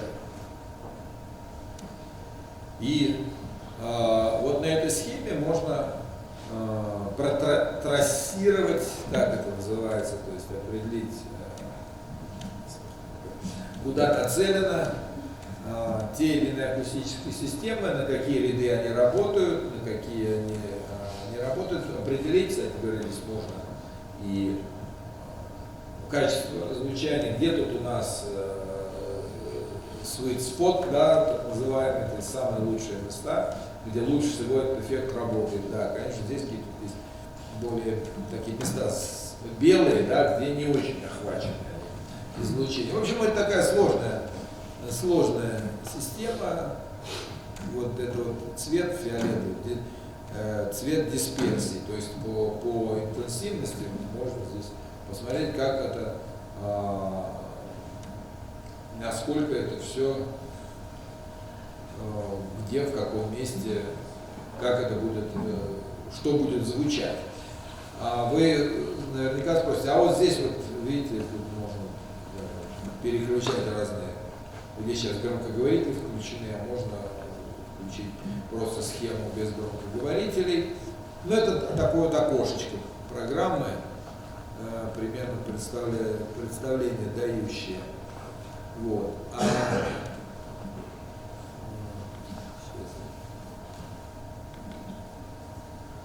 Нет, это не то, я включил, это показывал. Самое, да, важное, это что еще, какая вещь?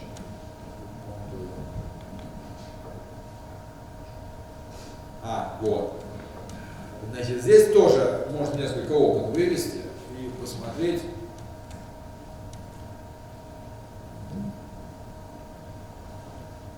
Каким образом? Видите, вот тоже зал, и вот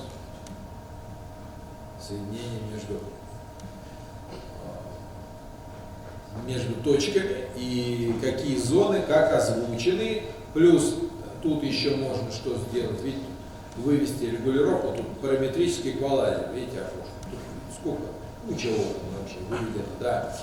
И даже можно фонограмму определенно запускать, видите, дорожки здесь, как обычно в программе, там, Logic, Pro Tools, секвенции.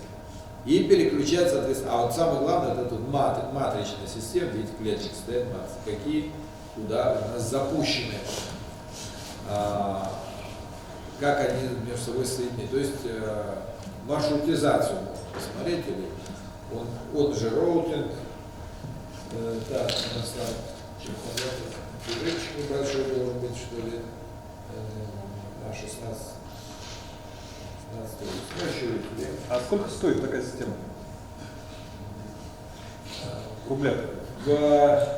Я скажу так, в зависимости от конфигурации. Я сейчас, и вы забежали вперед, потому что я еще о конфигурации говорил, это самое главное. Это самое главное. Итак, а как же все происходит? Вот люди какие-то ходят по сцене, что-то следят, за ними звук ходит, как все происходит? А тут есть два таких приборчика. Один из них называется Timex трекер, актерский трекер. Сейчас. Вот. Значит, это такая штучка, которая закрепляется там, ну не на поясе, она не такая большая, это не то, что бодипак передатчик, который вы все знаете, где-то вот такие, а это, ну, вот. Вот, в карман засунул, там таблетка такая. Вот она, желтенькая, видите? Их тут, вот коробочка, их тут раз, два, три, там сколько стоит. Вот это источник. Они инфракрасные, не радио, никакие там ни передатчики, ни, боже упаси, Wi-Fi всякие, Bluetooth. Это инфракрасные. Почему? Потому что в зале достаточно охвата на сцене, если поставить приемник, достаточно инфракрасный. Инфракрасный достаточно и как бы не прерывается. Инфракрасный вообще в системе, это если кто с вами связан, может быть, с конференц-системами, знаете, сейчас очень распространены инфракрасные конференц-системы, особенно во всяких специфических организациях, что инфракрасное, в отличие от радио, никуда не уходит, радиоволну не послушаешь ничем, вот инфракрасное. Да. То есть это защита секретности, вот там все инфракрасная система. Называется, качание делают. Вот такой вот этот самый трекер. Значит, тут написано. Представляет собой масштабированную объектную многоканальную матрицу задержек. Этот вот процесс, да, не марка, это я не про трекер, конечно, говорю, про вот этот ящик сам. Значит, это масштабированная объектной многоканальной матрица задержек и DSP-движок, ну, то есть обработка. Да, обработки нескольких источников и деление на зоны, да, маршрутизатор, роутинг, да, зон, нескольких зон, сколько у нас, громкоговоритель, сколько будет у нас зон для живых представлений, драма, опера, музей, аттракцион, презентации, АВ-инсталляции, что угодно. Это у нас трекер. Трекер, то есть тот следящий, то есть это самое, да. Вот. А теперь его, как бы, встречная ему, секунду, нет, не то, пардон, одного названия, не помню как.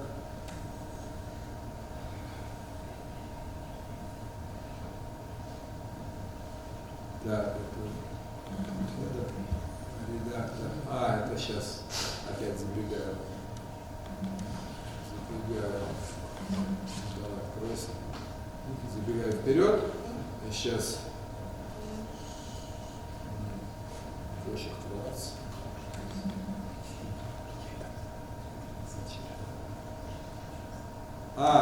Это мультик пошел, это рано.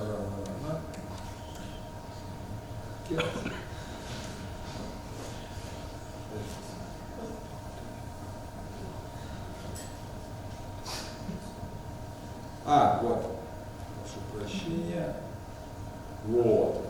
Встречное устройство Timex сенсор.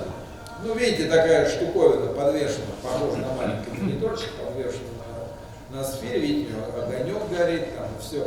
Значит, это устройство, которое вот, просто связано вот с этим вот трекером. То есть он у вас тут в кармане, вы там ходите, а он, ну, не знаю, вот висит где-то. Там же не один уже, да? Нет, конечно. По периметру получается. Да, их, естественно, какое-то количество. Такое количество, это количество, все в программу, все в эту вот картинку, где все, где громкоговорители, все, там же и расстановка трекеров, естественно, все. И они между собой связаны. Вот. Вы ходите, ваш сигнал, ну как мобильный телефон от станции к станции, от вышки к вышке, так и будет. Переходит туда, пошли, вас тот ловит. Соответственно, и вот так вот это все происходит внутри этого пространства, внутри рамок, так сказать. Вот. А процессор все это между собой, так сказать, переваривает, да, или пересчитывает. Значит, теперь вот про конфигурацию. Значит, базово 16 входов и 16 выходов в аналоговом формате или по цифре, ну, тогда это базово было так. АЭС, сейчас система расширяется до варианта 64 на 64 для Данте или МАДИ. То есть что такое 64 входа, то есть мы 64 источника, микрофона и трекера. Это разные вещи надо учитывать. И 64 выхода. То есть можно подключить 64, ну, примитивно говоря, громкоговорителя, точнее, правильно говорить, канала. Ну, как правило, один канал на один громкоговоритель работает. Вот. Есть еще входной и выходной параметрические эквалайзеры, достаточно гибкие, но этим никого не удивишь. Раз мы влезли в компьютер, в софт, то там уже можно любые плагины туда напихивать, но хотя это и не нужно, но можно. Значит, входной и выходной параметрический эквалайзер для коррекции источника, коррекции зала, коррекции групп, то, что отдельно там, вот группу можно корректировать и гибко управлять всем и вся, и источниками, и зоны, на зоны можно делить, естественно, в музее очень часто. Ну, музей не наш, слава богу, вот, ближе к театру и всему вот этому, поэтому здесь ограничимся. И также секвенсор аудио, то есть встроенная функция воспроизведения до 64 треков. То есть полную сессию студийную, 64 дорожки, с того же там Pro Tools через EF конвертировать, EF, прошу прощения, и 64 звуковые дорожки можете сессию из студии гонять по вашему этому. Иногда это бывает, может, в каких случаях? Ну, какое-нибудь шоу, навороченное, пренавороченное, ну, не знаю, какой-нибудь, вот уж иммерсивный такой. Оркестровая фонограмма у вас, скрипки, виолончели, медные, деревянные, и все на всех каналах. Вы можете вот так вот взять и вашего зрителя погрузить внутрь этого оркестра, и он будет еще перемещаться, виолончели будут летать, литавры будут куда-то ездить, и все. Сколько вашей бешеной фантазии хватит. В общем, наверное, это делать не нужно, но мы говорим не о том, что нужно, а о том, что можно. Можно, вот такие вещи можно, как бы фантазия позволяет такие вещи делать. Значит, каждая матричная точка пересечения обеспечивает регулировку уровня для микширования источников и зон. Главной специализацией, ну, короче, понятно, что система, вот, мощный процессор, он там все, что хочет, он сделает. Главное, чтобы вы понимали, что, во-первых, ваша задача перед ним ставить и контролировать. Вот. Но есть главное. Главная специализация этой системы при наличии побочных дополнительных функций. И главное — это автоматизированная регулировка динамической задержки точки пересечения. То есть, опять-таки, локализация, чтобы ваш источник можно было в любом месте вот, поместить. Вот там вы видели, сколько много говорит, сверху. Много-много, там, десятка, 3 что ли, или даже больше. Да, под 4 десятка громкоговорителей. Вручную, конечно, совершенно невозможно с этим справиться. Естественно, это будет вам искусственный интеллект делать вот нашего процессора по прописанной вами партитуре, так сказать, сохраненной в памяти. И вот он может нам создавать множество статических или динамически варьированных, то есть на ходу меняющихся локализованных звуковых образов. Свободное назначение и редактирование локализуемых пространств звуковых объектов. То есть мы их можем подкручивать все как нам надо, упрощает точную работу систем звукоусиления по созданию пространственной локализации, иммерсивного восприятия, 3D-эффектов. Значит, что касается софта, вот я вам сейчас их показал, их две программы, собственно, Stage Space и PanSpace. Stage Space, сценическое пространство, обеспечивает автоматический расчет уровня усиления объекта с зоны пространственной локализации и параметров задержки. То есть ключевое слово автоматически. То есть вы вот на этой картинке, которая большое слово показывал, вы все там прописали, куда что поедет, полетит, вот там чайка, спектакль чайка. Чайка летает, крякает, значит, вот она, вы прописываете ее след, так сказать, звуковой, через вот эти, с помощью этих программирования. И у вас важный спектакль, все, куда надо. Это единственное, что, конечно, это звуковая партитура, такой спектакль создается заранее. Это вам не концерт. Группа вышла, а вы тут что-то такое. Фейдера двигаете. Нет, здесь полностью все заранее заготавливается. И, в общем, как бы шоу полностью программируется. Туда же, значит, прописываются различные типы акустических систем с разными характеристиками. Могут быть назначены акустическим системам, размещается на плане вместе с областями нацеливания и покрытия. То есть вам, ну, представьте такой теоретический пример.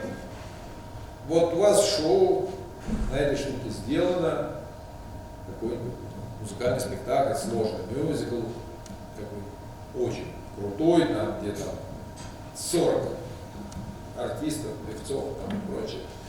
И вот вы его, значит, где-то поставили, а теперь его куда-то, значит, каким-то гастролем. Ну, сложно, да, в том месте тоже должна быть такая система, но куда-то приезжаете, привозите свои акустические системы с усилителем, потому что там мало, а там, оказывается, вот у вас вот висели там JBL, а туда приехали, а там, там, не знаю, Мартин Аудио.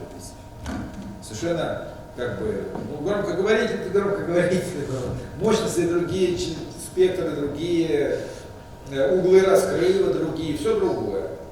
Значит, в этой системе входите, пишете, удаляете, создаете копию сессии, прописываете вместо вашего, что я сказал, JBL, вписываете Мартин Аудио, модель такая-такая, чик, нажимаете, и у вас все пересчиталось на ваш этот Мартин. Ну, естественно, что? А драйвера такого нету в программе. Нет, это они обновляют, они все время новые, ну как, апгрейд делают, появился новая система. Нашим маном приедет. Ну и давайте, вот я же вам не про наши говорю, не про не наши, как бы, представьте, что я вам там, не знаю, таблицу умножения рассказываю. Наша, не наша. Система такая. То есть реально люди очень сильно было, это вот, кстати, наверное, они позаимствовали этот принцип у Изи, не обязательно. То есть когда библиотека акустических систем,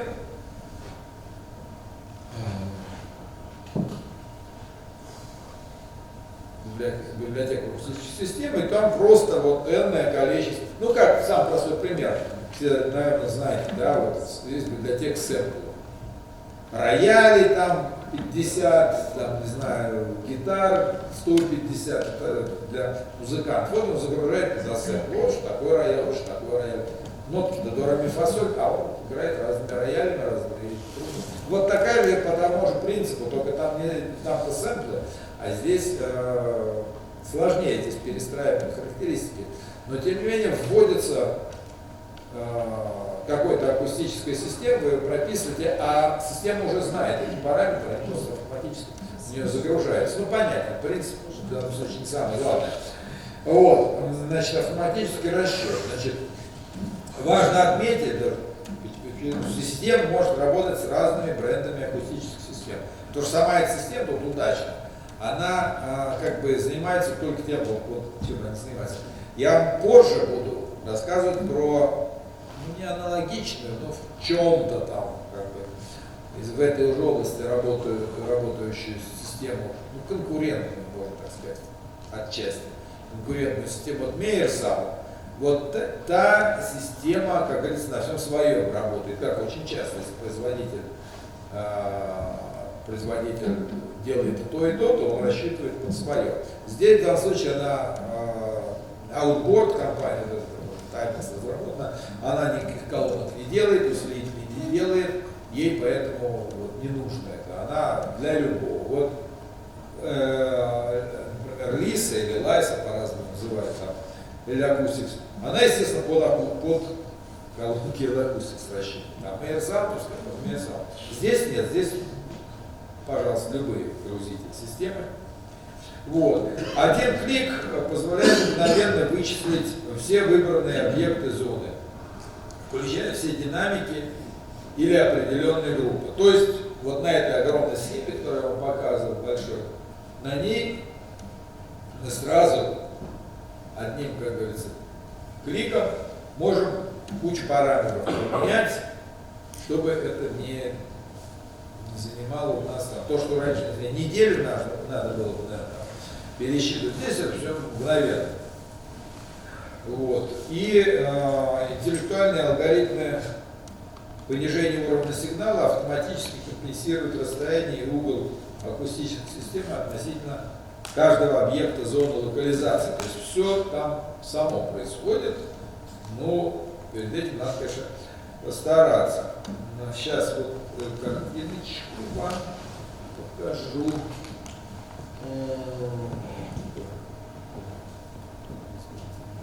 Бабки лежат сейчас. Сейчас. Куда?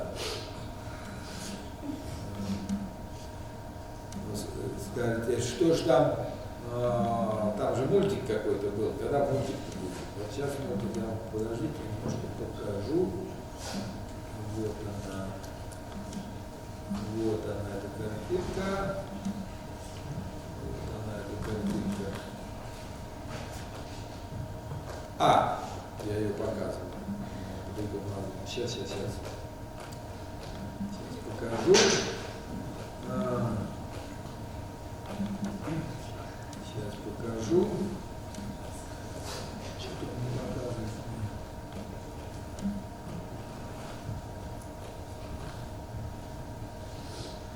Собственно, как шоу выглядит. Шоу выглядит художник, ну сам дизайнер, режиссер, художник по свету, кстати, очень часто. Вот они вместе. Вот. Сейчас посмотрим. Вот смотрите, зал, да, видите? Вот это вот шарики летают. Это источники звука перемещаются в пространстве вот таким образом. Видите, неподвижные, это, собственно говоря, вот эти вот акустические системы у нас. А шарики, они у нас, это конкретные источники. Не знаю, птицы, может быть, они там. Давайте еще раз повторить. Закончился. Слева, видите, движочки двигаются уровни громкости каждого канала. Тут всего немного каналов, но принцип понятен, да, вот, собственно говоря, как это видит, вот это интерфейс, с которым работает, собственно говоря, саунд-дизайнер спектакля. Вот ему нужно видеть режиссер. Значит, смотри, вот здесь вот у меня будет акробат на провод, на этой, на чем? На трапеции, да, вот так вот будет. И при этом будет петь. Оперетта принцесса Сырка. Вот у меня будет мистер Икс. Помните, оперетта? Да, наверное, все знают. Ария мистер Икс. А вот он, мистер Икс, будет акробат, будет вот он на этой самой штуке и будет петь. Всегда быть в маске, судьба моя. Вот он ее рисует. Вот, смотри, вот он отсюда будет вот сюда, вот на этой своей трапеции, и в маске, и будет вот у меня здесь вот сюда бегать, прыгать. И звук у нас будет, соответственно, вот так вот, да? И звук будет вот так вот. Это здесь вот прорисовывается. Готово. Вы, естественно, возникает вопрос, но это же театр, а не мультфильм. А вдруг что-то, значит, как-то задержка какая-то. Да, вот можно чуть-чуть, это можно не чуть-чуть, а перейти на ручной режим.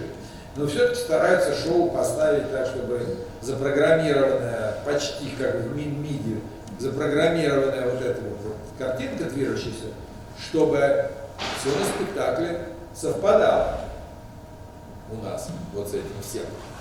И здесь, видите, вот слева даже вот есть кнопочка перемотки, кнопочка пауза вот, и кнопочка красненькая, запись, как на обычном секвенсоре.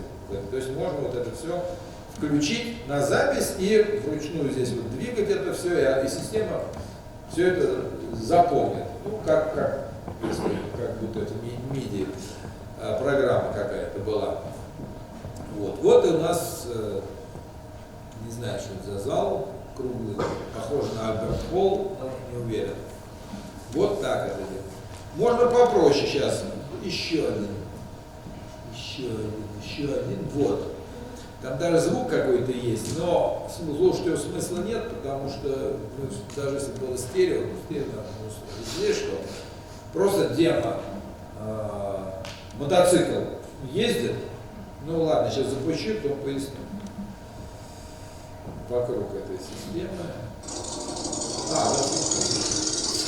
Значит, вот видите, красная вот эта линия, вот красная линия, остановилась. Да, пошел. Вот он едет, вот это, видите, не красная, фиолетовая, да, вот она сиреневая, вот она как бы объезжает вот так, видите, да, такой вот, вокруг этого прямоугольника серого объезжает, вот она объезжает. И если мы находимся внутри этой системы, ну, допустим, вот в этом зале все развешено вот так вот, то вы бы реально вот вокруг вас, он бы вот так вот бы и объехал. На восходной фонограмме, кстати, так и есть, но тут, когда если через стерео слушаешь, ну, просто слышишь, что вопрос. Можно параллельный вопрос? Акустическая система уже стандартно, ну, уже установлена полностью, или ее каждый раз менять можно, нет? Значит, смотрите, это комплекс.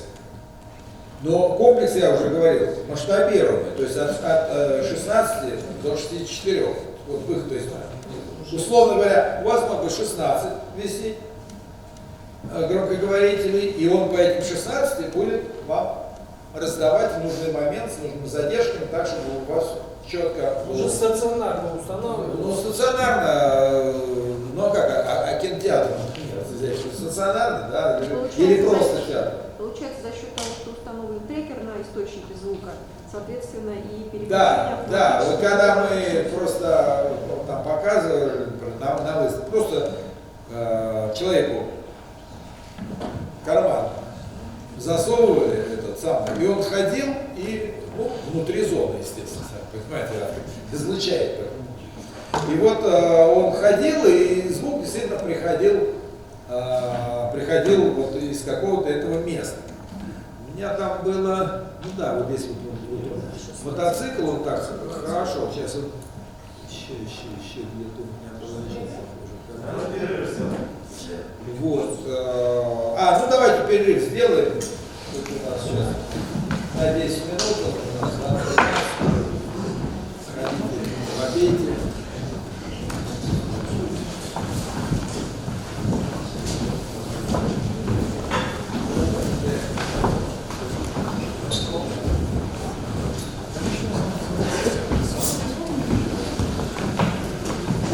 Система называется Timeless.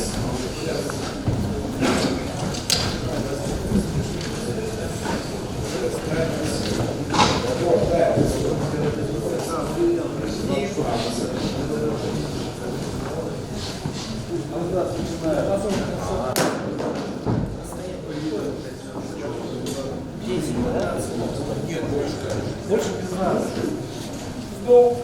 принципе, они стандартные. То есть, метров 50.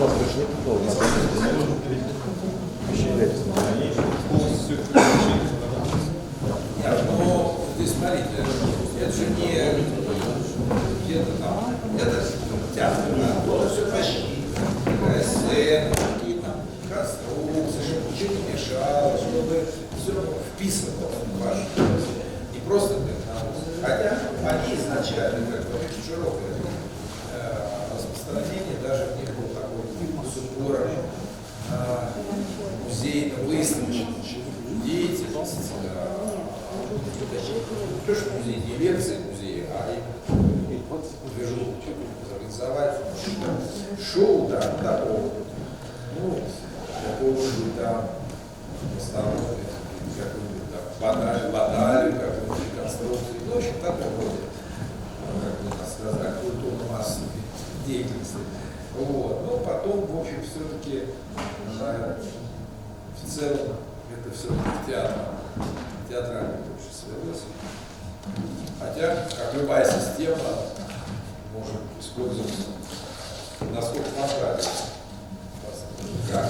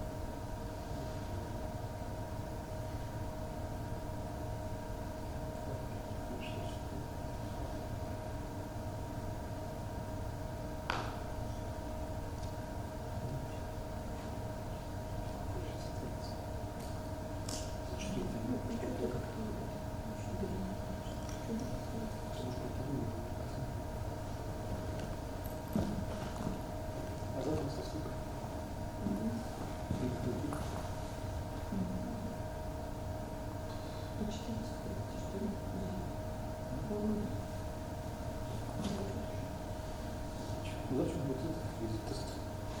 Может, кто-то мальчик поставит. Где в одном месяце писать подается, что дело получается не запущено, или в этом попасть. А мы в центре находим, что мне надо. Записали там.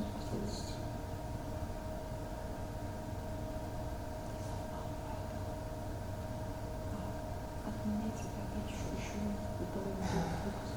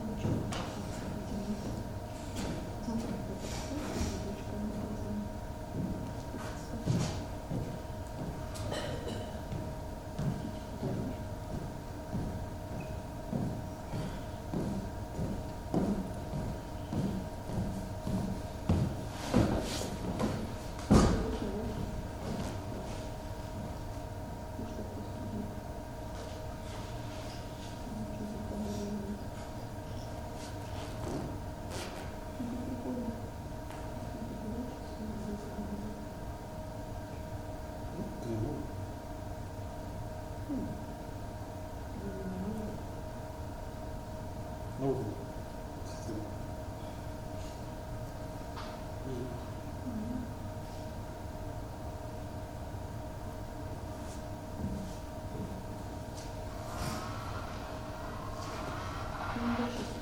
это уже слушать.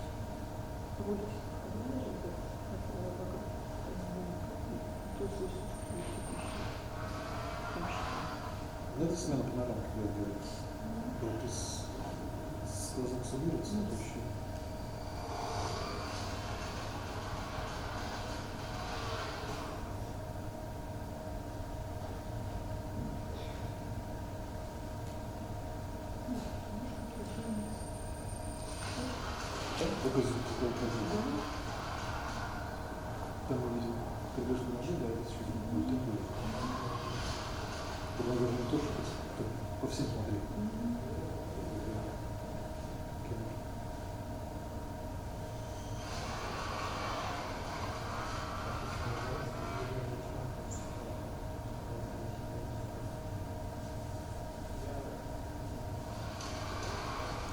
площадка очень сильно.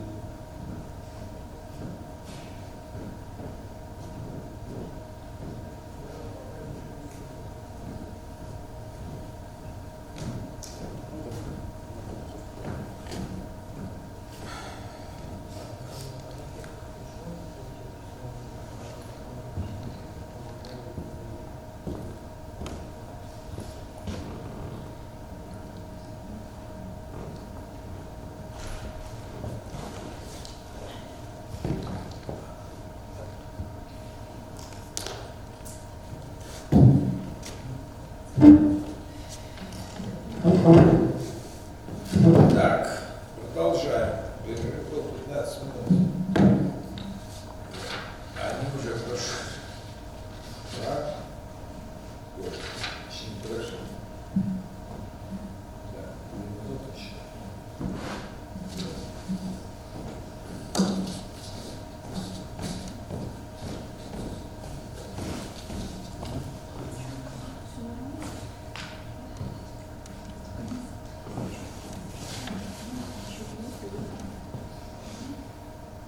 Ну, не суть.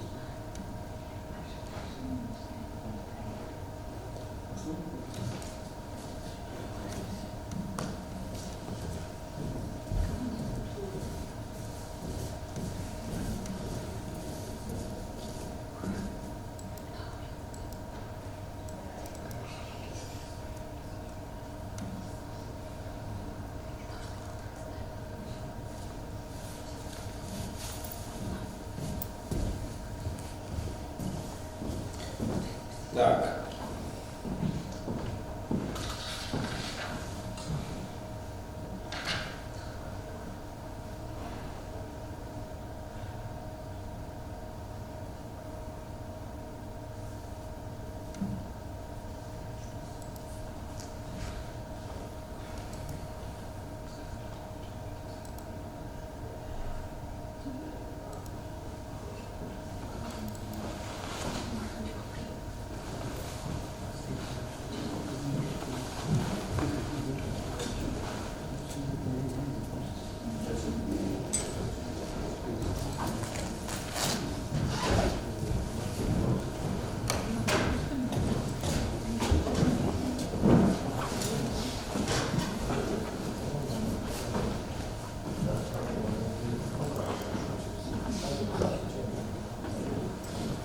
Так, продолжаем.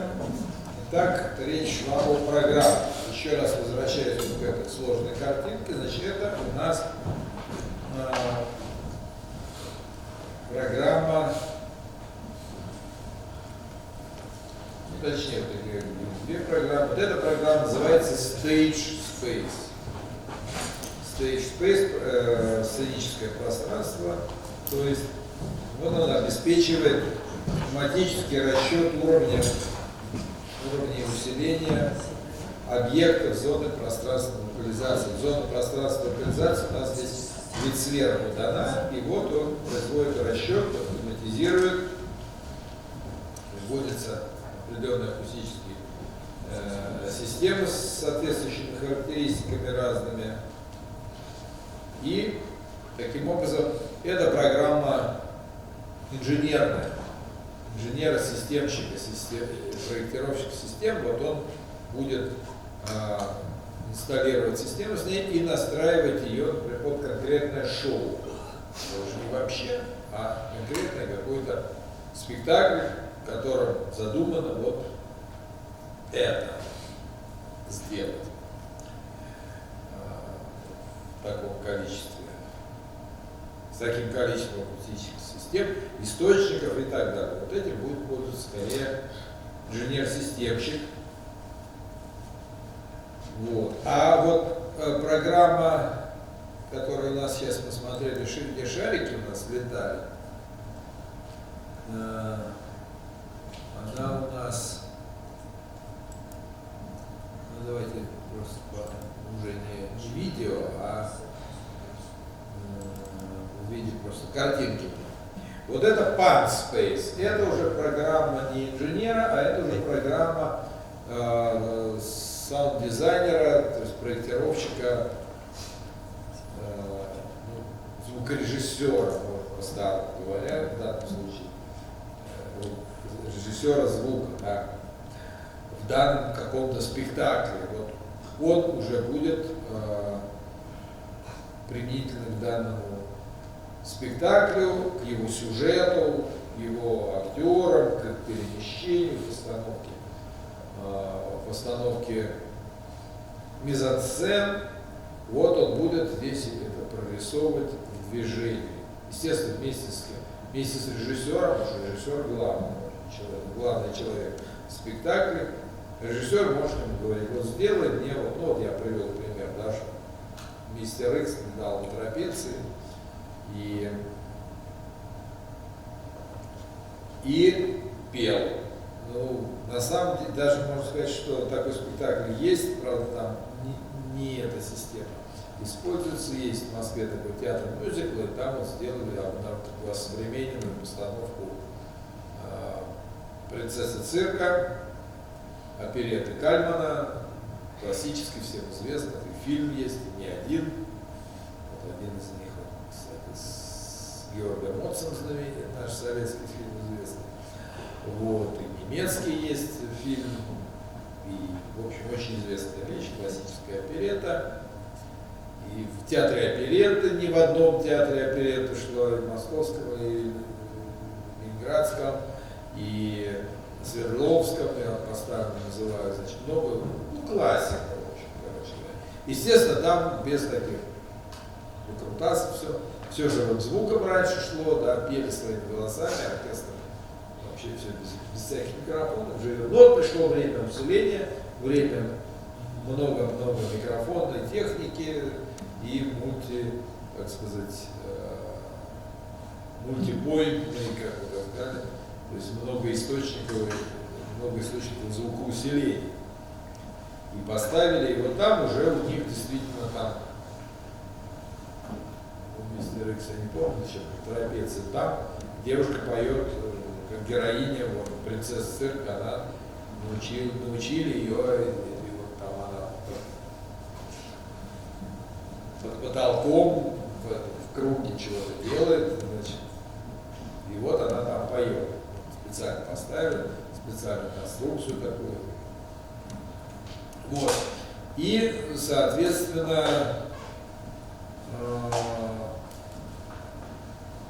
для таких задач вот уже вот это вот используется программа для режиссера, для звукорежиссера, чтобы они уже непосредственно эффекты для шоу придумывают, значит, программирование эффекта, вот это панорамирование, создание иммерсивного пространства.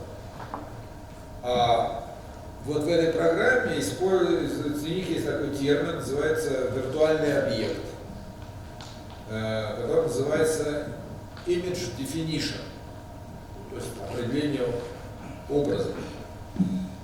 Что такое этот image definition? Это таблица, если так вот, на инженерном посмотреть, что это на самом деле, это таблица, набор параметров, это матрица с набором параметров, или набор матричных параметров, задержек, сконфигурированных для желания, для создания данной локализации. Вот видите, голубенькие, тут шарики, фиолетовые, какие-то зеленые, и это все объекты.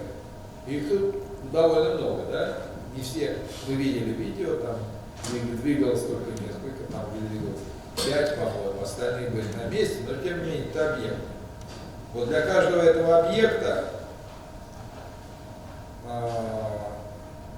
сделан набор вот этих параметров, который занесен в матрицу по уровню и задержка. Ну, представьте, что у нас, я не буду, неохота мне считать эти кружочки, тут 7-6 десятков, если не больше.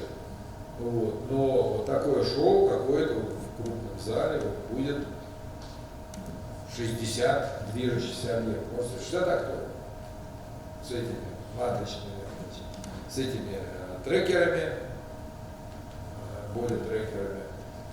И они движутся, и вот для них вот, составить такое вот безумное шоу в реальности так и бывает, вот какие-то сложные, навороченные представления, типа вот «Красавица и чудовище» или «Призрак оперы» какой-то, там тоже вот такие вот бродвейские очень, лондонские, там очень крутые шоу с большим количеством персонажей, и они все двигаться могут, даже кардебалет просто вообще. Ну и кардебалет там особенно не нужно звук, а хористы. Там же в мюзикл как?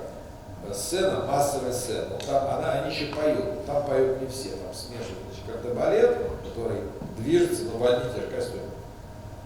Одеты, значит, вот кардебалет не поет, а среди них хористы вместе с ними танцуют, которые поют. И ну, для количества добавок, чтобы большая массовая сцена, условно говоря, 50 на 50, на 30 человек танцует, какая-то большая сцена огромная, в оперете, мюзикле, Маклахова какая-то целая поляна, значит, половина из них не поют, просто танцуют, а половина поет, ну, половина, значит, 30. Значит, 30 микрофонов всех тут где-то приклеены, припрятаны, 30 микрофонов, и они еще при этом будут бегать, скакать. Ну, скакать, конечно, будут. Балетная труппа, прежде всего, но вокалисты тоже будут стараться не отставать. И вот это все должно перемещаться, и весь этот огромный танцующий коллектив будет из края в край бегать, получается. И все это вот здесь вот у нас будет двигаться. Естественно, что в реальном времени живыми руками у нас, так сказать, мы же не осьминоги, да? Столько рук ни у кого нет, чтобы это в реальном времени федератор двигать за все. Нереально. И это все, это программируется. Единственное, что иногда один про группу мьютирует, например, нужно-то выбежали, и надо их сразу чик и замьютировать всех, чтобы, представьте, чтобы не галдели за кулисами. Вот. Такие вещи, да, это делается. Можно, кстати говоря, если очень четко, просто до секунды вымуштрованное абсолютно шоу, как и должно быть на самом деле, там это действительно можно уже даже и мьютировать его, написать там на 23 секунде, чтобы все замьютировалось. 23 секунды, вот ровно, например, когда все. Конечно, театр, живое представление, в театре мюзикла у нас любят рассказывать историю, как забыли, там актер должен был в ту кулису, как в коридорчик пробежать, и в эту вернулся. И замьютировать ему все очень быстро, тут ему забыли кнопочку замьютировать, а он там побежал, и в темноте наткнулся на ведро и сказал некие интересные высказывания, и все это попало в микрофон, и все. То есть публика за свои деньги, за свои билеты еще и бонус получила в виде актерского высказывания разных родственников по женской части. Вот, но это ЧП, это как бы, ну не знаю, там были какие-то последствия, там наказали кого-то. Были хуже случаи, когда там ногу не сломал, там актриса в спектакле такой шахматы был, вот такая есть Настя Стоцкая, она там, у нее разрыв был сухожилия, там тоже в сцене, которую она играла 100-500 раз. И все было хорошо, выходила, вот место, и в этом месте какое-то опять вот это самое ведро стояло, или точнее ее актер, партнер слишком сильно толкнул, ну как бы ничего страшного, но вот она же там налетела. Некоторая фотка была ее, но она всем посылала эту съемку, значит. Ну, через неделю уже вышло опять. А спектакль доиграли, то есть там антракт какой-то, и вторую половину другая актриса за нее пела, рыжий парик надели, публика, ну, заметила, наверное, что вот, актриса другую роль пела, а ту роль еще какая-то, ну, хорошо, что они все знают, репертуар так настолько уже выучили, сколько там представлений, ну, Кто в театре из вас работает, знает, что в театре вечно всякие ЧП происходят. Так что бывает и такое. Но мьютирование, да, это как бы очень ответственная вещь, и которую желательно, конечно, автоматизировать, чтобы все микрофоны отключились. Бывают другие случаи, когда уже невозможно предсказать, иногда их даже публика слышит. На записи это очень хорошо слышно, на служебном спектакле, когда помянутая мною сцена, где вместе кардебалет и хор вместе поют, танцуют, то есть как бы балет танцует, хор поет, но все вместе. А для публики это все единая массовка, которая поет. И все сливают, и балет и тоже подпевают, и получилось там некоторые так эмоционально разошлись балет, танцовщики, что начали тоже подпевать во весь голос, и это начало попадать на микрофоны хора.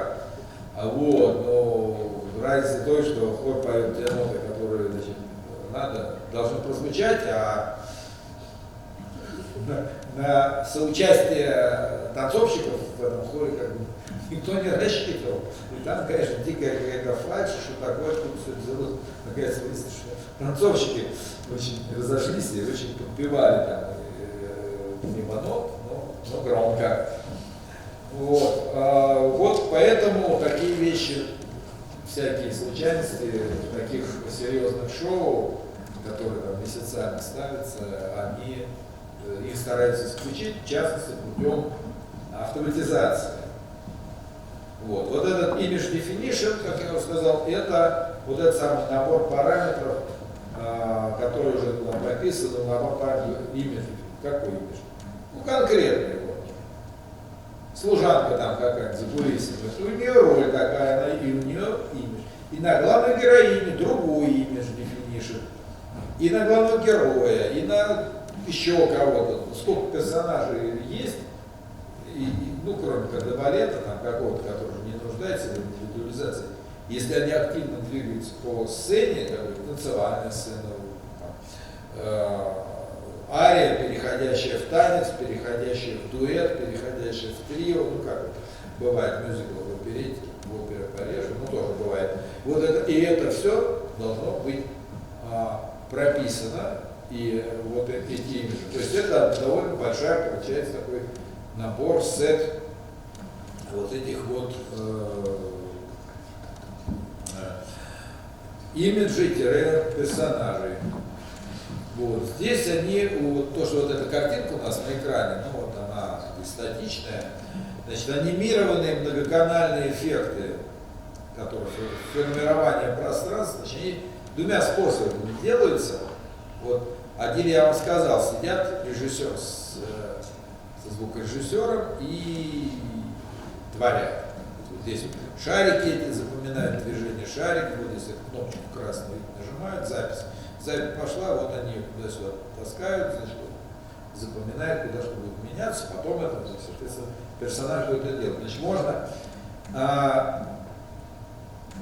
вот таким способом, значит, программировать part space, как здесь, где эффекты панорамирования, вот они, визуализации, вот это визуальное представление пространства. Это удобно. Можно более просто делать, то есть панорамировать временную шкалу, помещая вот этот image definition на дорожку звукового волны, как обычно аудиоредактор, можно туда это поместить, то же самое прописать всякую дорожку динамики, такие более привычные для студийных, скажем. Можно вопрос? Извините, пожалуйста. Если звукорежиссер хочет погрузить зрителя в оркестр, то уже ручные, получается, настройки, да? Нет, почему? Он может, если это как бы часть решения спектакля, то как ручно. Имеется в виду, он уже перенаправляет тогда, получается, на...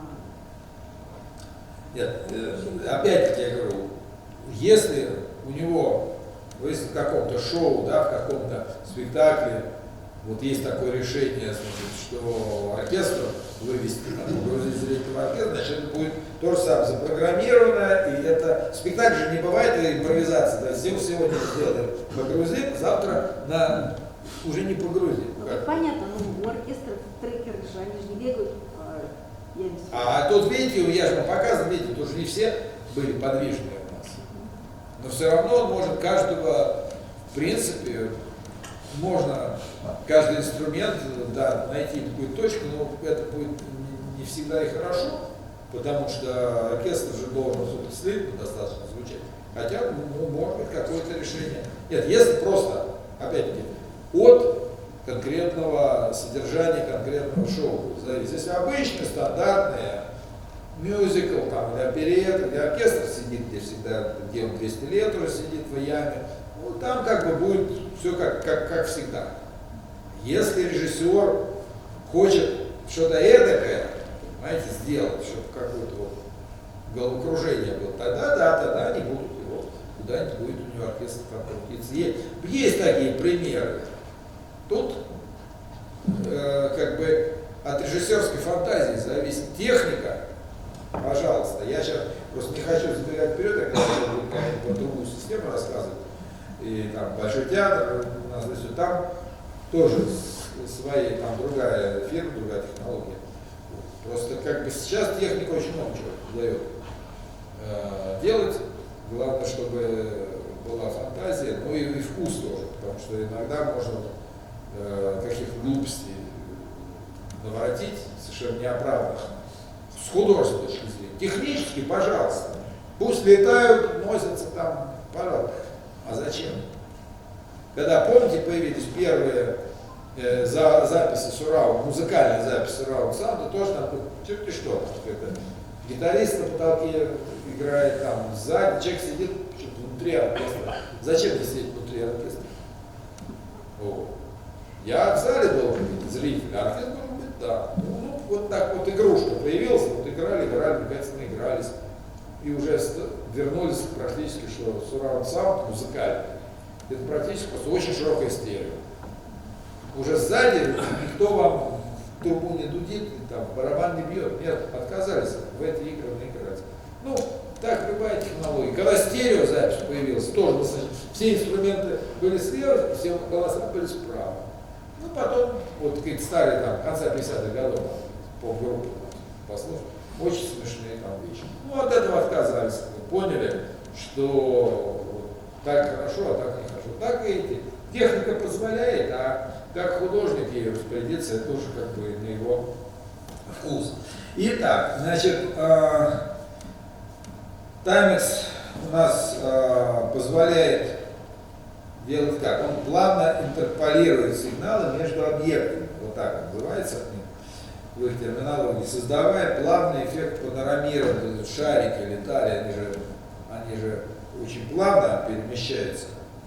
И любой сигнал может содержать любое количество, как они называют, событий панорамирования, то есть перемещение звукового образа. Что значит любое событие, любое количество событий?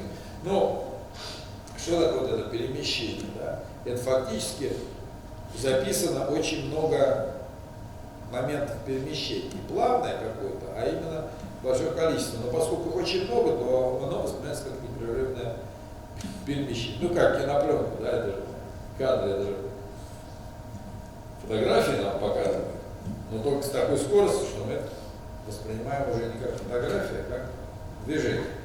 Вот здесь некоторое такое подобие.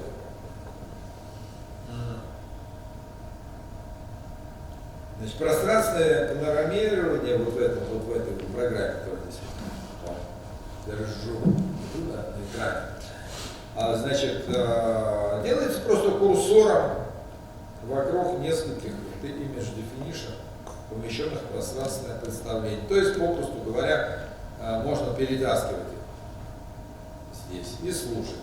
По желанию режиссеров-постановщиков можно легко и быстро удовлетворять сложных репетиционных ситуациях.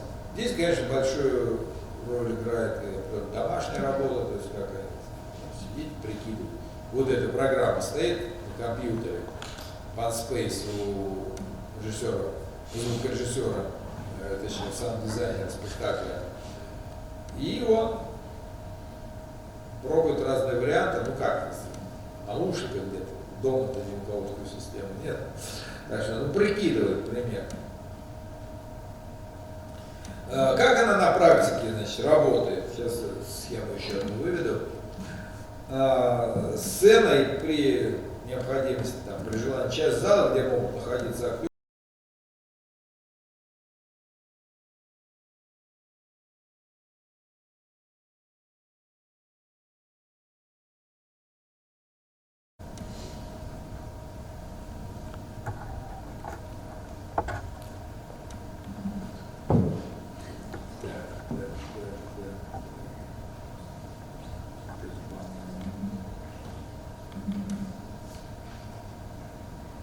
Нет. Сейчас, секунду. Она тут точно есть.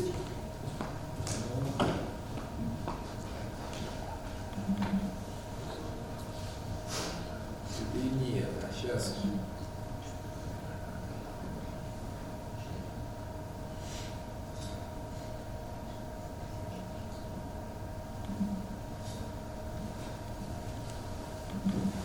Что ли? Нет. Потом я ее выводил. По ошибке своей. Сейчас.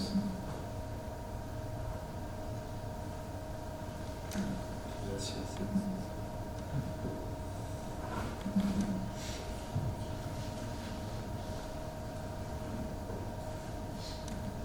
Вот.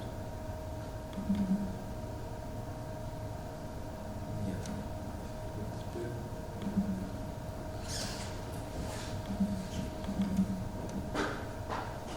Ну, тут не так красиво, но понятно. Значит, это сейчас скажу. Это Королевский драматический театр в Копенгагене, одна из первых инсталляций системы Timex. Значит, посмотрите схему. 3 акустические системы расположены на задней стене, арьерные. Дальше вот этот вот, следующий, со сверху, смотрите, ряд 5 громкоговорящих систем, DNB, короче, Q1, расположены они над центром сцены, по центру. По центру, над центром. И еще один такой же ряд, вот еще 5, вынесен в зал. Вот он, в зале. В передний край сцены, вот здесь нет, ну представляете, да, вот сцена, передний край, и в нее монтированы маленькие, видите, такие громкоговорители для передних рядов. Тут вот маленькие много-много, ну, то, что мы называем фронтфил, да. Вот они здесь, для смещения источника еще по вертикали. И порталы, ну, вот это порталы, да, главные, ну, они такие условные довольно порталы, там вот Q1 тоже, вот, они встроены в ограждение балконов по углам. Их всего 2. Вот. А там еще подбалконники есть, но они здесь как бы не нарисованы. Вот такая система. Ну, не очень большая по конфигурации, да, по масштабу, но и не особенно маленькая. 5, 3. И вот фронтфилы вот эти вот, видите, вот маленькие. И они же не просто так, это каждый канал. То есть на них идет, на каждый из них идет свой сигнал. В соответствии с того, что выходит из ящика, так сказать, из нашего саундхаба. Поэтому можно очень, как человек, который был здесь в первых рядах, он будет очень хорошо вот это слышать. Движение. Точность определения направления источников, источник по замерам. Моя знакомая, кстати говоря, это как раз мерила, там у них, составляет 6 градусов. 6 градусов это что? Ну вообще. Вот. Вообще вот допустим. Вот у меня сидит 2 человека, вот между ними уже больше, чем 6 градусов. Вот, то есть это очень точно, очень высокая точность. И как она описывала, слышимый результат впечатляет, голоса звучат очень естественно, сразу понятно, кто именно говорит. При перемещении говорящего по залу, это я из отчета по тестированию цитирую, при перемещении говорящего по залу направление на источник определялось правильно. Мало того, значит, тут вот на схеме это не отмечено, потому что не нужно было вот эта система, это ноутбук, но можно, они делают и тоже такой же софт для планшетов, то есть, ну я себе не помню, на iOS или Android, наверное, для того или для другого, но можно управлять с планшетом, там, ну, с телефоном, не знаю, там, наверное, не очень, хотя почему нет, но с планшеткой точно, ну как сейчас все, ну, одни спектр. То есть можно ходить по залу вот с этой и тоже картинку с шариками, летающими над залом, ее можно не только с центральной консоли, но и из любого места можно, значит, корректировать. Ну, то есть, вот путь развития звукоусиления – это стремление к максимальной естественности звучания и в то же время вовлечение зрителя в шоу. А здесь ведь какая, можно сказать, самая главная задача решается таким образом? Когда был старый театр, без усиления, вот сцена, вот актер своим голосом заполняет зал. Пошел вглубь направо, пошел вглубь налево, туда-сюда, и звук, естественно, вы слышите оттуда, где он находится. Когда естественный путь, а просто как бы, в силу обычной акустики. Когда возникло звукоусиление, значит, сразу возникли проблемы с локализацией, причем допустим две колонки, а тут по всей сцене актеры ходят, что-то такое говорят, а звук все равно оттуда идет. Но хорошо, если будет звукорежиссер сидеть и панорамником там за кем-то, как я помню, когда перед пульты панорамник срабатывает, они же не рассчитаны, что их крутятся, настроены панораму и все. Это же не фейдер, да и фейдера тоже не рассчитаны, что будут вот так вот, как рыба чистить эти самые. Вот, поэтому вот так покрутили по ходу спектакля за актером, да, заходит, он его вводит, и все. Через месяц надо новый путь. Ну или ремонт. Вот. То есть выяснилось, что в обычной электрической системе нашей стерео звуковой локализовать источник, как это просто в обычном естественном театре было, не получается. Начали выдумывать вот систему такую, чтобы количество громкоговорителей было настолько велико, как количество актеров, и чтобы они еще каждый из своего места.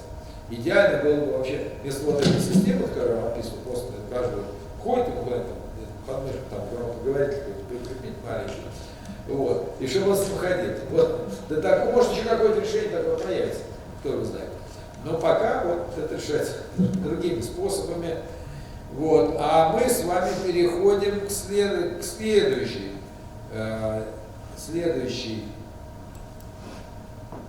системе, решающей аналогичную задачу, но от другого производителя, а именно вот Meyer Sound.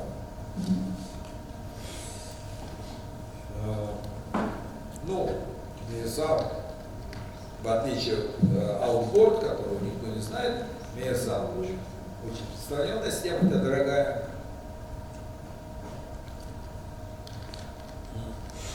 Но у нас как бы много где она была закуплена, сейчас уже,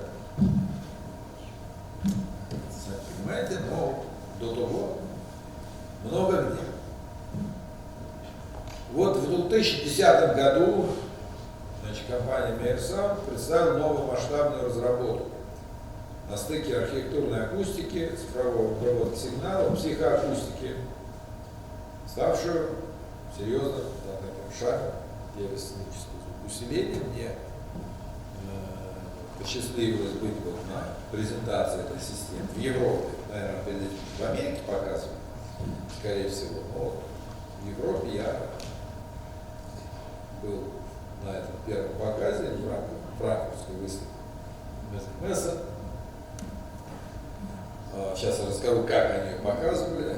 Называется эта система, эта разработка Constellation, созвездие. Constellation, звезда, да, Constellation.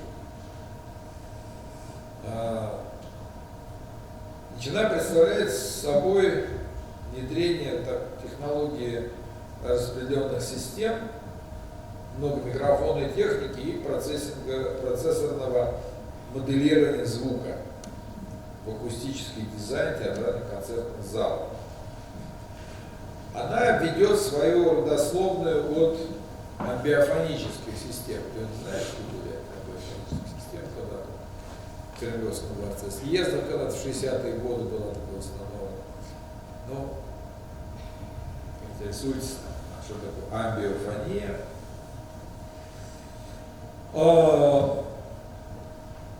Сначала, прежде чем о технологии, как это устроено, я свое впечатление, которое первый раз, когда я его услышал, сцена какая-то, зал, мы в зале, на сцене музыканты там поют, на флейте, по-моему, кто-то играл девушку, там, еще что-то, актеры. И абсолютное впечатление, да, микрофонов никаких на них нет, абсолютно ничего нет. Впечатление, что просто играют и поют, вот как у меня есть микрофон, совершенно корректно. Ну, как в жизни, как в обычной лекции, и все. Но только как-то вот громче, понимаете, чем обычно. Какой-то яркий звук, может, хороший зал. Вот. Но вот выяснилось, что не все так просто. Усиление, тем не менее, тут есть. Значит, то есть абсолютное, на слух было абсолютное впечатление достоверности, четкости, натуральности, прозрачности в том смысле, что нет никакого усиления. Нет, просто хороший громкий звук. Никакого электрического присутствия. Вот, говорится. Чего и добивались. Значит, в самом простом виде, значит, система вот эта Constellation выглядит так. По всей площади потолка над сценой развешаны десятки микрофонов и компактных громкоговорителей. И все это хозяйство управляется очень мощным процессором, который называется Димитрий. Димитрий, хотя, может, иметь к этому Т, дефис, Дмитрий, вот так. Ну, называется Димитрий. Сейчас.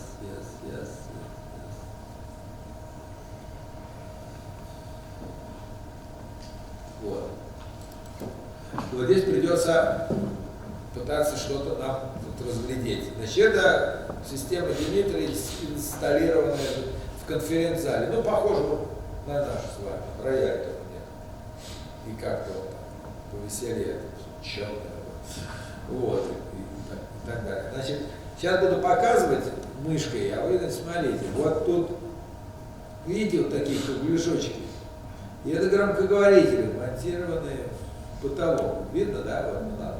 Вот. Ну, как обычные системы озвучивания помещений, да? И вот здесь, вот видите, вот кругленький, вот. Видно, да? На экране. Вот. Вот они, вот кругляшки, да. А вот посмотрите, вот такие палочки, да? На конце черная точка, видно? Вот. Это микрофончики на проводе висят. Видно? Говорил, будешь садиться.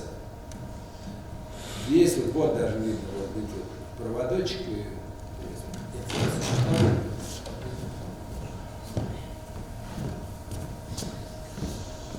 Ну, вот, да. Вот микрофон, видите, вот он висит, вот это он на проводе. Вот тоже висит. Вот висит микрофон, видите, вот микрофон, а вот провод. Видно? Вот. Что? Видно. Ну, я говорил, ближе садитесь, иначе не увидите. Вот это конференция. Обратите внимание, вот там лектор стоит какой-то, перед ним пюпитр стоит, микрофон, просто пюпитр для бумаги. Вот. И говорит, значит, что над ним, вот прям микрофон над ним висит. И вот эти много-много-много микрофонов, ну как много-много, десятка, наверное, они улавливают все оттуда, направо вниз, улавливают вот все, что происходит на сцене. Затем все эти сигналы уходят в процессор, вот этот самый Дмитрий. Это такой матричный ДСП, можно правильно сказать, сигнальный процессор. И дальше возвращается звук уже обратно вот на эти вот громкоговорители маленькие, потолочники. А у лектора, получается, микрофона нет? Нет. Весь звук снимается, вот то, что происходит на сцене. И абсолютное впечатление, как я говорил, как это было в презентации, впечатление натурального звучания, вы можете даже не догадаться, что если присматриваться, микрофончики висят, вы даже не догадаетесь, что имеет место какое-то усиление. Даже если потом расскажу про забавный случай. Вот это применение для, собственно говоря, вот тут речевая. Динамички вот эти в потолке, естественно, маленькие, как бы не heavy metal там, а играть через них, а речевая функция, ну как, собственно, мы такие знаете, везде эти потолочники, самое банальное вещь. Ну, это, скорее всего, кстати говоря, поскольку Мейерсаунд, наверное, они тоже мейерсаундовские, потому что как бы фирмы-производители они не любят чужие на этом. А работали, в отличие от Outboard, который я говорил, там они только вот производят Timex, они не делают ни усилителя, ни колонки, ничего, поэтому без разницы какие. Нет, здесь свое решение. Ну, смысл такой, что вот они так вот работают. Вот это на примере конференц-систем. Значит, абсолютно ничем не усиленное, кажется, звучание. То есть, естественность, достоверность, натуральность выше всех похвал. Собственно, для чего все это и делалось. Но, поскольку у нас с вами, видите, тут много над сценой и над залом тоже, кстати говоря, с зала тоже можно снимать. Если конференцию, вы вопрос не задаете, но на тут не спрашивают, а все слышно, хорошо, и вы все слышите. Вот вчера я сидел вот так, прошел там, сидел, а тут вот сидел человек, задавал вопрос Живцову. Я, честно говоря, там почти ничего было не слышно, потому что как-то вот сюда говорил, вот, тихо, там, очень дикция, там уже не было слышно. В этом случае, откуда вы не задавали вопрос, над вами экранчики висят, сюда приходят, здесь они приходят из громкоговорителей, и везде все слышно. При этом никаких фонов, заводов, шумов, ничего нет. Вот. И, соответственно, было бы, наверное, странно, если бы этот процессор был бы просто уходит сигнал с микрофона, приходит куда-то в эти потолочники, и все. Как-то это было бы скучное решение. Конечно, он может гораздо больше, и то есть вот здесь у нас вот эта вот иммерсивная история, она здесь остается. То есть можно, благодаря тому, что микрофоны уходят, у микрофонов много, и процессор, и много источников, можно по желанию вернуть этот источник звука в какое-то конкретное место. Вот, условно говоря, я сижу, говорю, вот тут у меня микрофон был, значит, он туда уходил, и громкоговоритель был, тоже сюда приходил. И вот мне уже это не нужно, ничего не нужно, все, вы все слышали, ровно из того места вот это сюда. Вот. Благодаря этим громкоговорителям. Поэтому эти возможности очень большие, и драматическим, музыкальным театром дает. То есть актеры ходят по сцене, их речь громкая, отчетливо слышна, естественно, тембрально, натурально, динамически, и точно с того места, где он находится. Поэтому вот мы сейчас смотрим на конференц-зал, ну, естественно, что лекторы могут, вот, например, лектор, который на картинке, но вот он стоит за своим пультиком, да, с пюпитриком, а вот ему захотелось ходить, вот, знаете, как лектор. Вот, он бы ходил, а там система его так водила, и вы бы слышали его оттуда, а потом вы услышали отсюда, причем независимо от его собственного, знаете, большой зал, где голос тихий, да. А вот все равно слышали прекрасно в любом месте, куда бы он ни ходил, потому что система его ведет и перемещает, соответственно, в нужное место. Вот, но как бы лектору не так важно, важно, какие слова он скажет, не где он там бегает. А вот для творческих задач это другие совершенно возможности дает. Вот этот ДСП-процессор Дмитрий. Значит, в принципе, система, ну, тоже позволяет матричную такую развернуть, да, даже больше, чем 64 как бы, таймс.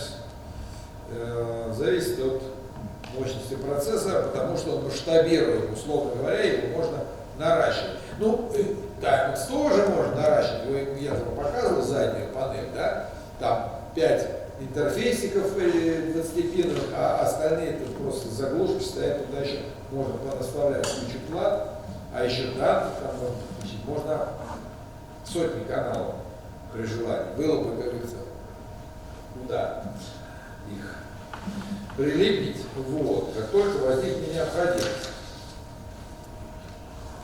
Конечно, вопрос, скажете, а звукорежиссер вообще что? В этой системе уже все полностью уже не нужен, да, там не это сидеть за него работать. Нет, звукорежиссер, конечно, нужен в этой системе, но он уже работает совершенно по-другому. Ему не нужно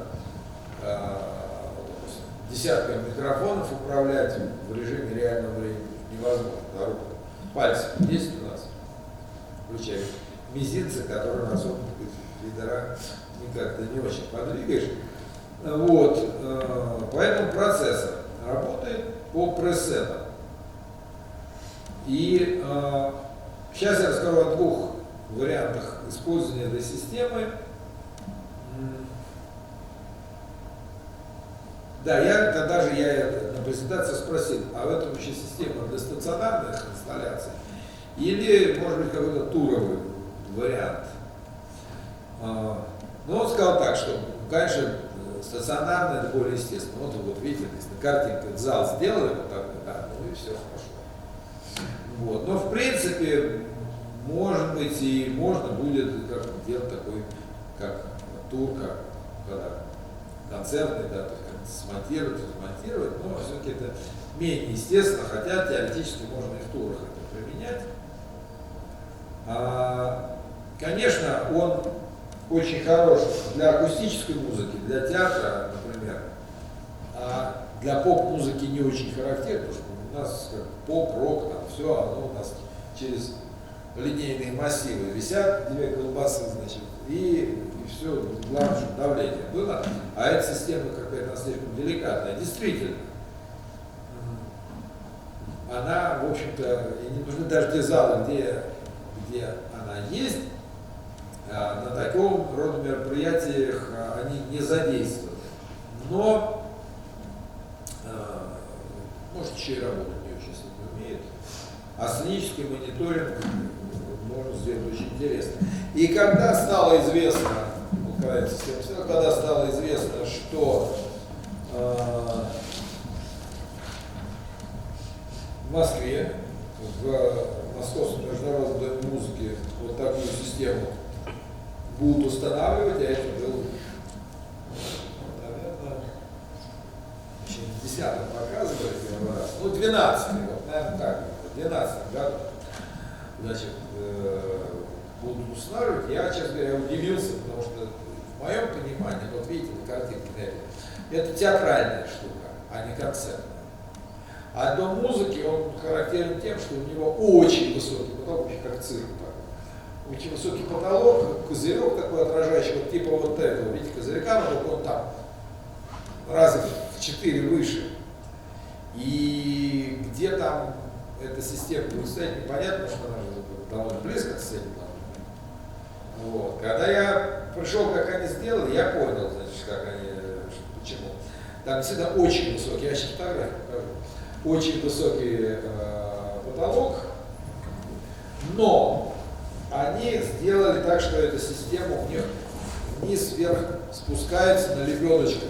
Ну вот здесь, собственно, тоже, вот видите, микрофончики висят, они тоже на длинных проводах, может, они тоже могут убираться наверх, но динамики здесь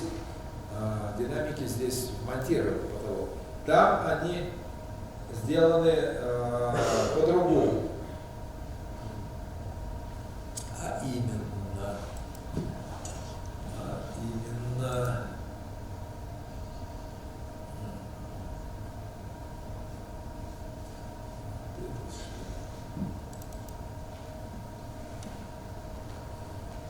будет сверху. Давайте другую картинку, где попонятнее будет. У меня их несколько. Вот, это ведь снизу. Значит, показываю. Вот эти вот полежки полукруглые, да, обрубочки такие, видите, висят. Это громкоговорители и есть. Вот они. Вот я курсором показываю, видите, да? Их, они тут 16 штук. Теперь, да?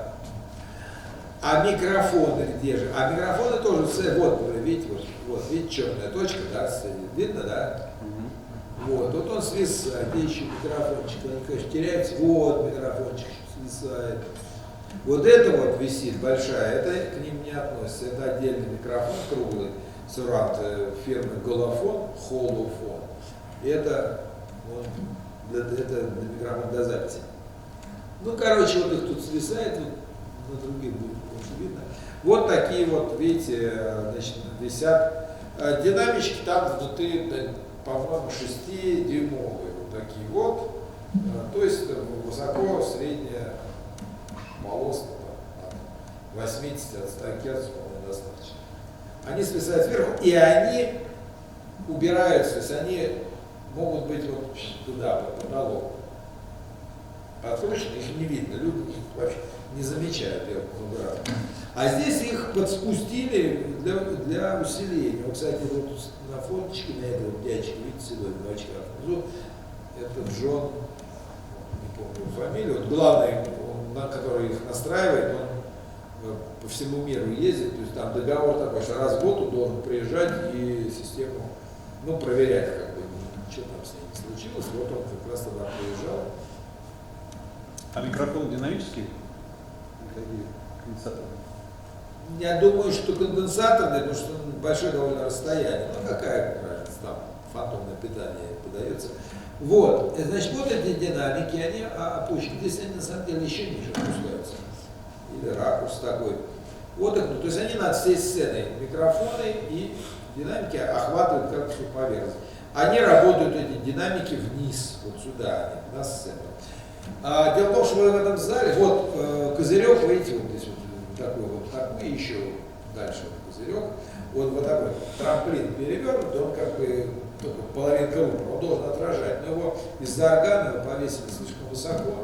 Анна отказался от проекта, он сказал, что он как бы снимает свое имя, потому что сделал не так,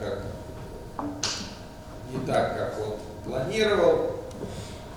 Ну, там сам тоже больше кое в чем ошибся, потому что когда вот этого вот, видите, органа не было сначала, когда зал орган поставили лет через 5, как зал уже был, работал, и тут был просто деревянная панель. И я его спросил, а вот тот же орган поставить, это же акустика вся изменится, потому что орган с точки зрения акустики, там, отражения и прочее, как открытая черная дыра. Орган все поглощает и ничего не отражает. Соответственно, вот эта вот кусок записали, он поглощает. И, соответственно, реверберация уменьшится. На тот момент органа не было разговор, он сказал, все нормально, все посчитано, все предусмотрено. Поставили орган, оказалось, что посчитано, но не то. Он сказал, вообще не там повесили козырек, снимаю свою фамилию, это вот, который Изи, его программа. Ну вот, и сейчас другую картинку, более как бы снизу снятую от уровня сцены, а сейчас вот это вот сверху, вот, хорошо, видите? Вот это козырек, видите, вот он такой выпуклый, да, вот он здесь наверху. Видите, большой расстояние. Вот, а здесь уже, видите, вот сверху, вот эти висят чуть бачки, видите, вот они. Вот, крайний. Раз, два. Вот это где массив желтый, и это Мейерсау, как раз тоже по заказу, видите, сделано под цвет дерева. Специальный заказ. Не то, что там дядя Вася красит тогда черный. Нет, это там уже был заказ такого цвета. Вся отделка, ну вот, чтобы они как, не выделялись. Вот, видите, вот их тут, значит, вот они висят. Микрофоны здесь уже, да, здесь их практически не видно.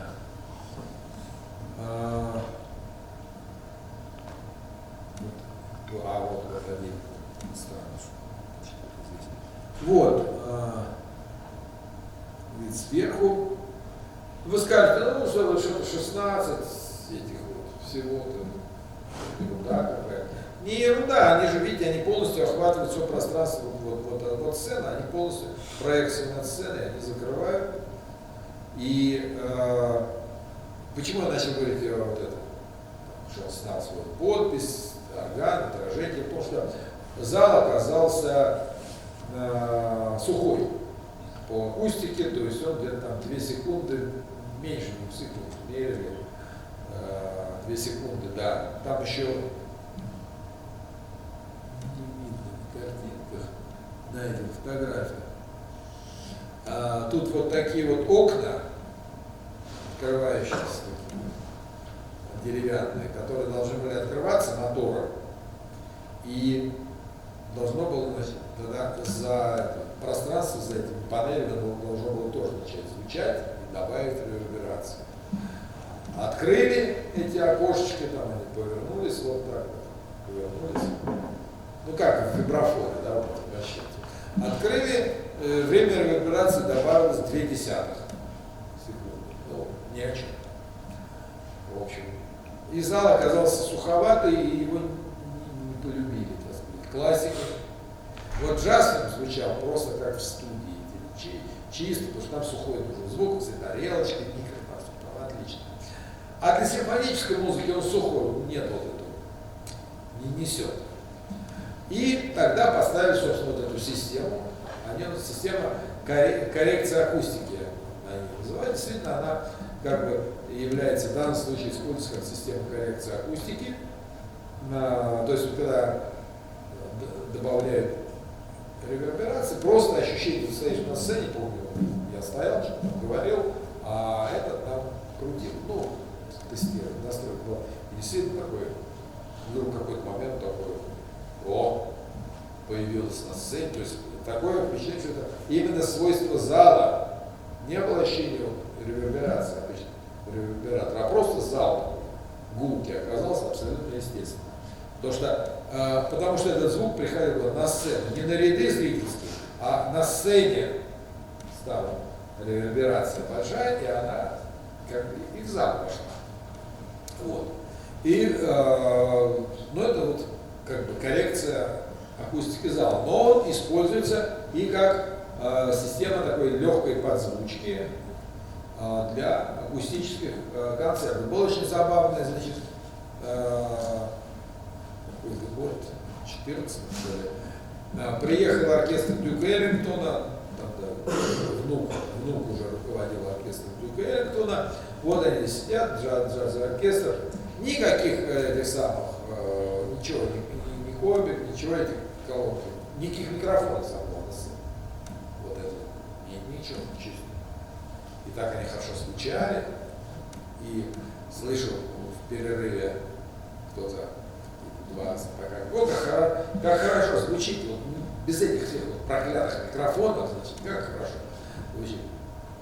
Да, без проклятых микрофонов, но система-то работала и давала хороший, достаточно громкий, чистый, ясный звук, но никакого ощущения, что вот через закуй, что это усиленный звук, не было.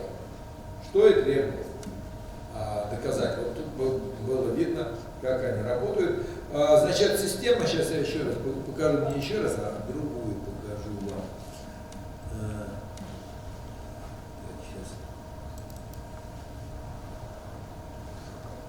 Ну это с другого ракурса, тоже вот, ну вот они видно, как они висят. Это вот даже такой рабочий или полурабочий вариант, в принципе, они могут еще ниже свисать.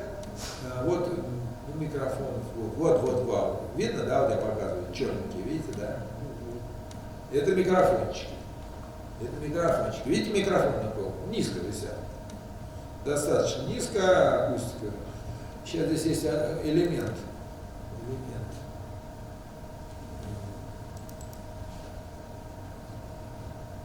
Ну, вот это тоже не очень хорошо снял. Видите, тоже они небольшие, вот они свисают, они туда подбирают, поднимают их. Недавно концерт я был, симфонический оркестр там, и они не использовали эту систему, хотя там такая была музыка, что можно было, вот нашел, такая музыка, которую можно было бы использовать, добавить. Вот. Ну, уже я вот такие вот объективы снимал, более-менее видно, да, понятно. Значит, небольшой такой вот круглый кабинетик, так сказать, с одним динамиком широкополосным, но он не очень мощный, не очень широкополосный, но для таких задач достаточно. От него никто же не требует, что он там 30 Гц выдавал. Вот. И, соответственно, вот провод к нему, а отдельно тот самый, ну, тросик, его не за провод же таскают туда-сюда, порвется, опасность. Вот он так устроен, и вот их там вот такое количество. Теперь консоль я вам покажу. Да, ну вот эта консолька такая очень маленькая, вот такая вот, меньше этого ноутбука. Там просто, вот видите, выбирают какие-то параметры для управления. Система закрытая. Да, вот это. А записывать можно? Нет. Значит, вот она уходит с микрофонов в этот процессор здесь нет фотографии, в этот процессор, и из него же приходит на громкоговоритель. Больше этот сигнал никуда не идет, с него нельзя ничего записать, это так предусмотрено, туда не залезешь, достаточно закрытый во всех смыслах системы, регулировка минимальная, пресеты. Там вообще у них, не знаю как часто, там у них стоял один единственный пресет орган. И они его на все включали для органного звучания и минимальное. То есть там что-то нарулить звукорежиссер зала вот это сидеть не может. Вот этот вот дядечка Джон, вот он может нарулить, там такая карта, знаю, ну как карта, не SD-карта, ну такая карта, короче говоря, вот он ввиду этой карты доступа такая вот он вставляет, она ему открывает доступ, он там все подстроил, все готово, вынимает карточку, все. Больше такой карточки ни у кого нет, у него местных звукорежиссеров нету, чтобы, как говорится, там, full-proof, да, защита от дурака, чтобы не лазили, не крутили, ничего не надо. Это очень много где сделано, когда закрыта изолированная система, и туда никто не может лазить. Раньше когда-то в аналоговую эпоху просто был панель мастер эквалайзера, и всегда и прям замок, а ключ у кого надо, чтобы не лазили. Ну здесь вот тоже она здесь показана, эта система просто работает по принципу включи и выключи.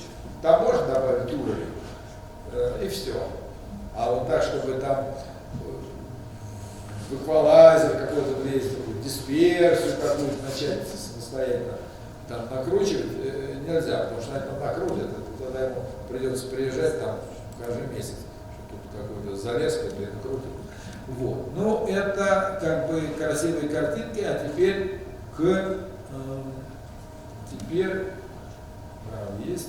Обратимся. Уже видно что-то, наверное, не очень. Уже к тому, что, так сказать, она, эта система собой представляет. Можно попробовать. И тут плюс. Вот.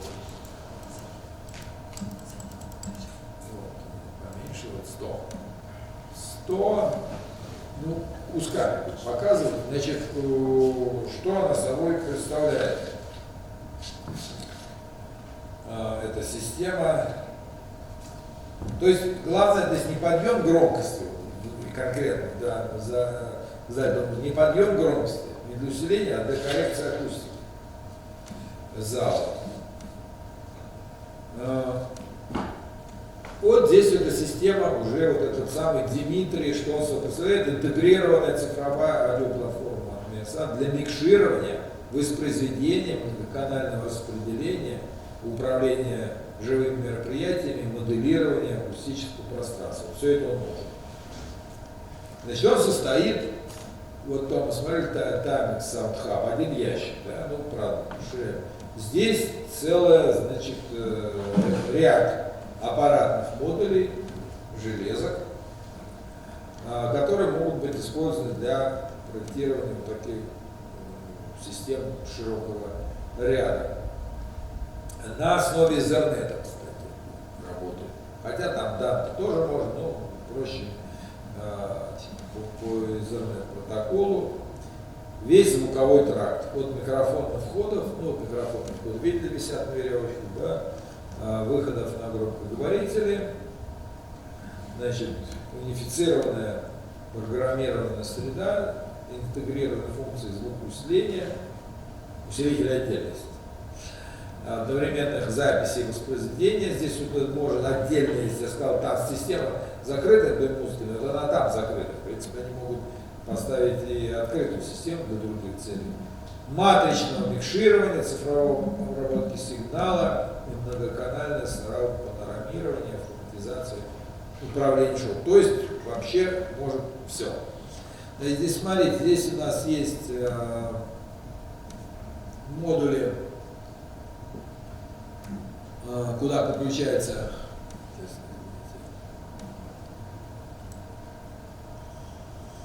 модули входные. Здесь вот их может быть количество их наращивается, этих ящиков. Соответственно, систем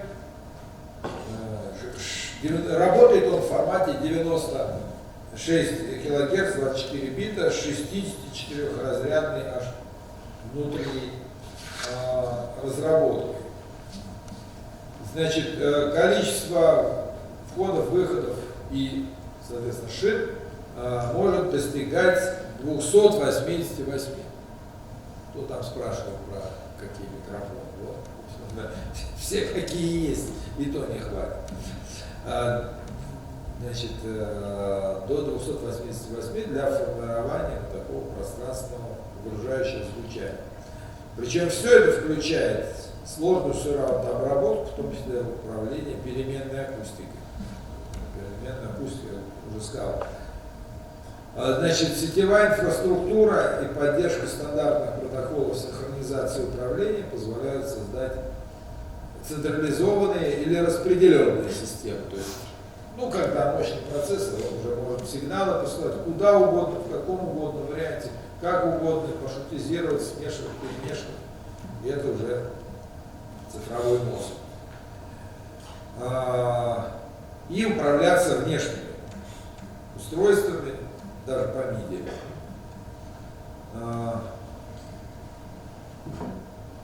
Позволяет полностью дублировать все компоненты, системное подключение, автоматизировать, обеспечить бесперебойную работу. Вот здесь у нас, значит, модули входные, это вот сеть управления, и вот они выходят на каналы, И уже вот на громкоговорителе.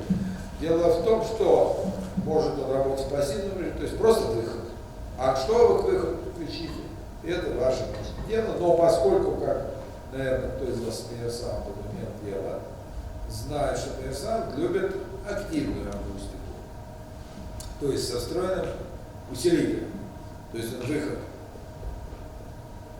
На выход подается сигнал и уже идет на громкоговоритель, то есть отдельный усилитель не нужен. Если пассивная версия, тогда, значит, придется какую-то, не знаю, рэк до потолка делать из усилителей при таком количестве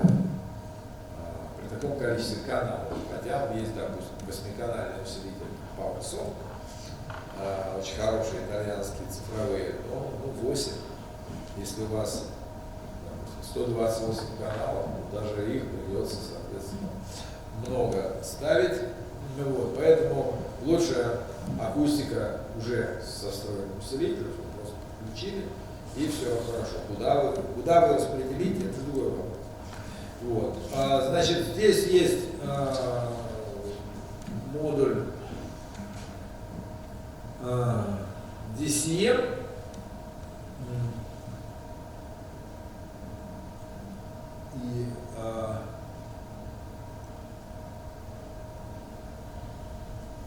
И это модули, десктоп, условно говоря, модули программной обработки. То есть все эквалайзеры,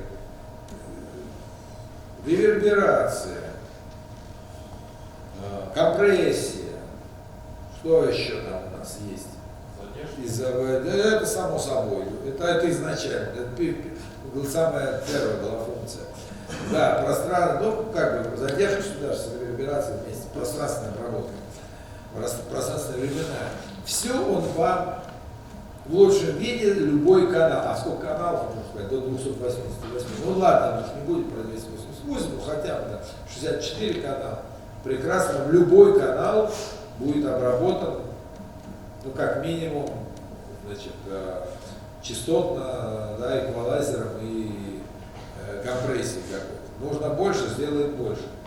Ну, он же процессор, ему же без разницы, что считать. Главное, чтобы хватило количества самих процессоров, то есть самой масштабируемой системы.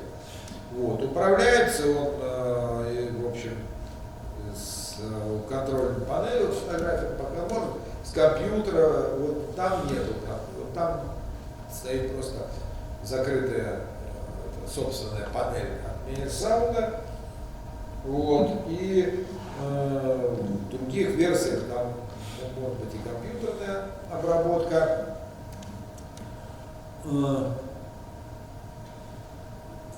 Короче, он очень так вот устроен. Значит, один модуль, вот DVRAS, видите, DVRAS. Ну, здесь два их больше. Это самый важный модуль, основной процессорный модуль, значит, он обеспечивает один модуль переменную обработку акустики, вот эту самую нам помещение моделирует DVRAS, он расшифруется как Digital Variable Room Acoustic System, то есть система варьируемой акустики помещений. До 16 каналов посылов и до 16 каналов возврата в одной зоне. Ну, опять-таки, зона, вот, в том концепте зала это зона. Вот. Система это одна зона, а если какой-то сложный очень, сейчас я об этом скажу, система, то там уже будет несколько их понадобится. В дополнение, значит, ко всему, он еще делает эквализацию, динамическую работу и задержку для каждого канала. Вот все в этом модуле делается. И это образец, пример того, как это сделано в Доме музыки. который они, надо сказать, к своему большому позору используют гораздо меньше, чем я бы, например.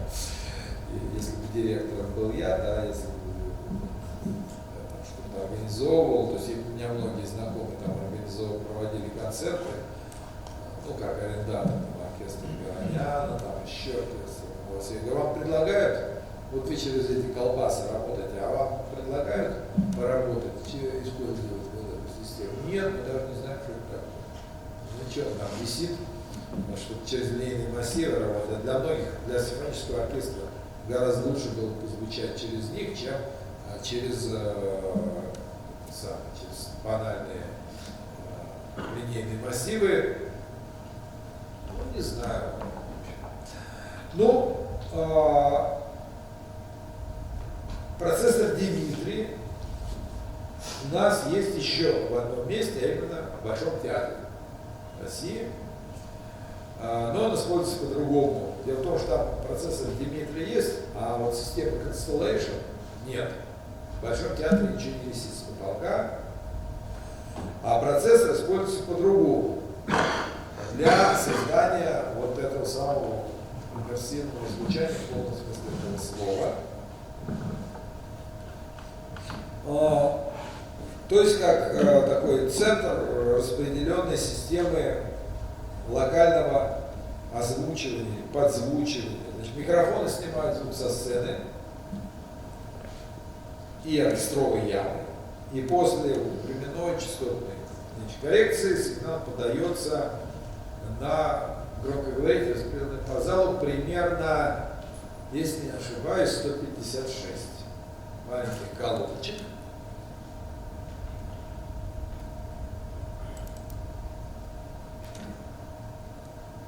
Вот. Вот ложа, это ложа первого ряда. Вот видите, вот тут вот такая, квадратик такой, красненький, такой под цвет, бархатом, вот это все бархатное, вот такая наша колоночка.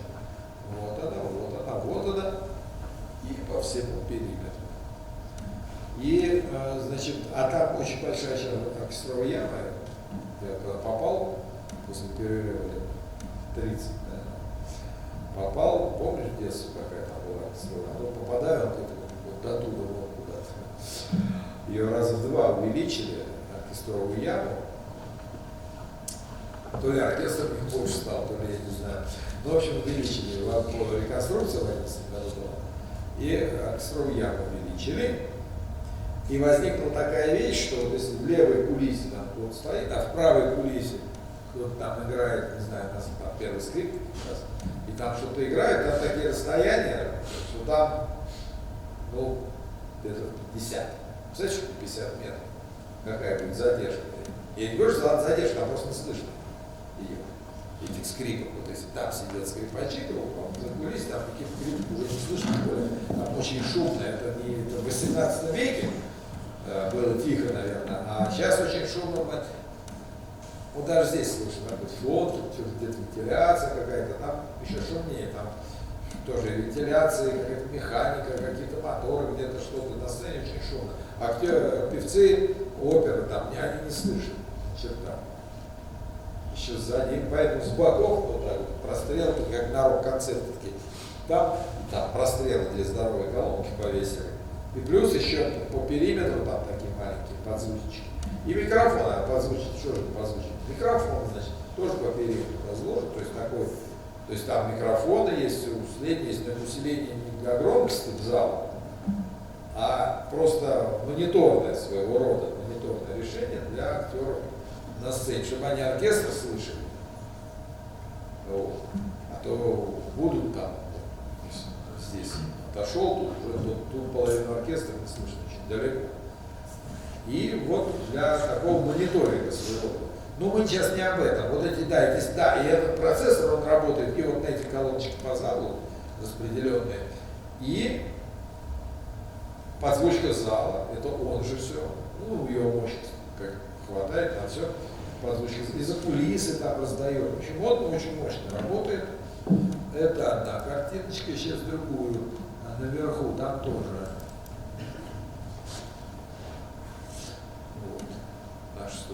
сидит, телефон, дипломница сейчас, попадает в второй курс. Вот посмотрите, вот я показываю, видите, вот колоночки, видите, вот они тоже по периметру здесь. Это уже третий ярус, вот это уже потолок уже видно почти. Вот, сверху. То есть это по всему периметру всего нашего театра роздано, и туда можно подать сигнал тоже, и подзвучку со сцены, и оркестр, и что-то еще, что угодно. При том, что он может очень много делать. Процессор, я разговаривал с звукоцехом, и он, я говорю, ну а как тут используется? Ну, например, захочет кто-то поставить балет, чтобы там вот, окружающий был, там, волны какие-нибудь, там шумели и еще. Пожалуйста, мы это можем предоставить режиссеру для его необходимостей. Вот. А используется это? Говорит, так нет. А я говорю, а почему? А может, режиссеры не знают, какие у вас возможности? Шикарно, если бы они знали, они включили фантазию. Вот, я предлагал, чтобы балет это составить. Ну вот, видимо, просто как бы они не знают такие возможности. Знали, вот приходит большой театр, а там сзади, значит, вот кто там про оркестр говорит. Вот вам оркестр можно назад подать. Погрузить, переходим это. Опера Садко, да? Садко же там все, на дне озера там все, погружается, вот сцены подводные там. Или сказание о городе Китеже, все того же римского курса. Город Китеж погружается в озеро, там, вот, пожалуйста, вам сделали погружение, можно что-то придумать и погрузить. И техника позволяет. Надо, чтобы режиссеры соответствовали как бы, уровню и свою фантазию напрягали и приводили в соответствии с нынешней технической возможностью. А так, пожалуйста, все что угодно. Ну, пока это используется самым примитивным образом, да, как легкой подзвучечка. Кстати, в доме музыки, я забыл сказать, там на сцене это свисает, но там тоже вот такого типа есть сзади легкая подзвучка. Хотя я им говорю, что как бы, смысл в том, что вы на сцене делаете операцию, имитируете акустику сцены такую хорошую, и она уже со сцены идет натурально. Зачем еще в затылок давать это? Это смысл в том, что как бы вот живой звук идет именно отсюда. Вот, значит, в Большом театре вот такая система. Есть она, вот тоже позволяет иммерсивный звук в полном смысле слова, то есть, сами понимаете, там 156 каналов, ну, значит, ну, микрофон, конечно, поменьше, но вот придумать, сделать вообще совершенно фантастическую звуковую картину с теми техническими возможностями, которые система предоставляет. Ну вот, про Dolby Atmos мы с вами завтра поговорим, как в театре сейчас начали применять, что это очень такое Dolby Atmos. И еще одна следующая тема была радио. Вот. Ну, на сегодня есть вопросы какие-то? У меня есть вопрос. Да. Как бы никогда такой не работал, давайте нам будет это.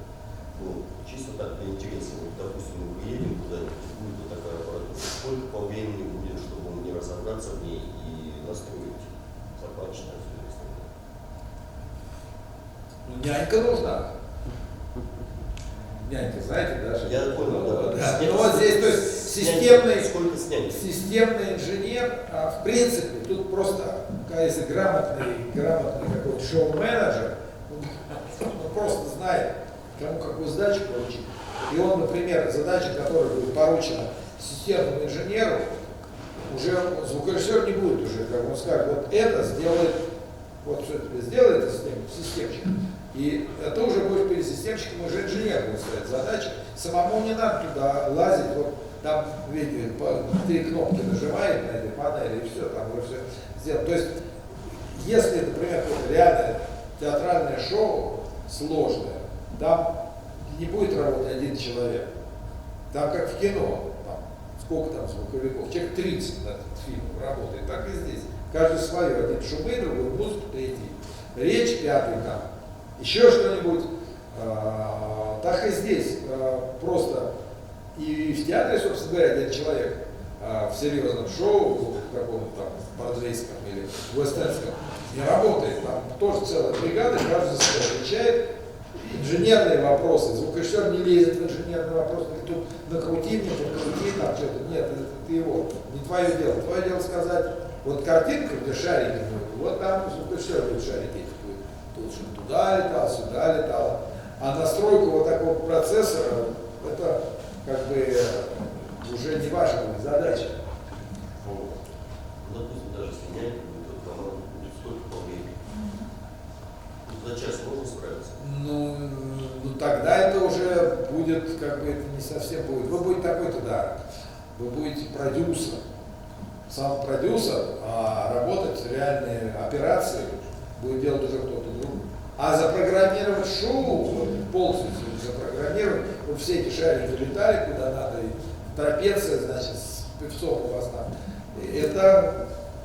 Это ну, спектакль так не делается, спектакль ставится месяцами, там так же как артистов, вот значит, пройти, там на полу рисуют, где сколько шагов сделано туда, сколько сюда, и вот они пока спектакль не выучат каждый до шага. Значит, вот тогда это уже спектакль готов. Поэтому здесь также и звукорежиссеры очень большую как бы, работу делают, когда программируют, допустим, консоль запрограммируют такой спектакль, там, сохранили его и так далее. И там уже все полуавтоматизировано практически. Поэтому разобраться с какой-то целью, в общем, на такой системе надо будет просто шоу готовить долго, чтобы оно сработало. А не так, чтобы приехать и разобраться. Приехать разобраться просто порядок для себя понять какие-то функциональные вещи, одно дело. А шоу провести, это... Оно же под такую систему будет специально шоу ставиться. Это не то, что взять и в такую систему вписать уже какой-то готовый спектакль. А что там вписано? Это надо заново спектакль ставить. Чайка пролетела. Что?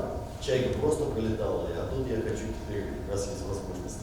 Ну, может быть, вот с одной отдельной чайкой можно что-то будет придумать, но целое шоу, это, ну, вот сколько спектаклей ставится. И то, как бы, да. Примерный прогноз есть, через сколько в России подобные системы, ну, скажем так, станут не то, что вот 1-2, а вот, ну, побольше, хотя бы до УПы там определилось. Есть какая-то тенденция вообще на то, что вот они появятся в большем количестве? Тенденция, скажем, тенденция